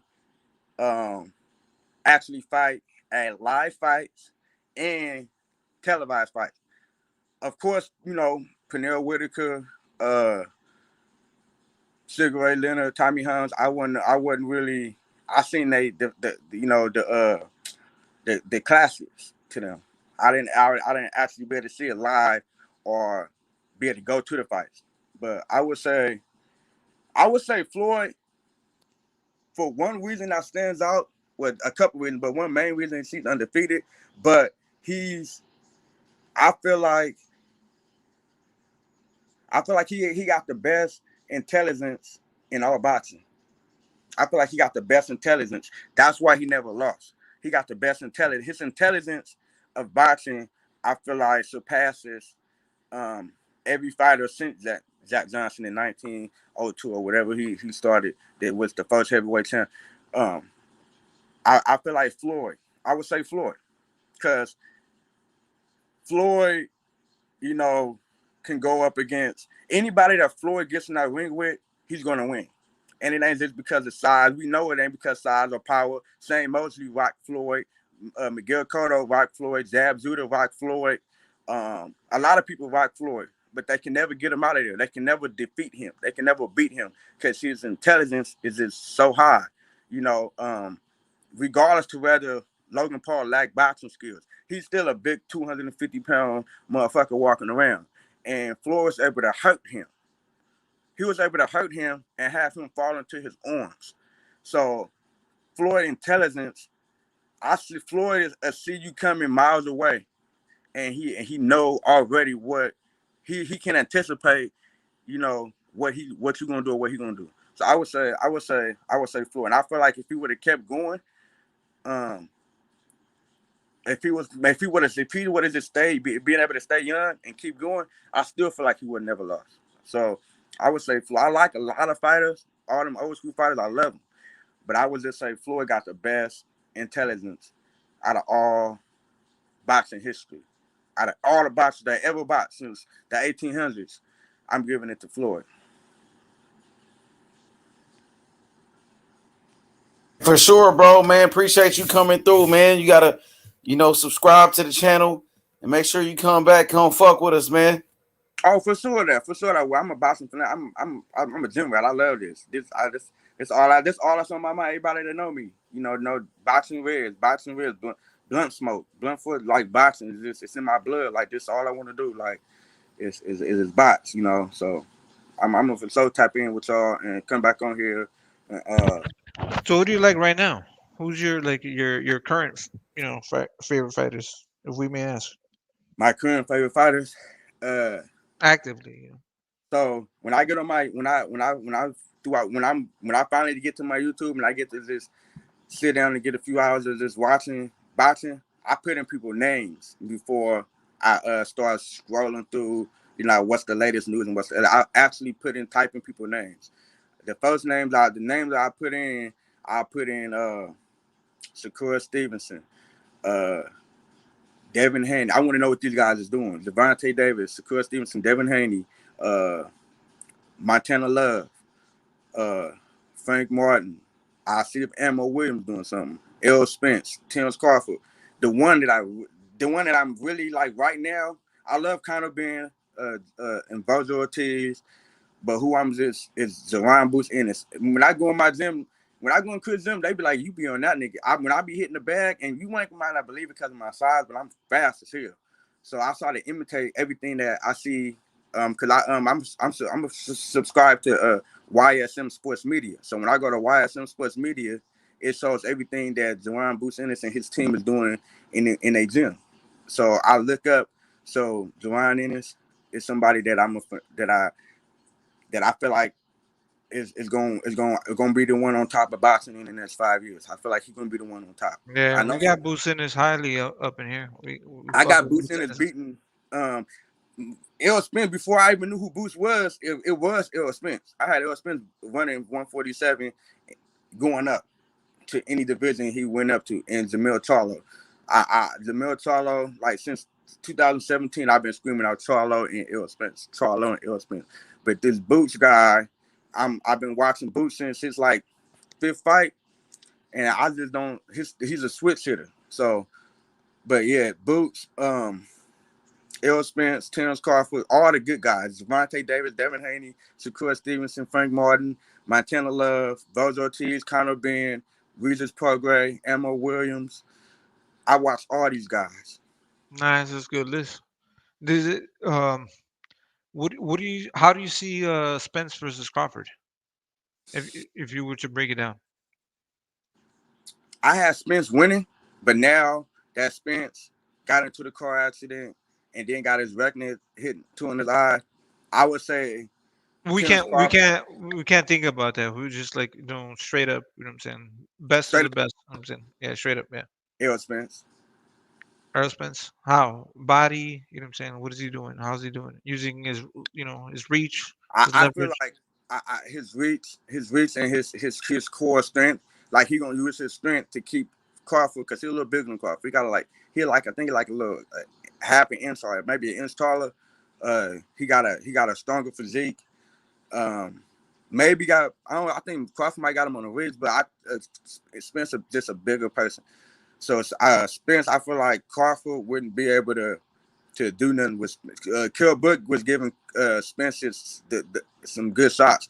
I seen Crawford. Crawford is I'm gonna put it this way. I wouldn't put my money on that fight because Crawford can win. I like both of Yeah. them. I wouldn't See, put my money on it. the thing with Crawford, he sits there and like analyze you so much that it looks like he's losing. He like waits for the later rounds, but then he knocks you out. You know what I'm Right, saying? right. That's what he does. But he has some close fights. Like he like Green Machine gave me one for his money. But uh Gamboa, Green Machine, Sean Porter.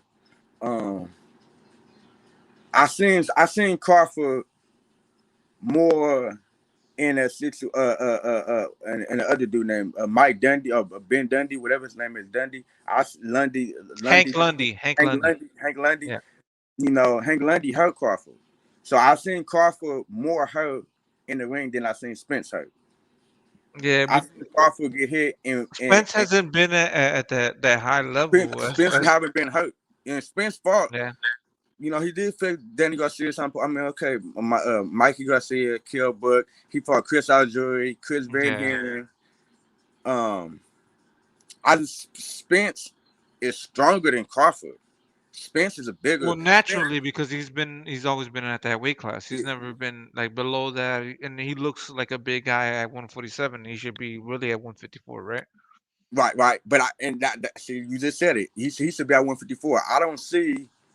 I seen little sketches of Crawford getting somebody getting him out of there. I ain't seen that in Spence. I seen Crawford do the noodle legs before. I seen Crawford have to hold on. I seen when Green Machine hit Crawford hold it on to him. I seen when Hank Lundy was giving him some good work. That I seen Crawford. You just can't nobody got the fire to finish it. Crawford Yeah. know how to recuperate real back. And Crawford never was, don't get me wrong, I never seen him like hurt like to where you got the advantage to just do what you want to do with him. But I seen the ability of him able to be hurt. I haven't seen that nobody do that to Spence yet. I seen Spence get hit with a hard shot with this African guy that he fought his 12th or 13th professional fight, and Spence took it. He caught him with a clean flush shot. And he was the only dude to hit Spence like that the way he did. And it didn't even. It's like Spence. It's like a brick wall. So I would say, I can kind of visualize what it would be like to stop Crawford. I can see Crawford getting caught with a clean shot Wow. and start dancing and having to hold on. I don't see that. Wow. Sorry. I don't think I've never seen anybody like really wobble Crawford like that. No, You know what I'm I saying? ain't saying, but like Green No, it's Machine okay. did. This is your opinion. Green Machine Yeah. did have to hold on to Green Machine. Yeah, he When Green did. Machine hit him, It he was had to hold on to yeah. him. It was like a split second. He wasn't like, dazed Right. and walking funny. You know what I'm saying? Like everybody's gonna get stunned. You know what I'm saying? Like he's gonna get hit, and it's like what the fuck happened?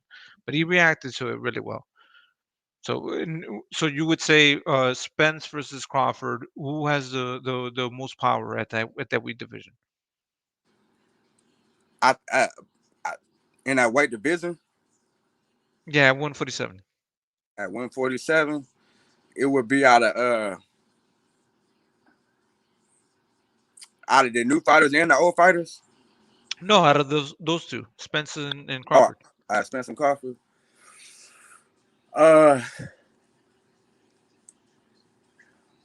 My mind got changed after I seen Crawford fight Porter, because he dropped Porter a couple of times and Spence didn't do that. Spence dropped Porter too, but Crawford dropped him twice. And when Spence dropped him, he couldn't do it again. It's like it made Crawford, it made Sean Porter even better. It made him even more doable to withstand Spence punches. With Crawford, it's like if the fight would have went another 3 rounds, it was Spence still probably, it's like it changed. But when Crawford did it to Sean Porter, when he did it the first time, the knockout came even easier. He dropped him even easier the second time. So if it would have kept going, he would have kept dropping him and finally would have laid him out. It he got tougher with Spence. When Spence knocked him down, it seemed like it made him tougher. When Crawford did it, it made it look like it made him weaker.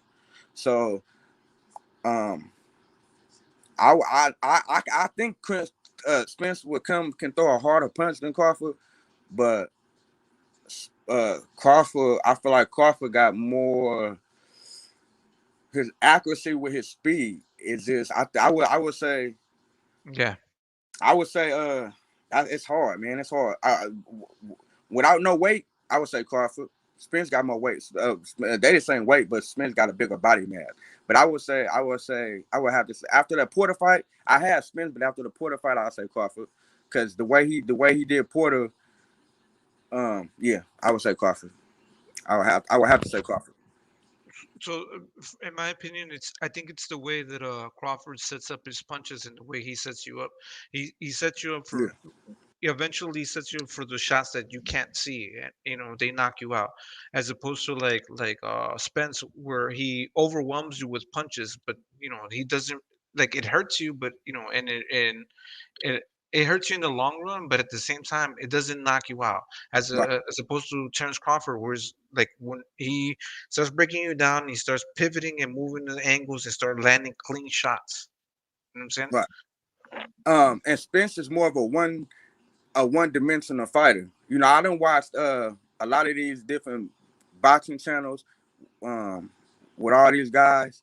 I don't really watch Fred like that, but Fernand, Boxing Ego, Blue Blood Sports, and then it's another guy I watch. But yeah, some of those guys, man. Listen. Like, I fuck with H Money because this is unbiased. This is like as grimy as you can get. You can argue all of your shit. We just stick to the meat and bones. This is all facts. You know what I'm saying? No bias, no racial agenda, none of that shit. We just stick to straight fucking boxing. This is what I love about this channel. We just stick to the facts. We don't, you know what I'm saying? Like, some people have some agendas. They have whatever they do on their platforms, and whatever that sells, you know what I'm saying? That's on them. But when they come over here and they preach all that shit, nah, they get smoked quick. Right. You gotta come correct. That's why when I first got on the channel, I was like kind of monitoring what was going on, and I didn't really get involved in it. But once I seen Ryan Garcia, I'm like, man, first of all, I've been tired of Ryan Garcia for the last 2 years because he's been ducking Devin Haney. He was supposed to fight Devin. He could have fought Devin Haney. He was Devin Haney mandatory. He could have fought Devin Haney. I was talking to Bill Haney and all them when he was supposed to. He could have fought Devin Haney. He didn't want to fight Devin Haney. He didn't want to fight Jojo Diaz. He didn't want to fight Fortuna. It's like he running away from. It's what I feel like is doing. What Ryan is doing. The level of competition has got to the point to where mentally he don't think he can win. So now he's playing all these games. When boxing, a lot of fighters that keep going, but once it's eventually you're gonna get to a level of competition to where you're gonna start fighting people that's killers, and that's gonna be fights that you can lose. And Ryan at that point, after that Luke Campbell fight, he knew he barely got past Luke Campbell.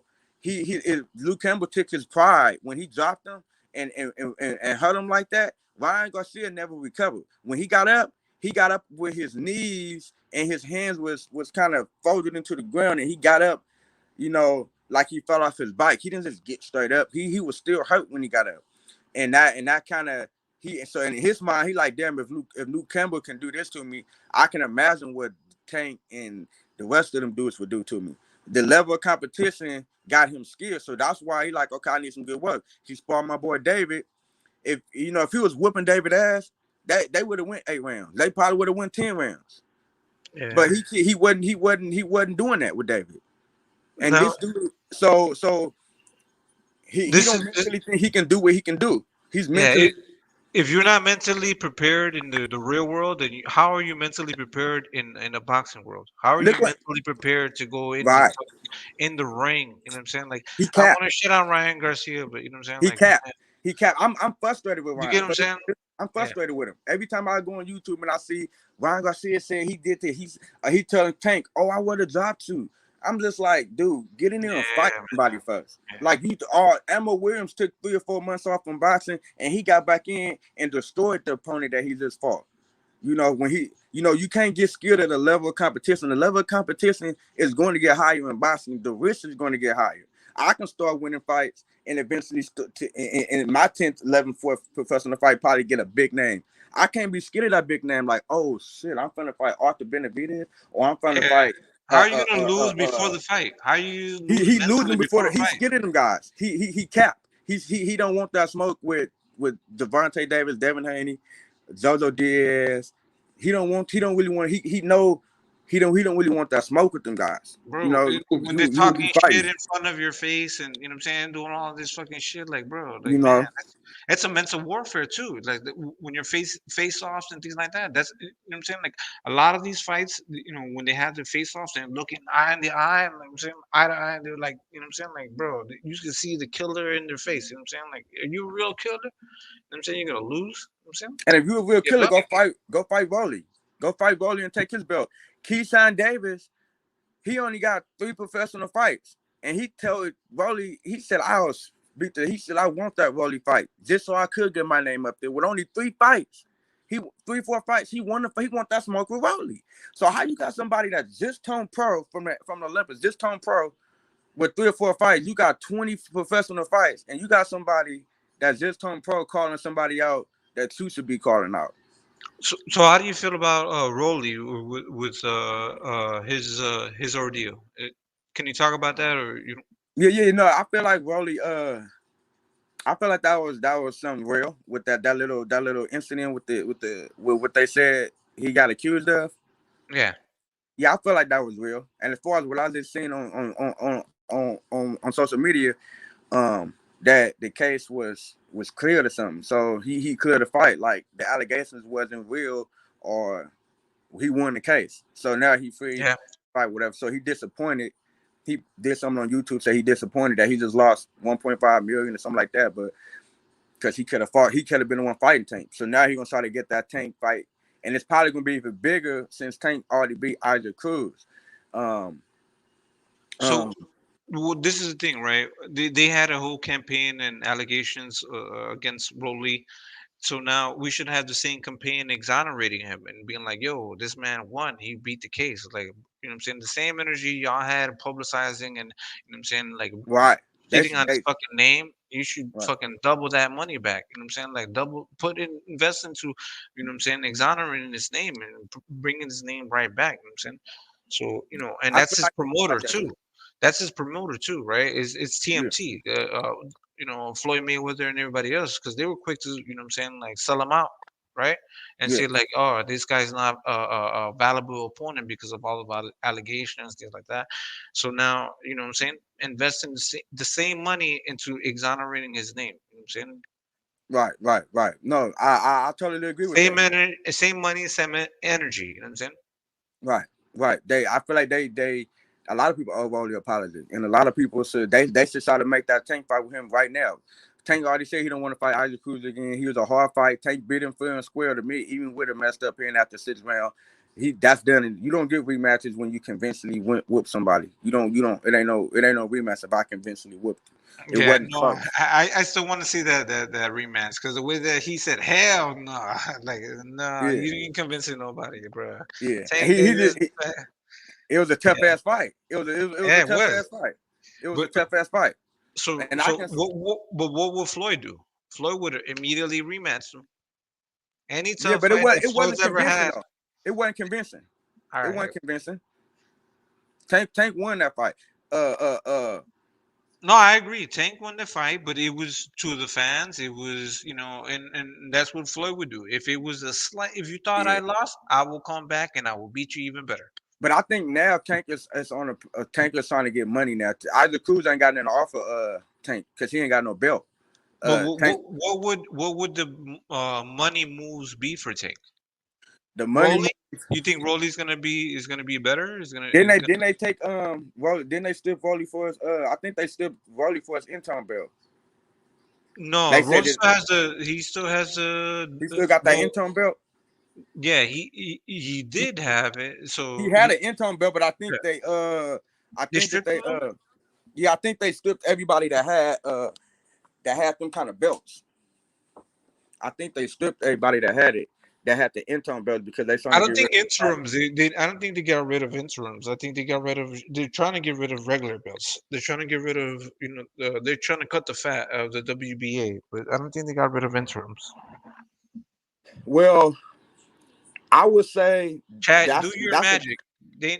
Chat does their trolling, but do your magic. They know how to do it. Okay. That's the Tank. They ain't going to Rolly direction because it's not money. It's not a money grab right now. Tank, they trying to Tank and Rolly. Yeah, Tank and Rolly.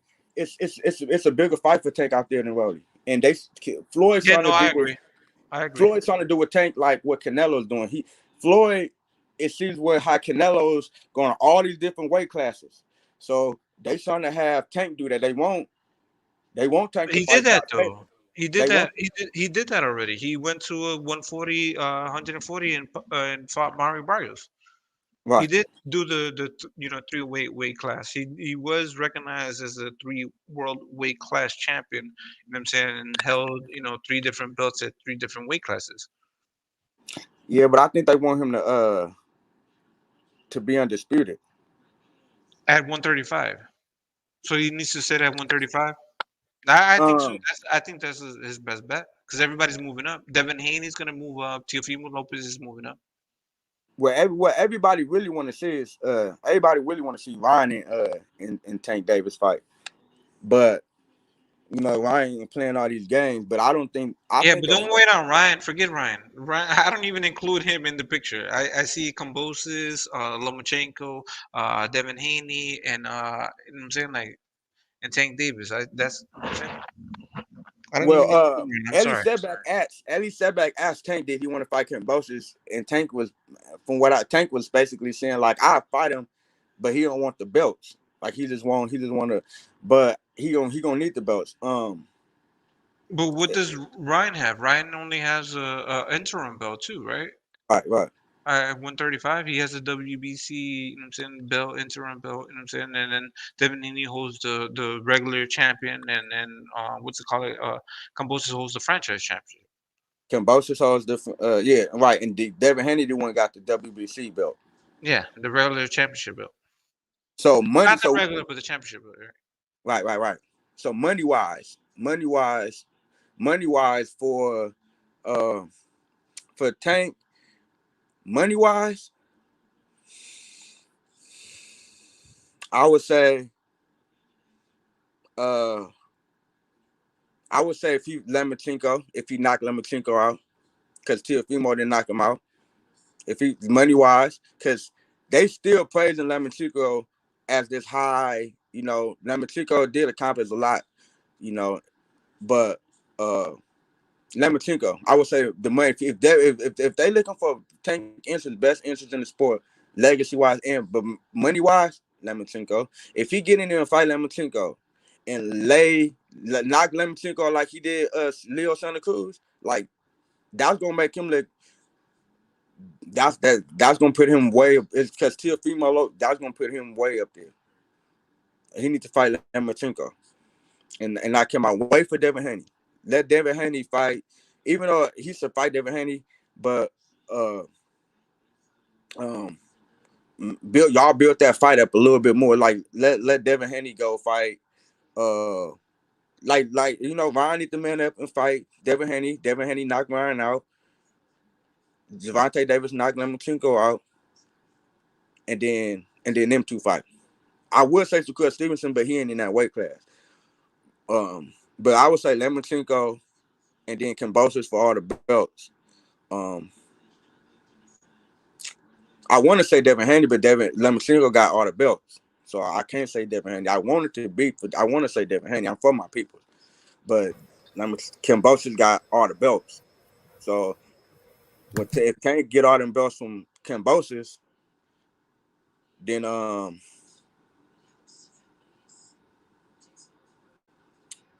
yeah, but I would say Lomachenko, because Lomachenko, you get Lomachenko if he knock Lomachenko out, that's gonna get him out the way. Ain't nobody gonna be talking about Lomachenko no more. My bad. I'm back. Oh yeah. Yo, Kazi, you there, Cosmic? Yeah, I'm back. Yeah, there you go. I can hear you. Yeah, man. Hey, so what you think about Devin Haney coming out of Oakland, man? You think Devin Haney could be, one of the best? Yeah. I told Bill Haney that. Bill Haney said, he said, thank you for them kind words. I feel like Devin Haney could be in the odds of being in that, like the next Floyd, him and Shakur. It's either him and Shakur. Shakur get hit less than Devin Haney do, but Devin been under Floyd. Devin got Floyd Mayweather dad, and Floyd Mayweather uncle recipes. So, but Devin Haney, I'm a rep with Devin just because he's from Oakland. Well, he not. I don't say actually he from what I know. I got pictures on my Instagram with what's the guy named the basketball player damn, what's that basketball player name? The basketball player. Which one you talking about? You know how many basketball players there is? Yeah. He coached for Oakland Lincoln College right now. I'm not sure. He got weed cannabis too. He do weed too. Damn. Shit. Think of bald headed with black. Damn, what's his name? He come to Oakland all the time and eat at the restaurant out here. I met him there.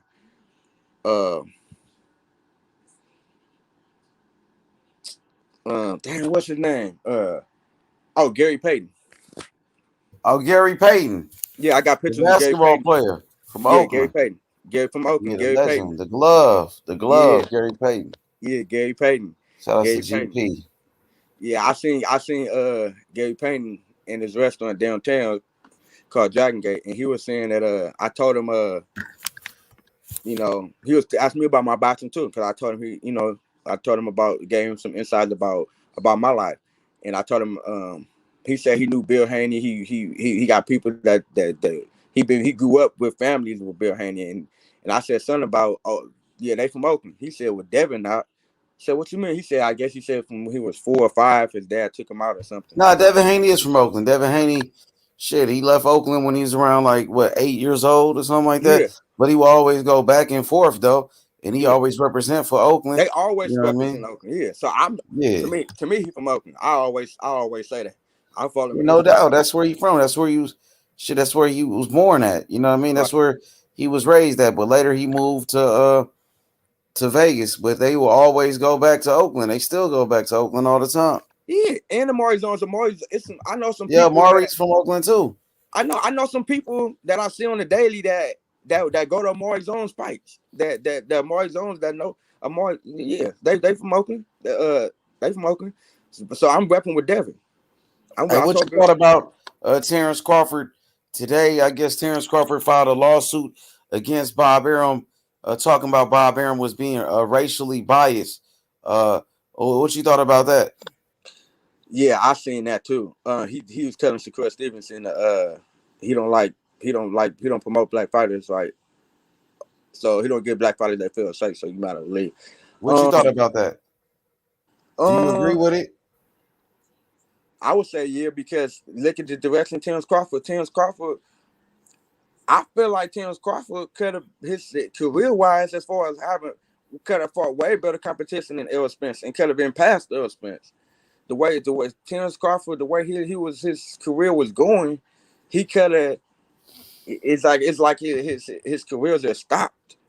Well, I guess Bob Arum already, you know, he shut down those allegations. Bob Arum had clapped back at Terence Crawford and said, you know, we're going to fight this shit in court. He said Terence Crawford is wrong. You know what I mean? And I heard George Foreman, I guess, put out a statement defending Bob Arum or whatnot. You know what I mean? So you see what happens with this, man. You know, go ahead, Cosmic. What you thought about that, bro?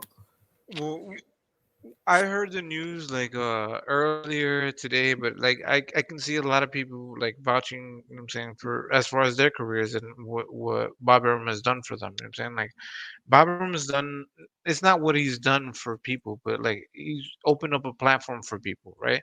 So just like H Money, you know, he opens up a platform for all of us to, you know, show our talents, right? And it's up to you to really shine.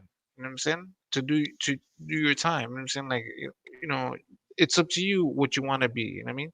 Because he gave the same opportunities for Miguel Cotto, for Manny Pacquiao, for Oscar De La Hoya, you know what I'm saying, Juan Manuel Marquez, you know what I'm saying, Mikey Garcia, all of the great fighters that you know have been around with Bob Arum. So it's up to you what you want to do and capitalize on those opportunities, you know, and he's investing into all these young fighters like Shakur Stevenson. You know what I'm saying? He's invested into him like when he came off of the Olympics and just is continuing to invest in him. You know what I'm saying? And continue to invest into all the amateurs, whether you know, I don't want to say like whether they're African American, Latino, whatever the case may be, but I don't think he sees it as like I'm going to only invest in African Americans or Latinos, whatever. He just invests in boxing. And he just and he calls like, all right, if you're not doing money and you're not putting up your end of the bargain, then I don't see it like you're this or that. It's just you are, you know what I'm saying, you're just, you know what I'm saying, like you are the fighter that's generating this type of money. You know what I'm saying? You know, maybe I'm wrong, you know what I'm saying, but it is what it is. But No, that's what he's gonna have to prove. Mm-hmm. Does that make sense though? You know what I'm saying? Because like from your experience, do you have any experience with Bob Arum, like Top Rank or anything like that? Oh, me? No. I don't. But I think that I do think Bob Arum been leading Terence Crawford career in the wrong, not in the direction that he should be leading it in. That's just the way. That's what I feel. But we can say that about a lot of these promoters. You know what I'm saying? It's not racially biased. You know what I'm saying? Like that's the whole thing. It's just the narrative that everybody's trying to paint is it's racially motivated. You know what I'm saying? Like, you know what I'm saying? But how can he tell Terence Crawford that he's he's uh he's cost him a lot of money, that he lost a lot of money with Terence Crawford fighting, but you ain't saying that about Teofimo Lopez. No, Like, but he was saying that about Mikey Garcia. Do you remember that situation with Mike Garcia? yeah. Do you remember that situation with Oscar De La Hoya or Miguel Cotto or Manny Pacquiao? I remember some of them. I don't remember the major No, ones. we have to remember all of those because those are the things that they're going to be bringing up in these Right. allegations. Because what did they do? What did they do? They left Bob Arum, right? And then they made money after that. They Right. did really well after that, and that's good. That's good. That's a really good argument. But it's so. The, so what it stands is like that. Bob Arum preferred other races. You know what I'm saying? He Right. said that he's pinning Latinos and you know and blacks against each other and creating that narrative. It's man, or are these YouTube channels painting that narrative? Or you know what I'm saying? Are we getting to the really? Does that make sense? Yeah, it makes sense. I don't know if Errol Spence team got something to do with it too, because I remember 3 or 4 years ago, it's all kind of YouTube clips of it too. Errol Spence and Terence Crawford met in the back of some little boxing stadium with Bob Aaron and the whole crew back there. And they was playing around, but they was kind of going back and forth like, oh, I'll drop you, I'll drop you, I'll drop you. And Bob Aaron was sticking up for Terence Crawford. He wanted Terence Crawford to fight Errol Spence. So I don't know what Errol Spence had going on at that time. But Yeah, and Bob Arum always rides, right? Bro, you seen that clip? Bob Arum was sitting there with Bud Crawford. Like, yeah. Where is any of Spence people? You know what I'm saying? Where's his promoter? You know what I'm saying? From what I'm hearing is even You from remember people when Terence Crawford pointed to Bob Arum and said, "My promoter is right there." people telling me to that man people right telling me Errol there. Spence running. People telling me that Errol Spence don't want to fight No. But Terence Crawford. what we were talking about is Terence Crawford alluding to the fact that Bob Arum is racist. I'm saying if Bob Arum didn't support Terence Crawford, he wouldn't be sitting there and standing right next to him while he's talking shit to Errol Spence. Right. You remember that? Yeah, I remember that. He was at Terence Crawford. There was him and Errol Spence was going back and forth. Oh, I drop you. Or you got hold by this person. You got hold by that person. And Bob Aaron was sticking up for Terence Crawford. I can't sit here and say that Bob Aaron is racist. I ain't gonna sit here and say he's racist. I have to see. I gotta see before I put a stigma on somebody or say something, label somebody for being something. I gotta see. Yeah, facts. The facts about that. You know, that's why that's why I didn't really want to go too deep with the Ron stuff because I wasn't. Yeah, me too. I don't want to really put too much on it, but you know, from David, you know, and a few other people, they did say he gave me work, but with Terence Crawford and I don't know. I would have to see what would Bob Aaron's next move be for Terence Crawford. That would let me know for sure how he feel about Terence Crawford. I got to see what's his next move. I mean, from what I hear, Terence Crawford ain't got to fight. Jerron Boots Ennis ain't got to fight. Why not let them fight? Well, Bob Arum was trying to do a fight with what's it called, Josh Taylor, and it would have made some money. Like a lot of we have a lot of people from England and from overseas, and they were talking about like moving that fight in the UK and making hella money. You know what I'm saying? Like big ass. I heard about that. Right? Like I don't like that fight, but like Josh Taylor versus I didn't want to entertain that fight, but if it was with Top Rank and Josh Taylor, if Terence Crawford was with Top Rank, that would have been a big fucking money fight. Right. Bob Aaron is trying to get you right. Bob Aaron is trying to do that, but the big question is why do Terence Crawford feel like that? It got to be something about that for Terence Crawford to feel like that about Bob Aaron. No, it's good, but this is the thing. Like if we look down, Terence Crawford, his fights like with what's it called, John Porter, he got paid $7 million. Do you think that that was less or more than he should have gotten paid? You think it was a good, you know what I'm saying? It was good money or bad money? I feel like he should have got $7 million for John Porter or more. He's been in more? At least 7 or more. Yeah, I feel like he should have at least got that 7. If you can pay Caleb Plant $10 million for, even though it's more of a risk, $10 million to fight Canelo. Crawford got been. That's different. That's a different dynamic, though. But that's, you know what I'm saying. Like that was for Undisputed. Yeah, that's for Undisputed. You know what I'm saying? But $7 million for Crawford and Porter, that wasn't bad. You know, I feel like that was a good pay for Crawford, if not more. But at least $7 million. Yeah. What was the numbers for Crawford and what's it called, Porter? What were their pay-per-view numbers? What did they do? I heard that they pay-per-view numbers wasn't good as Errol Spence and Sean Porter pay-per-view numbers. I heard that. Yeah. I think it was like 170 something, 74. I think that was the numbers. 174 pay-per-views buys, and I think Errol Spence did over 250. I think with Sean Porter. So Errol Spence did at least 100 pay-per-view buys more than Terence Crawford did. Bob Arum is not in the business of overpaying, and he's been around for a long time.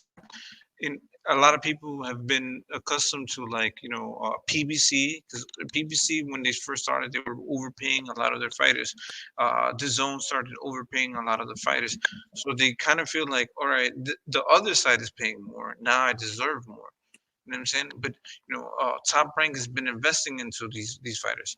PBC has inherited a lot of these fighters from Golden Right. Boy. You know what I'm saying? The Zone. But You it know what was I'm saying? Spencer Cash Cow. You know that, right? It was Oh, besides I know. Canelo, it was Spencer's the Cash Cow. Those? What are the numbers? What are the facts? And what's It the was numbers Spencer getting paid the most at 147. But what is his numbers as far as pay per view? What is he? What's his numbers? His numbers, I believe his numbers almost like 300, like 250, 300, 300. Yeah. That's his numbers. That's it. It Spencer's numbers is like 300. 300,000. Okay. Yeah, 300,000. That's L. Smith's numbers. Yeah, because what did Tyson Fury and Deontay Wilder for the last fight? It was like they were in. What were their numbers again? Tyson Fury and Wilder numbers, their numbers was pretty high too. I don't think it was. I think their numbers was. It wasn't that close.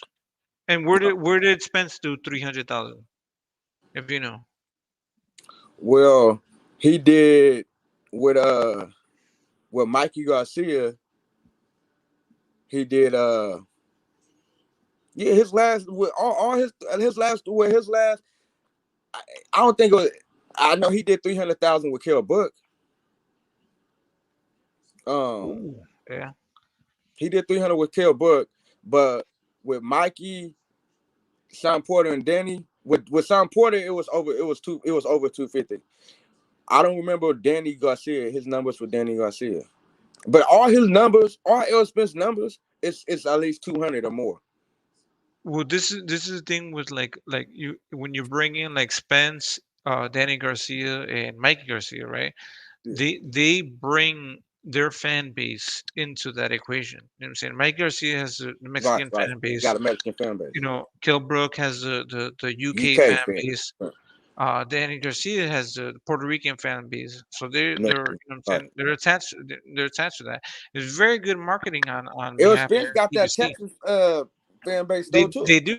He sell out of the arena. Yeah. But that Texas fan base is not that strong when it comes to pay-per-view numbers. Look at Texas is smaller, yeah. No, Jamal Charlo and Jermel Charlo. Charlo, what they do in pay-per-view numbers when it comes to that. They don't fight steady enough, but their numbers they sell out the arena to Brian Castano and They do sell they sell out shows, arenas, but they don't do pay-per-view numbers though. You talk about pay-per-view numbers. I think Brian Castano and Jamel Charlo pay-per-view numbers was no, Tony Harrison and Jamel Charlo did 300 pay-per-view numbers for their second fight. Everybody tuned in. Everybody bought that fight. Yeah. Texas is a little world in itself.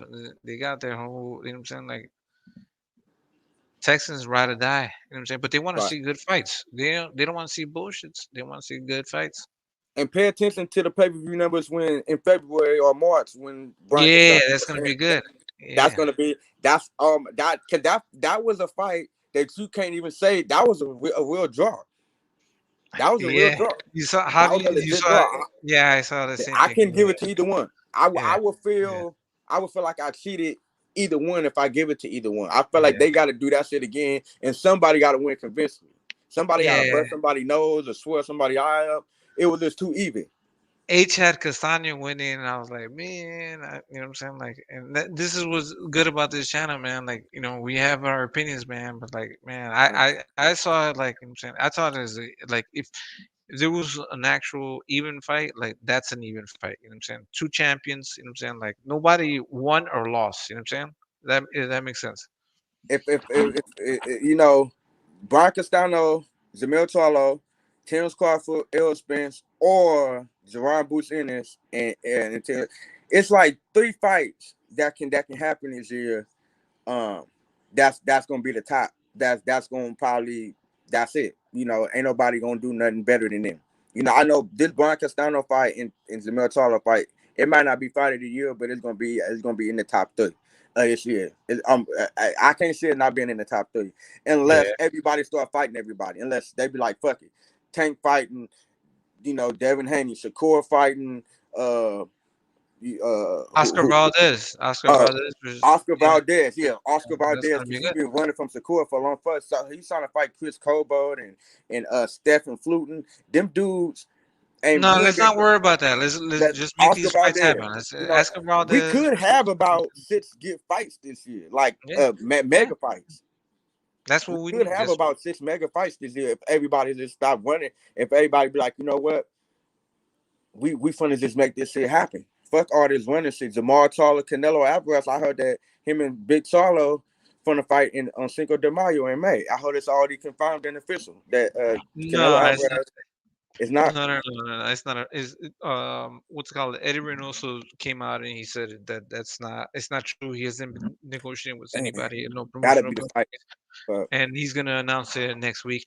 But yeah, these motherfuckers are playing with our feelings. You know what I'm saying? Like, I want that fight. I want that fight. I want that fight so bad. I want, me Jamil Charlo already said that Jamal Charlo turned down the offer. I don't know if it was because of the money. I think because they was on the low bottom on the money. I don't know what it was, but Jamil Charlo, I think he said that Jamal Charlo didn't turn down the offer. So you're saying that Jamal Charlo is being like offered less money? What are the money negotiations?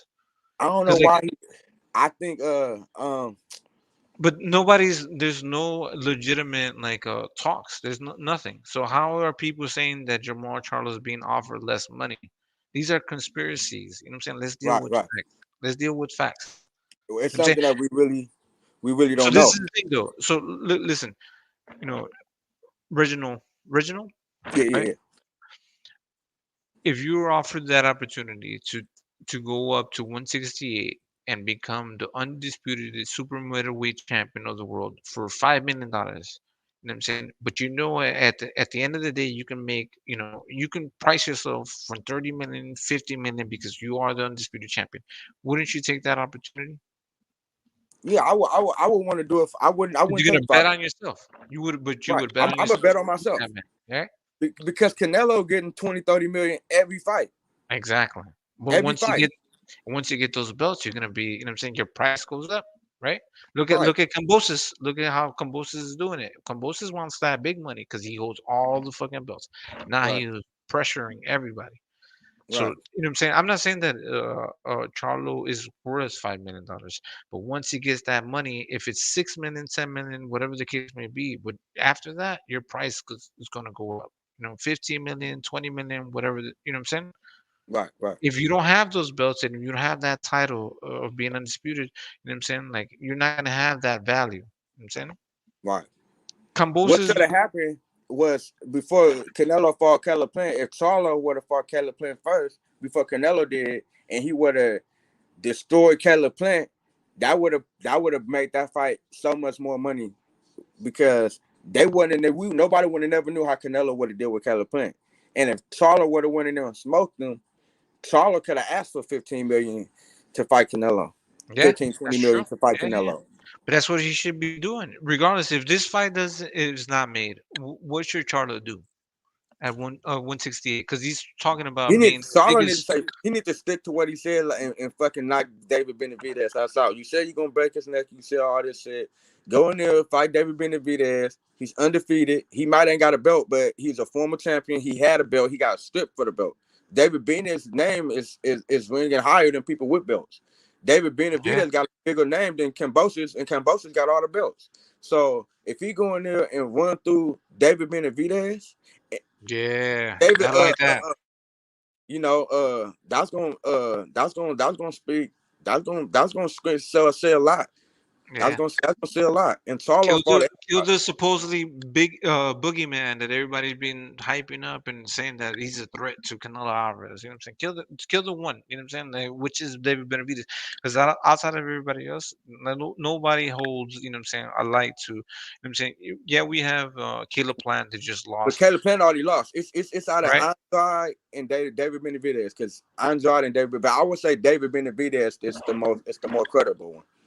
Yeah, if If you he can get go through up there David and get that, Benavidez, yeah, no more questions. if he knock out David Benavidez, knock Shit. him out, he can get 20 million for a Canelo fight. Yeah. If he So knocks out David Benavidez to where David Benavidez can't even get up, knock him out like smooth out, he can ask for 20 million to fight Canelo. So outside of that, what would be the negotiations? Because that's what's being being talked about. So what would Charlo get? You know what I'm saying? Plant got like 10 million. 10 million. Like 12. What would you say? 12, 15? You know what I'm saying? Yeah. Because Canelo's gonna be asking for 50 million. I So think he gonna ask, 50, if 45. he asking for 50, then Charlo should be at least be able to ask for at least 15 Yeah, damn, that's gonna put a to hole fight in Canelo. PBC. Right. So that was this a $60 million fight, Yep. basically. But this is what a lot of people don't look at when it comes to the Charlos. They resume. Yeah. They fought everybody. Austin Trout, they fought everybody. I seen that when Jamel whooped Dennis Douglas, they fought they resume it's like I've been watching them for a while, and I counted more than 15 fighters on Jamel Charlo's record and more than 10 on Jamal Charlo's. That's high level No, top but we fight. have to think about them individually, not as you know what I'm saying, like Right. them both. You know what I'm saying? Because like I like Jermel. You know what I'm saying? Jermel's been putting in work. I think Jermel wants all the smoke. Well, see, Jermel's gonna become undisputed. You know what I'm he's gonna saying? become undisputed. But see, you wonder why. That's why Jamal want to fight. I think. You know what I I'm saying? think Hold, let's, you know what I'm saying? no, I he think is. He's gonna beat Brian Castano this we fight. can't say that. We can't say that. But We can't. you know what I'm saying? Do you know what I'm He saying though? Right? he hurt him more. He hurt him more. Yeah, that's what He kind of hurt him kept more. him in the fight though. See, the Charlos, If he didn't hurt Castaño, you know what I'm saying? Like he would have he would lost have that lost. fight. Yeah. He would have lost. The Charlos, the way you're gonna get the big name, the big money, the way you're gonna get paid is by knockouts. That's why Jamal want to fight Triple G. He want to do stuff to fighters that ain't no fighter ever. That ain't Canelo never knocked out Triple G. He never knocked him out. If Charlo fight, Nobody's ever knocked out Triple G. right. So if any Charlo, if any fighter fight a fighter that another champion or fighter already fought, and that fighter didn't knock him out, and you go in there and you knock him out, that's gonna show something. That's why people was praising Terence Crawford more, because Terence Crawford went and did something to Porter that Errol Spence didn't do, and nobody else did. If he knocked Triple G smooth out, that Canelo fought Triple G twice. He didn't knock him out. He didn't stop him. If Charlie go in there and not have the referee break it up with a technical knockout, knock him, lay him on his back where he not getting up, that's going to speak words. David Benavidez or Triple G, if they fight Jamal Charlo and get knocked out to where they not getting up, Canelo got to fight them. He got to fight them. So, because like, man, I don't want to shut that fight down, man. But how do you see that fight? Who do you think? Who do you think's gonna win in that fight? Out of who? Canelo and Charlo? Yeah. Woo! I can't even. Bring it down. Think about it. I don't even know. Nah, it's good. It's good. I don't even know, man. Charlo ain't never been stopped, or he ain't even never really been. What's that dude name? Not Sylvia Devin. He whooped Sylvia Demonchenko easy. Kabovio. Montiel. Kabov. Some dude. That fought Jamal Charlo. From what I seen with Keller, we talking about Korobov. But I'm going off Canelo last performance. From what I seen from Keller Plant, I got Charlo. He stopped Keller Plant after the 11th round only because at the 11th round Keller Plant got tired. Nah. You know how he got tired? You know how he got tired?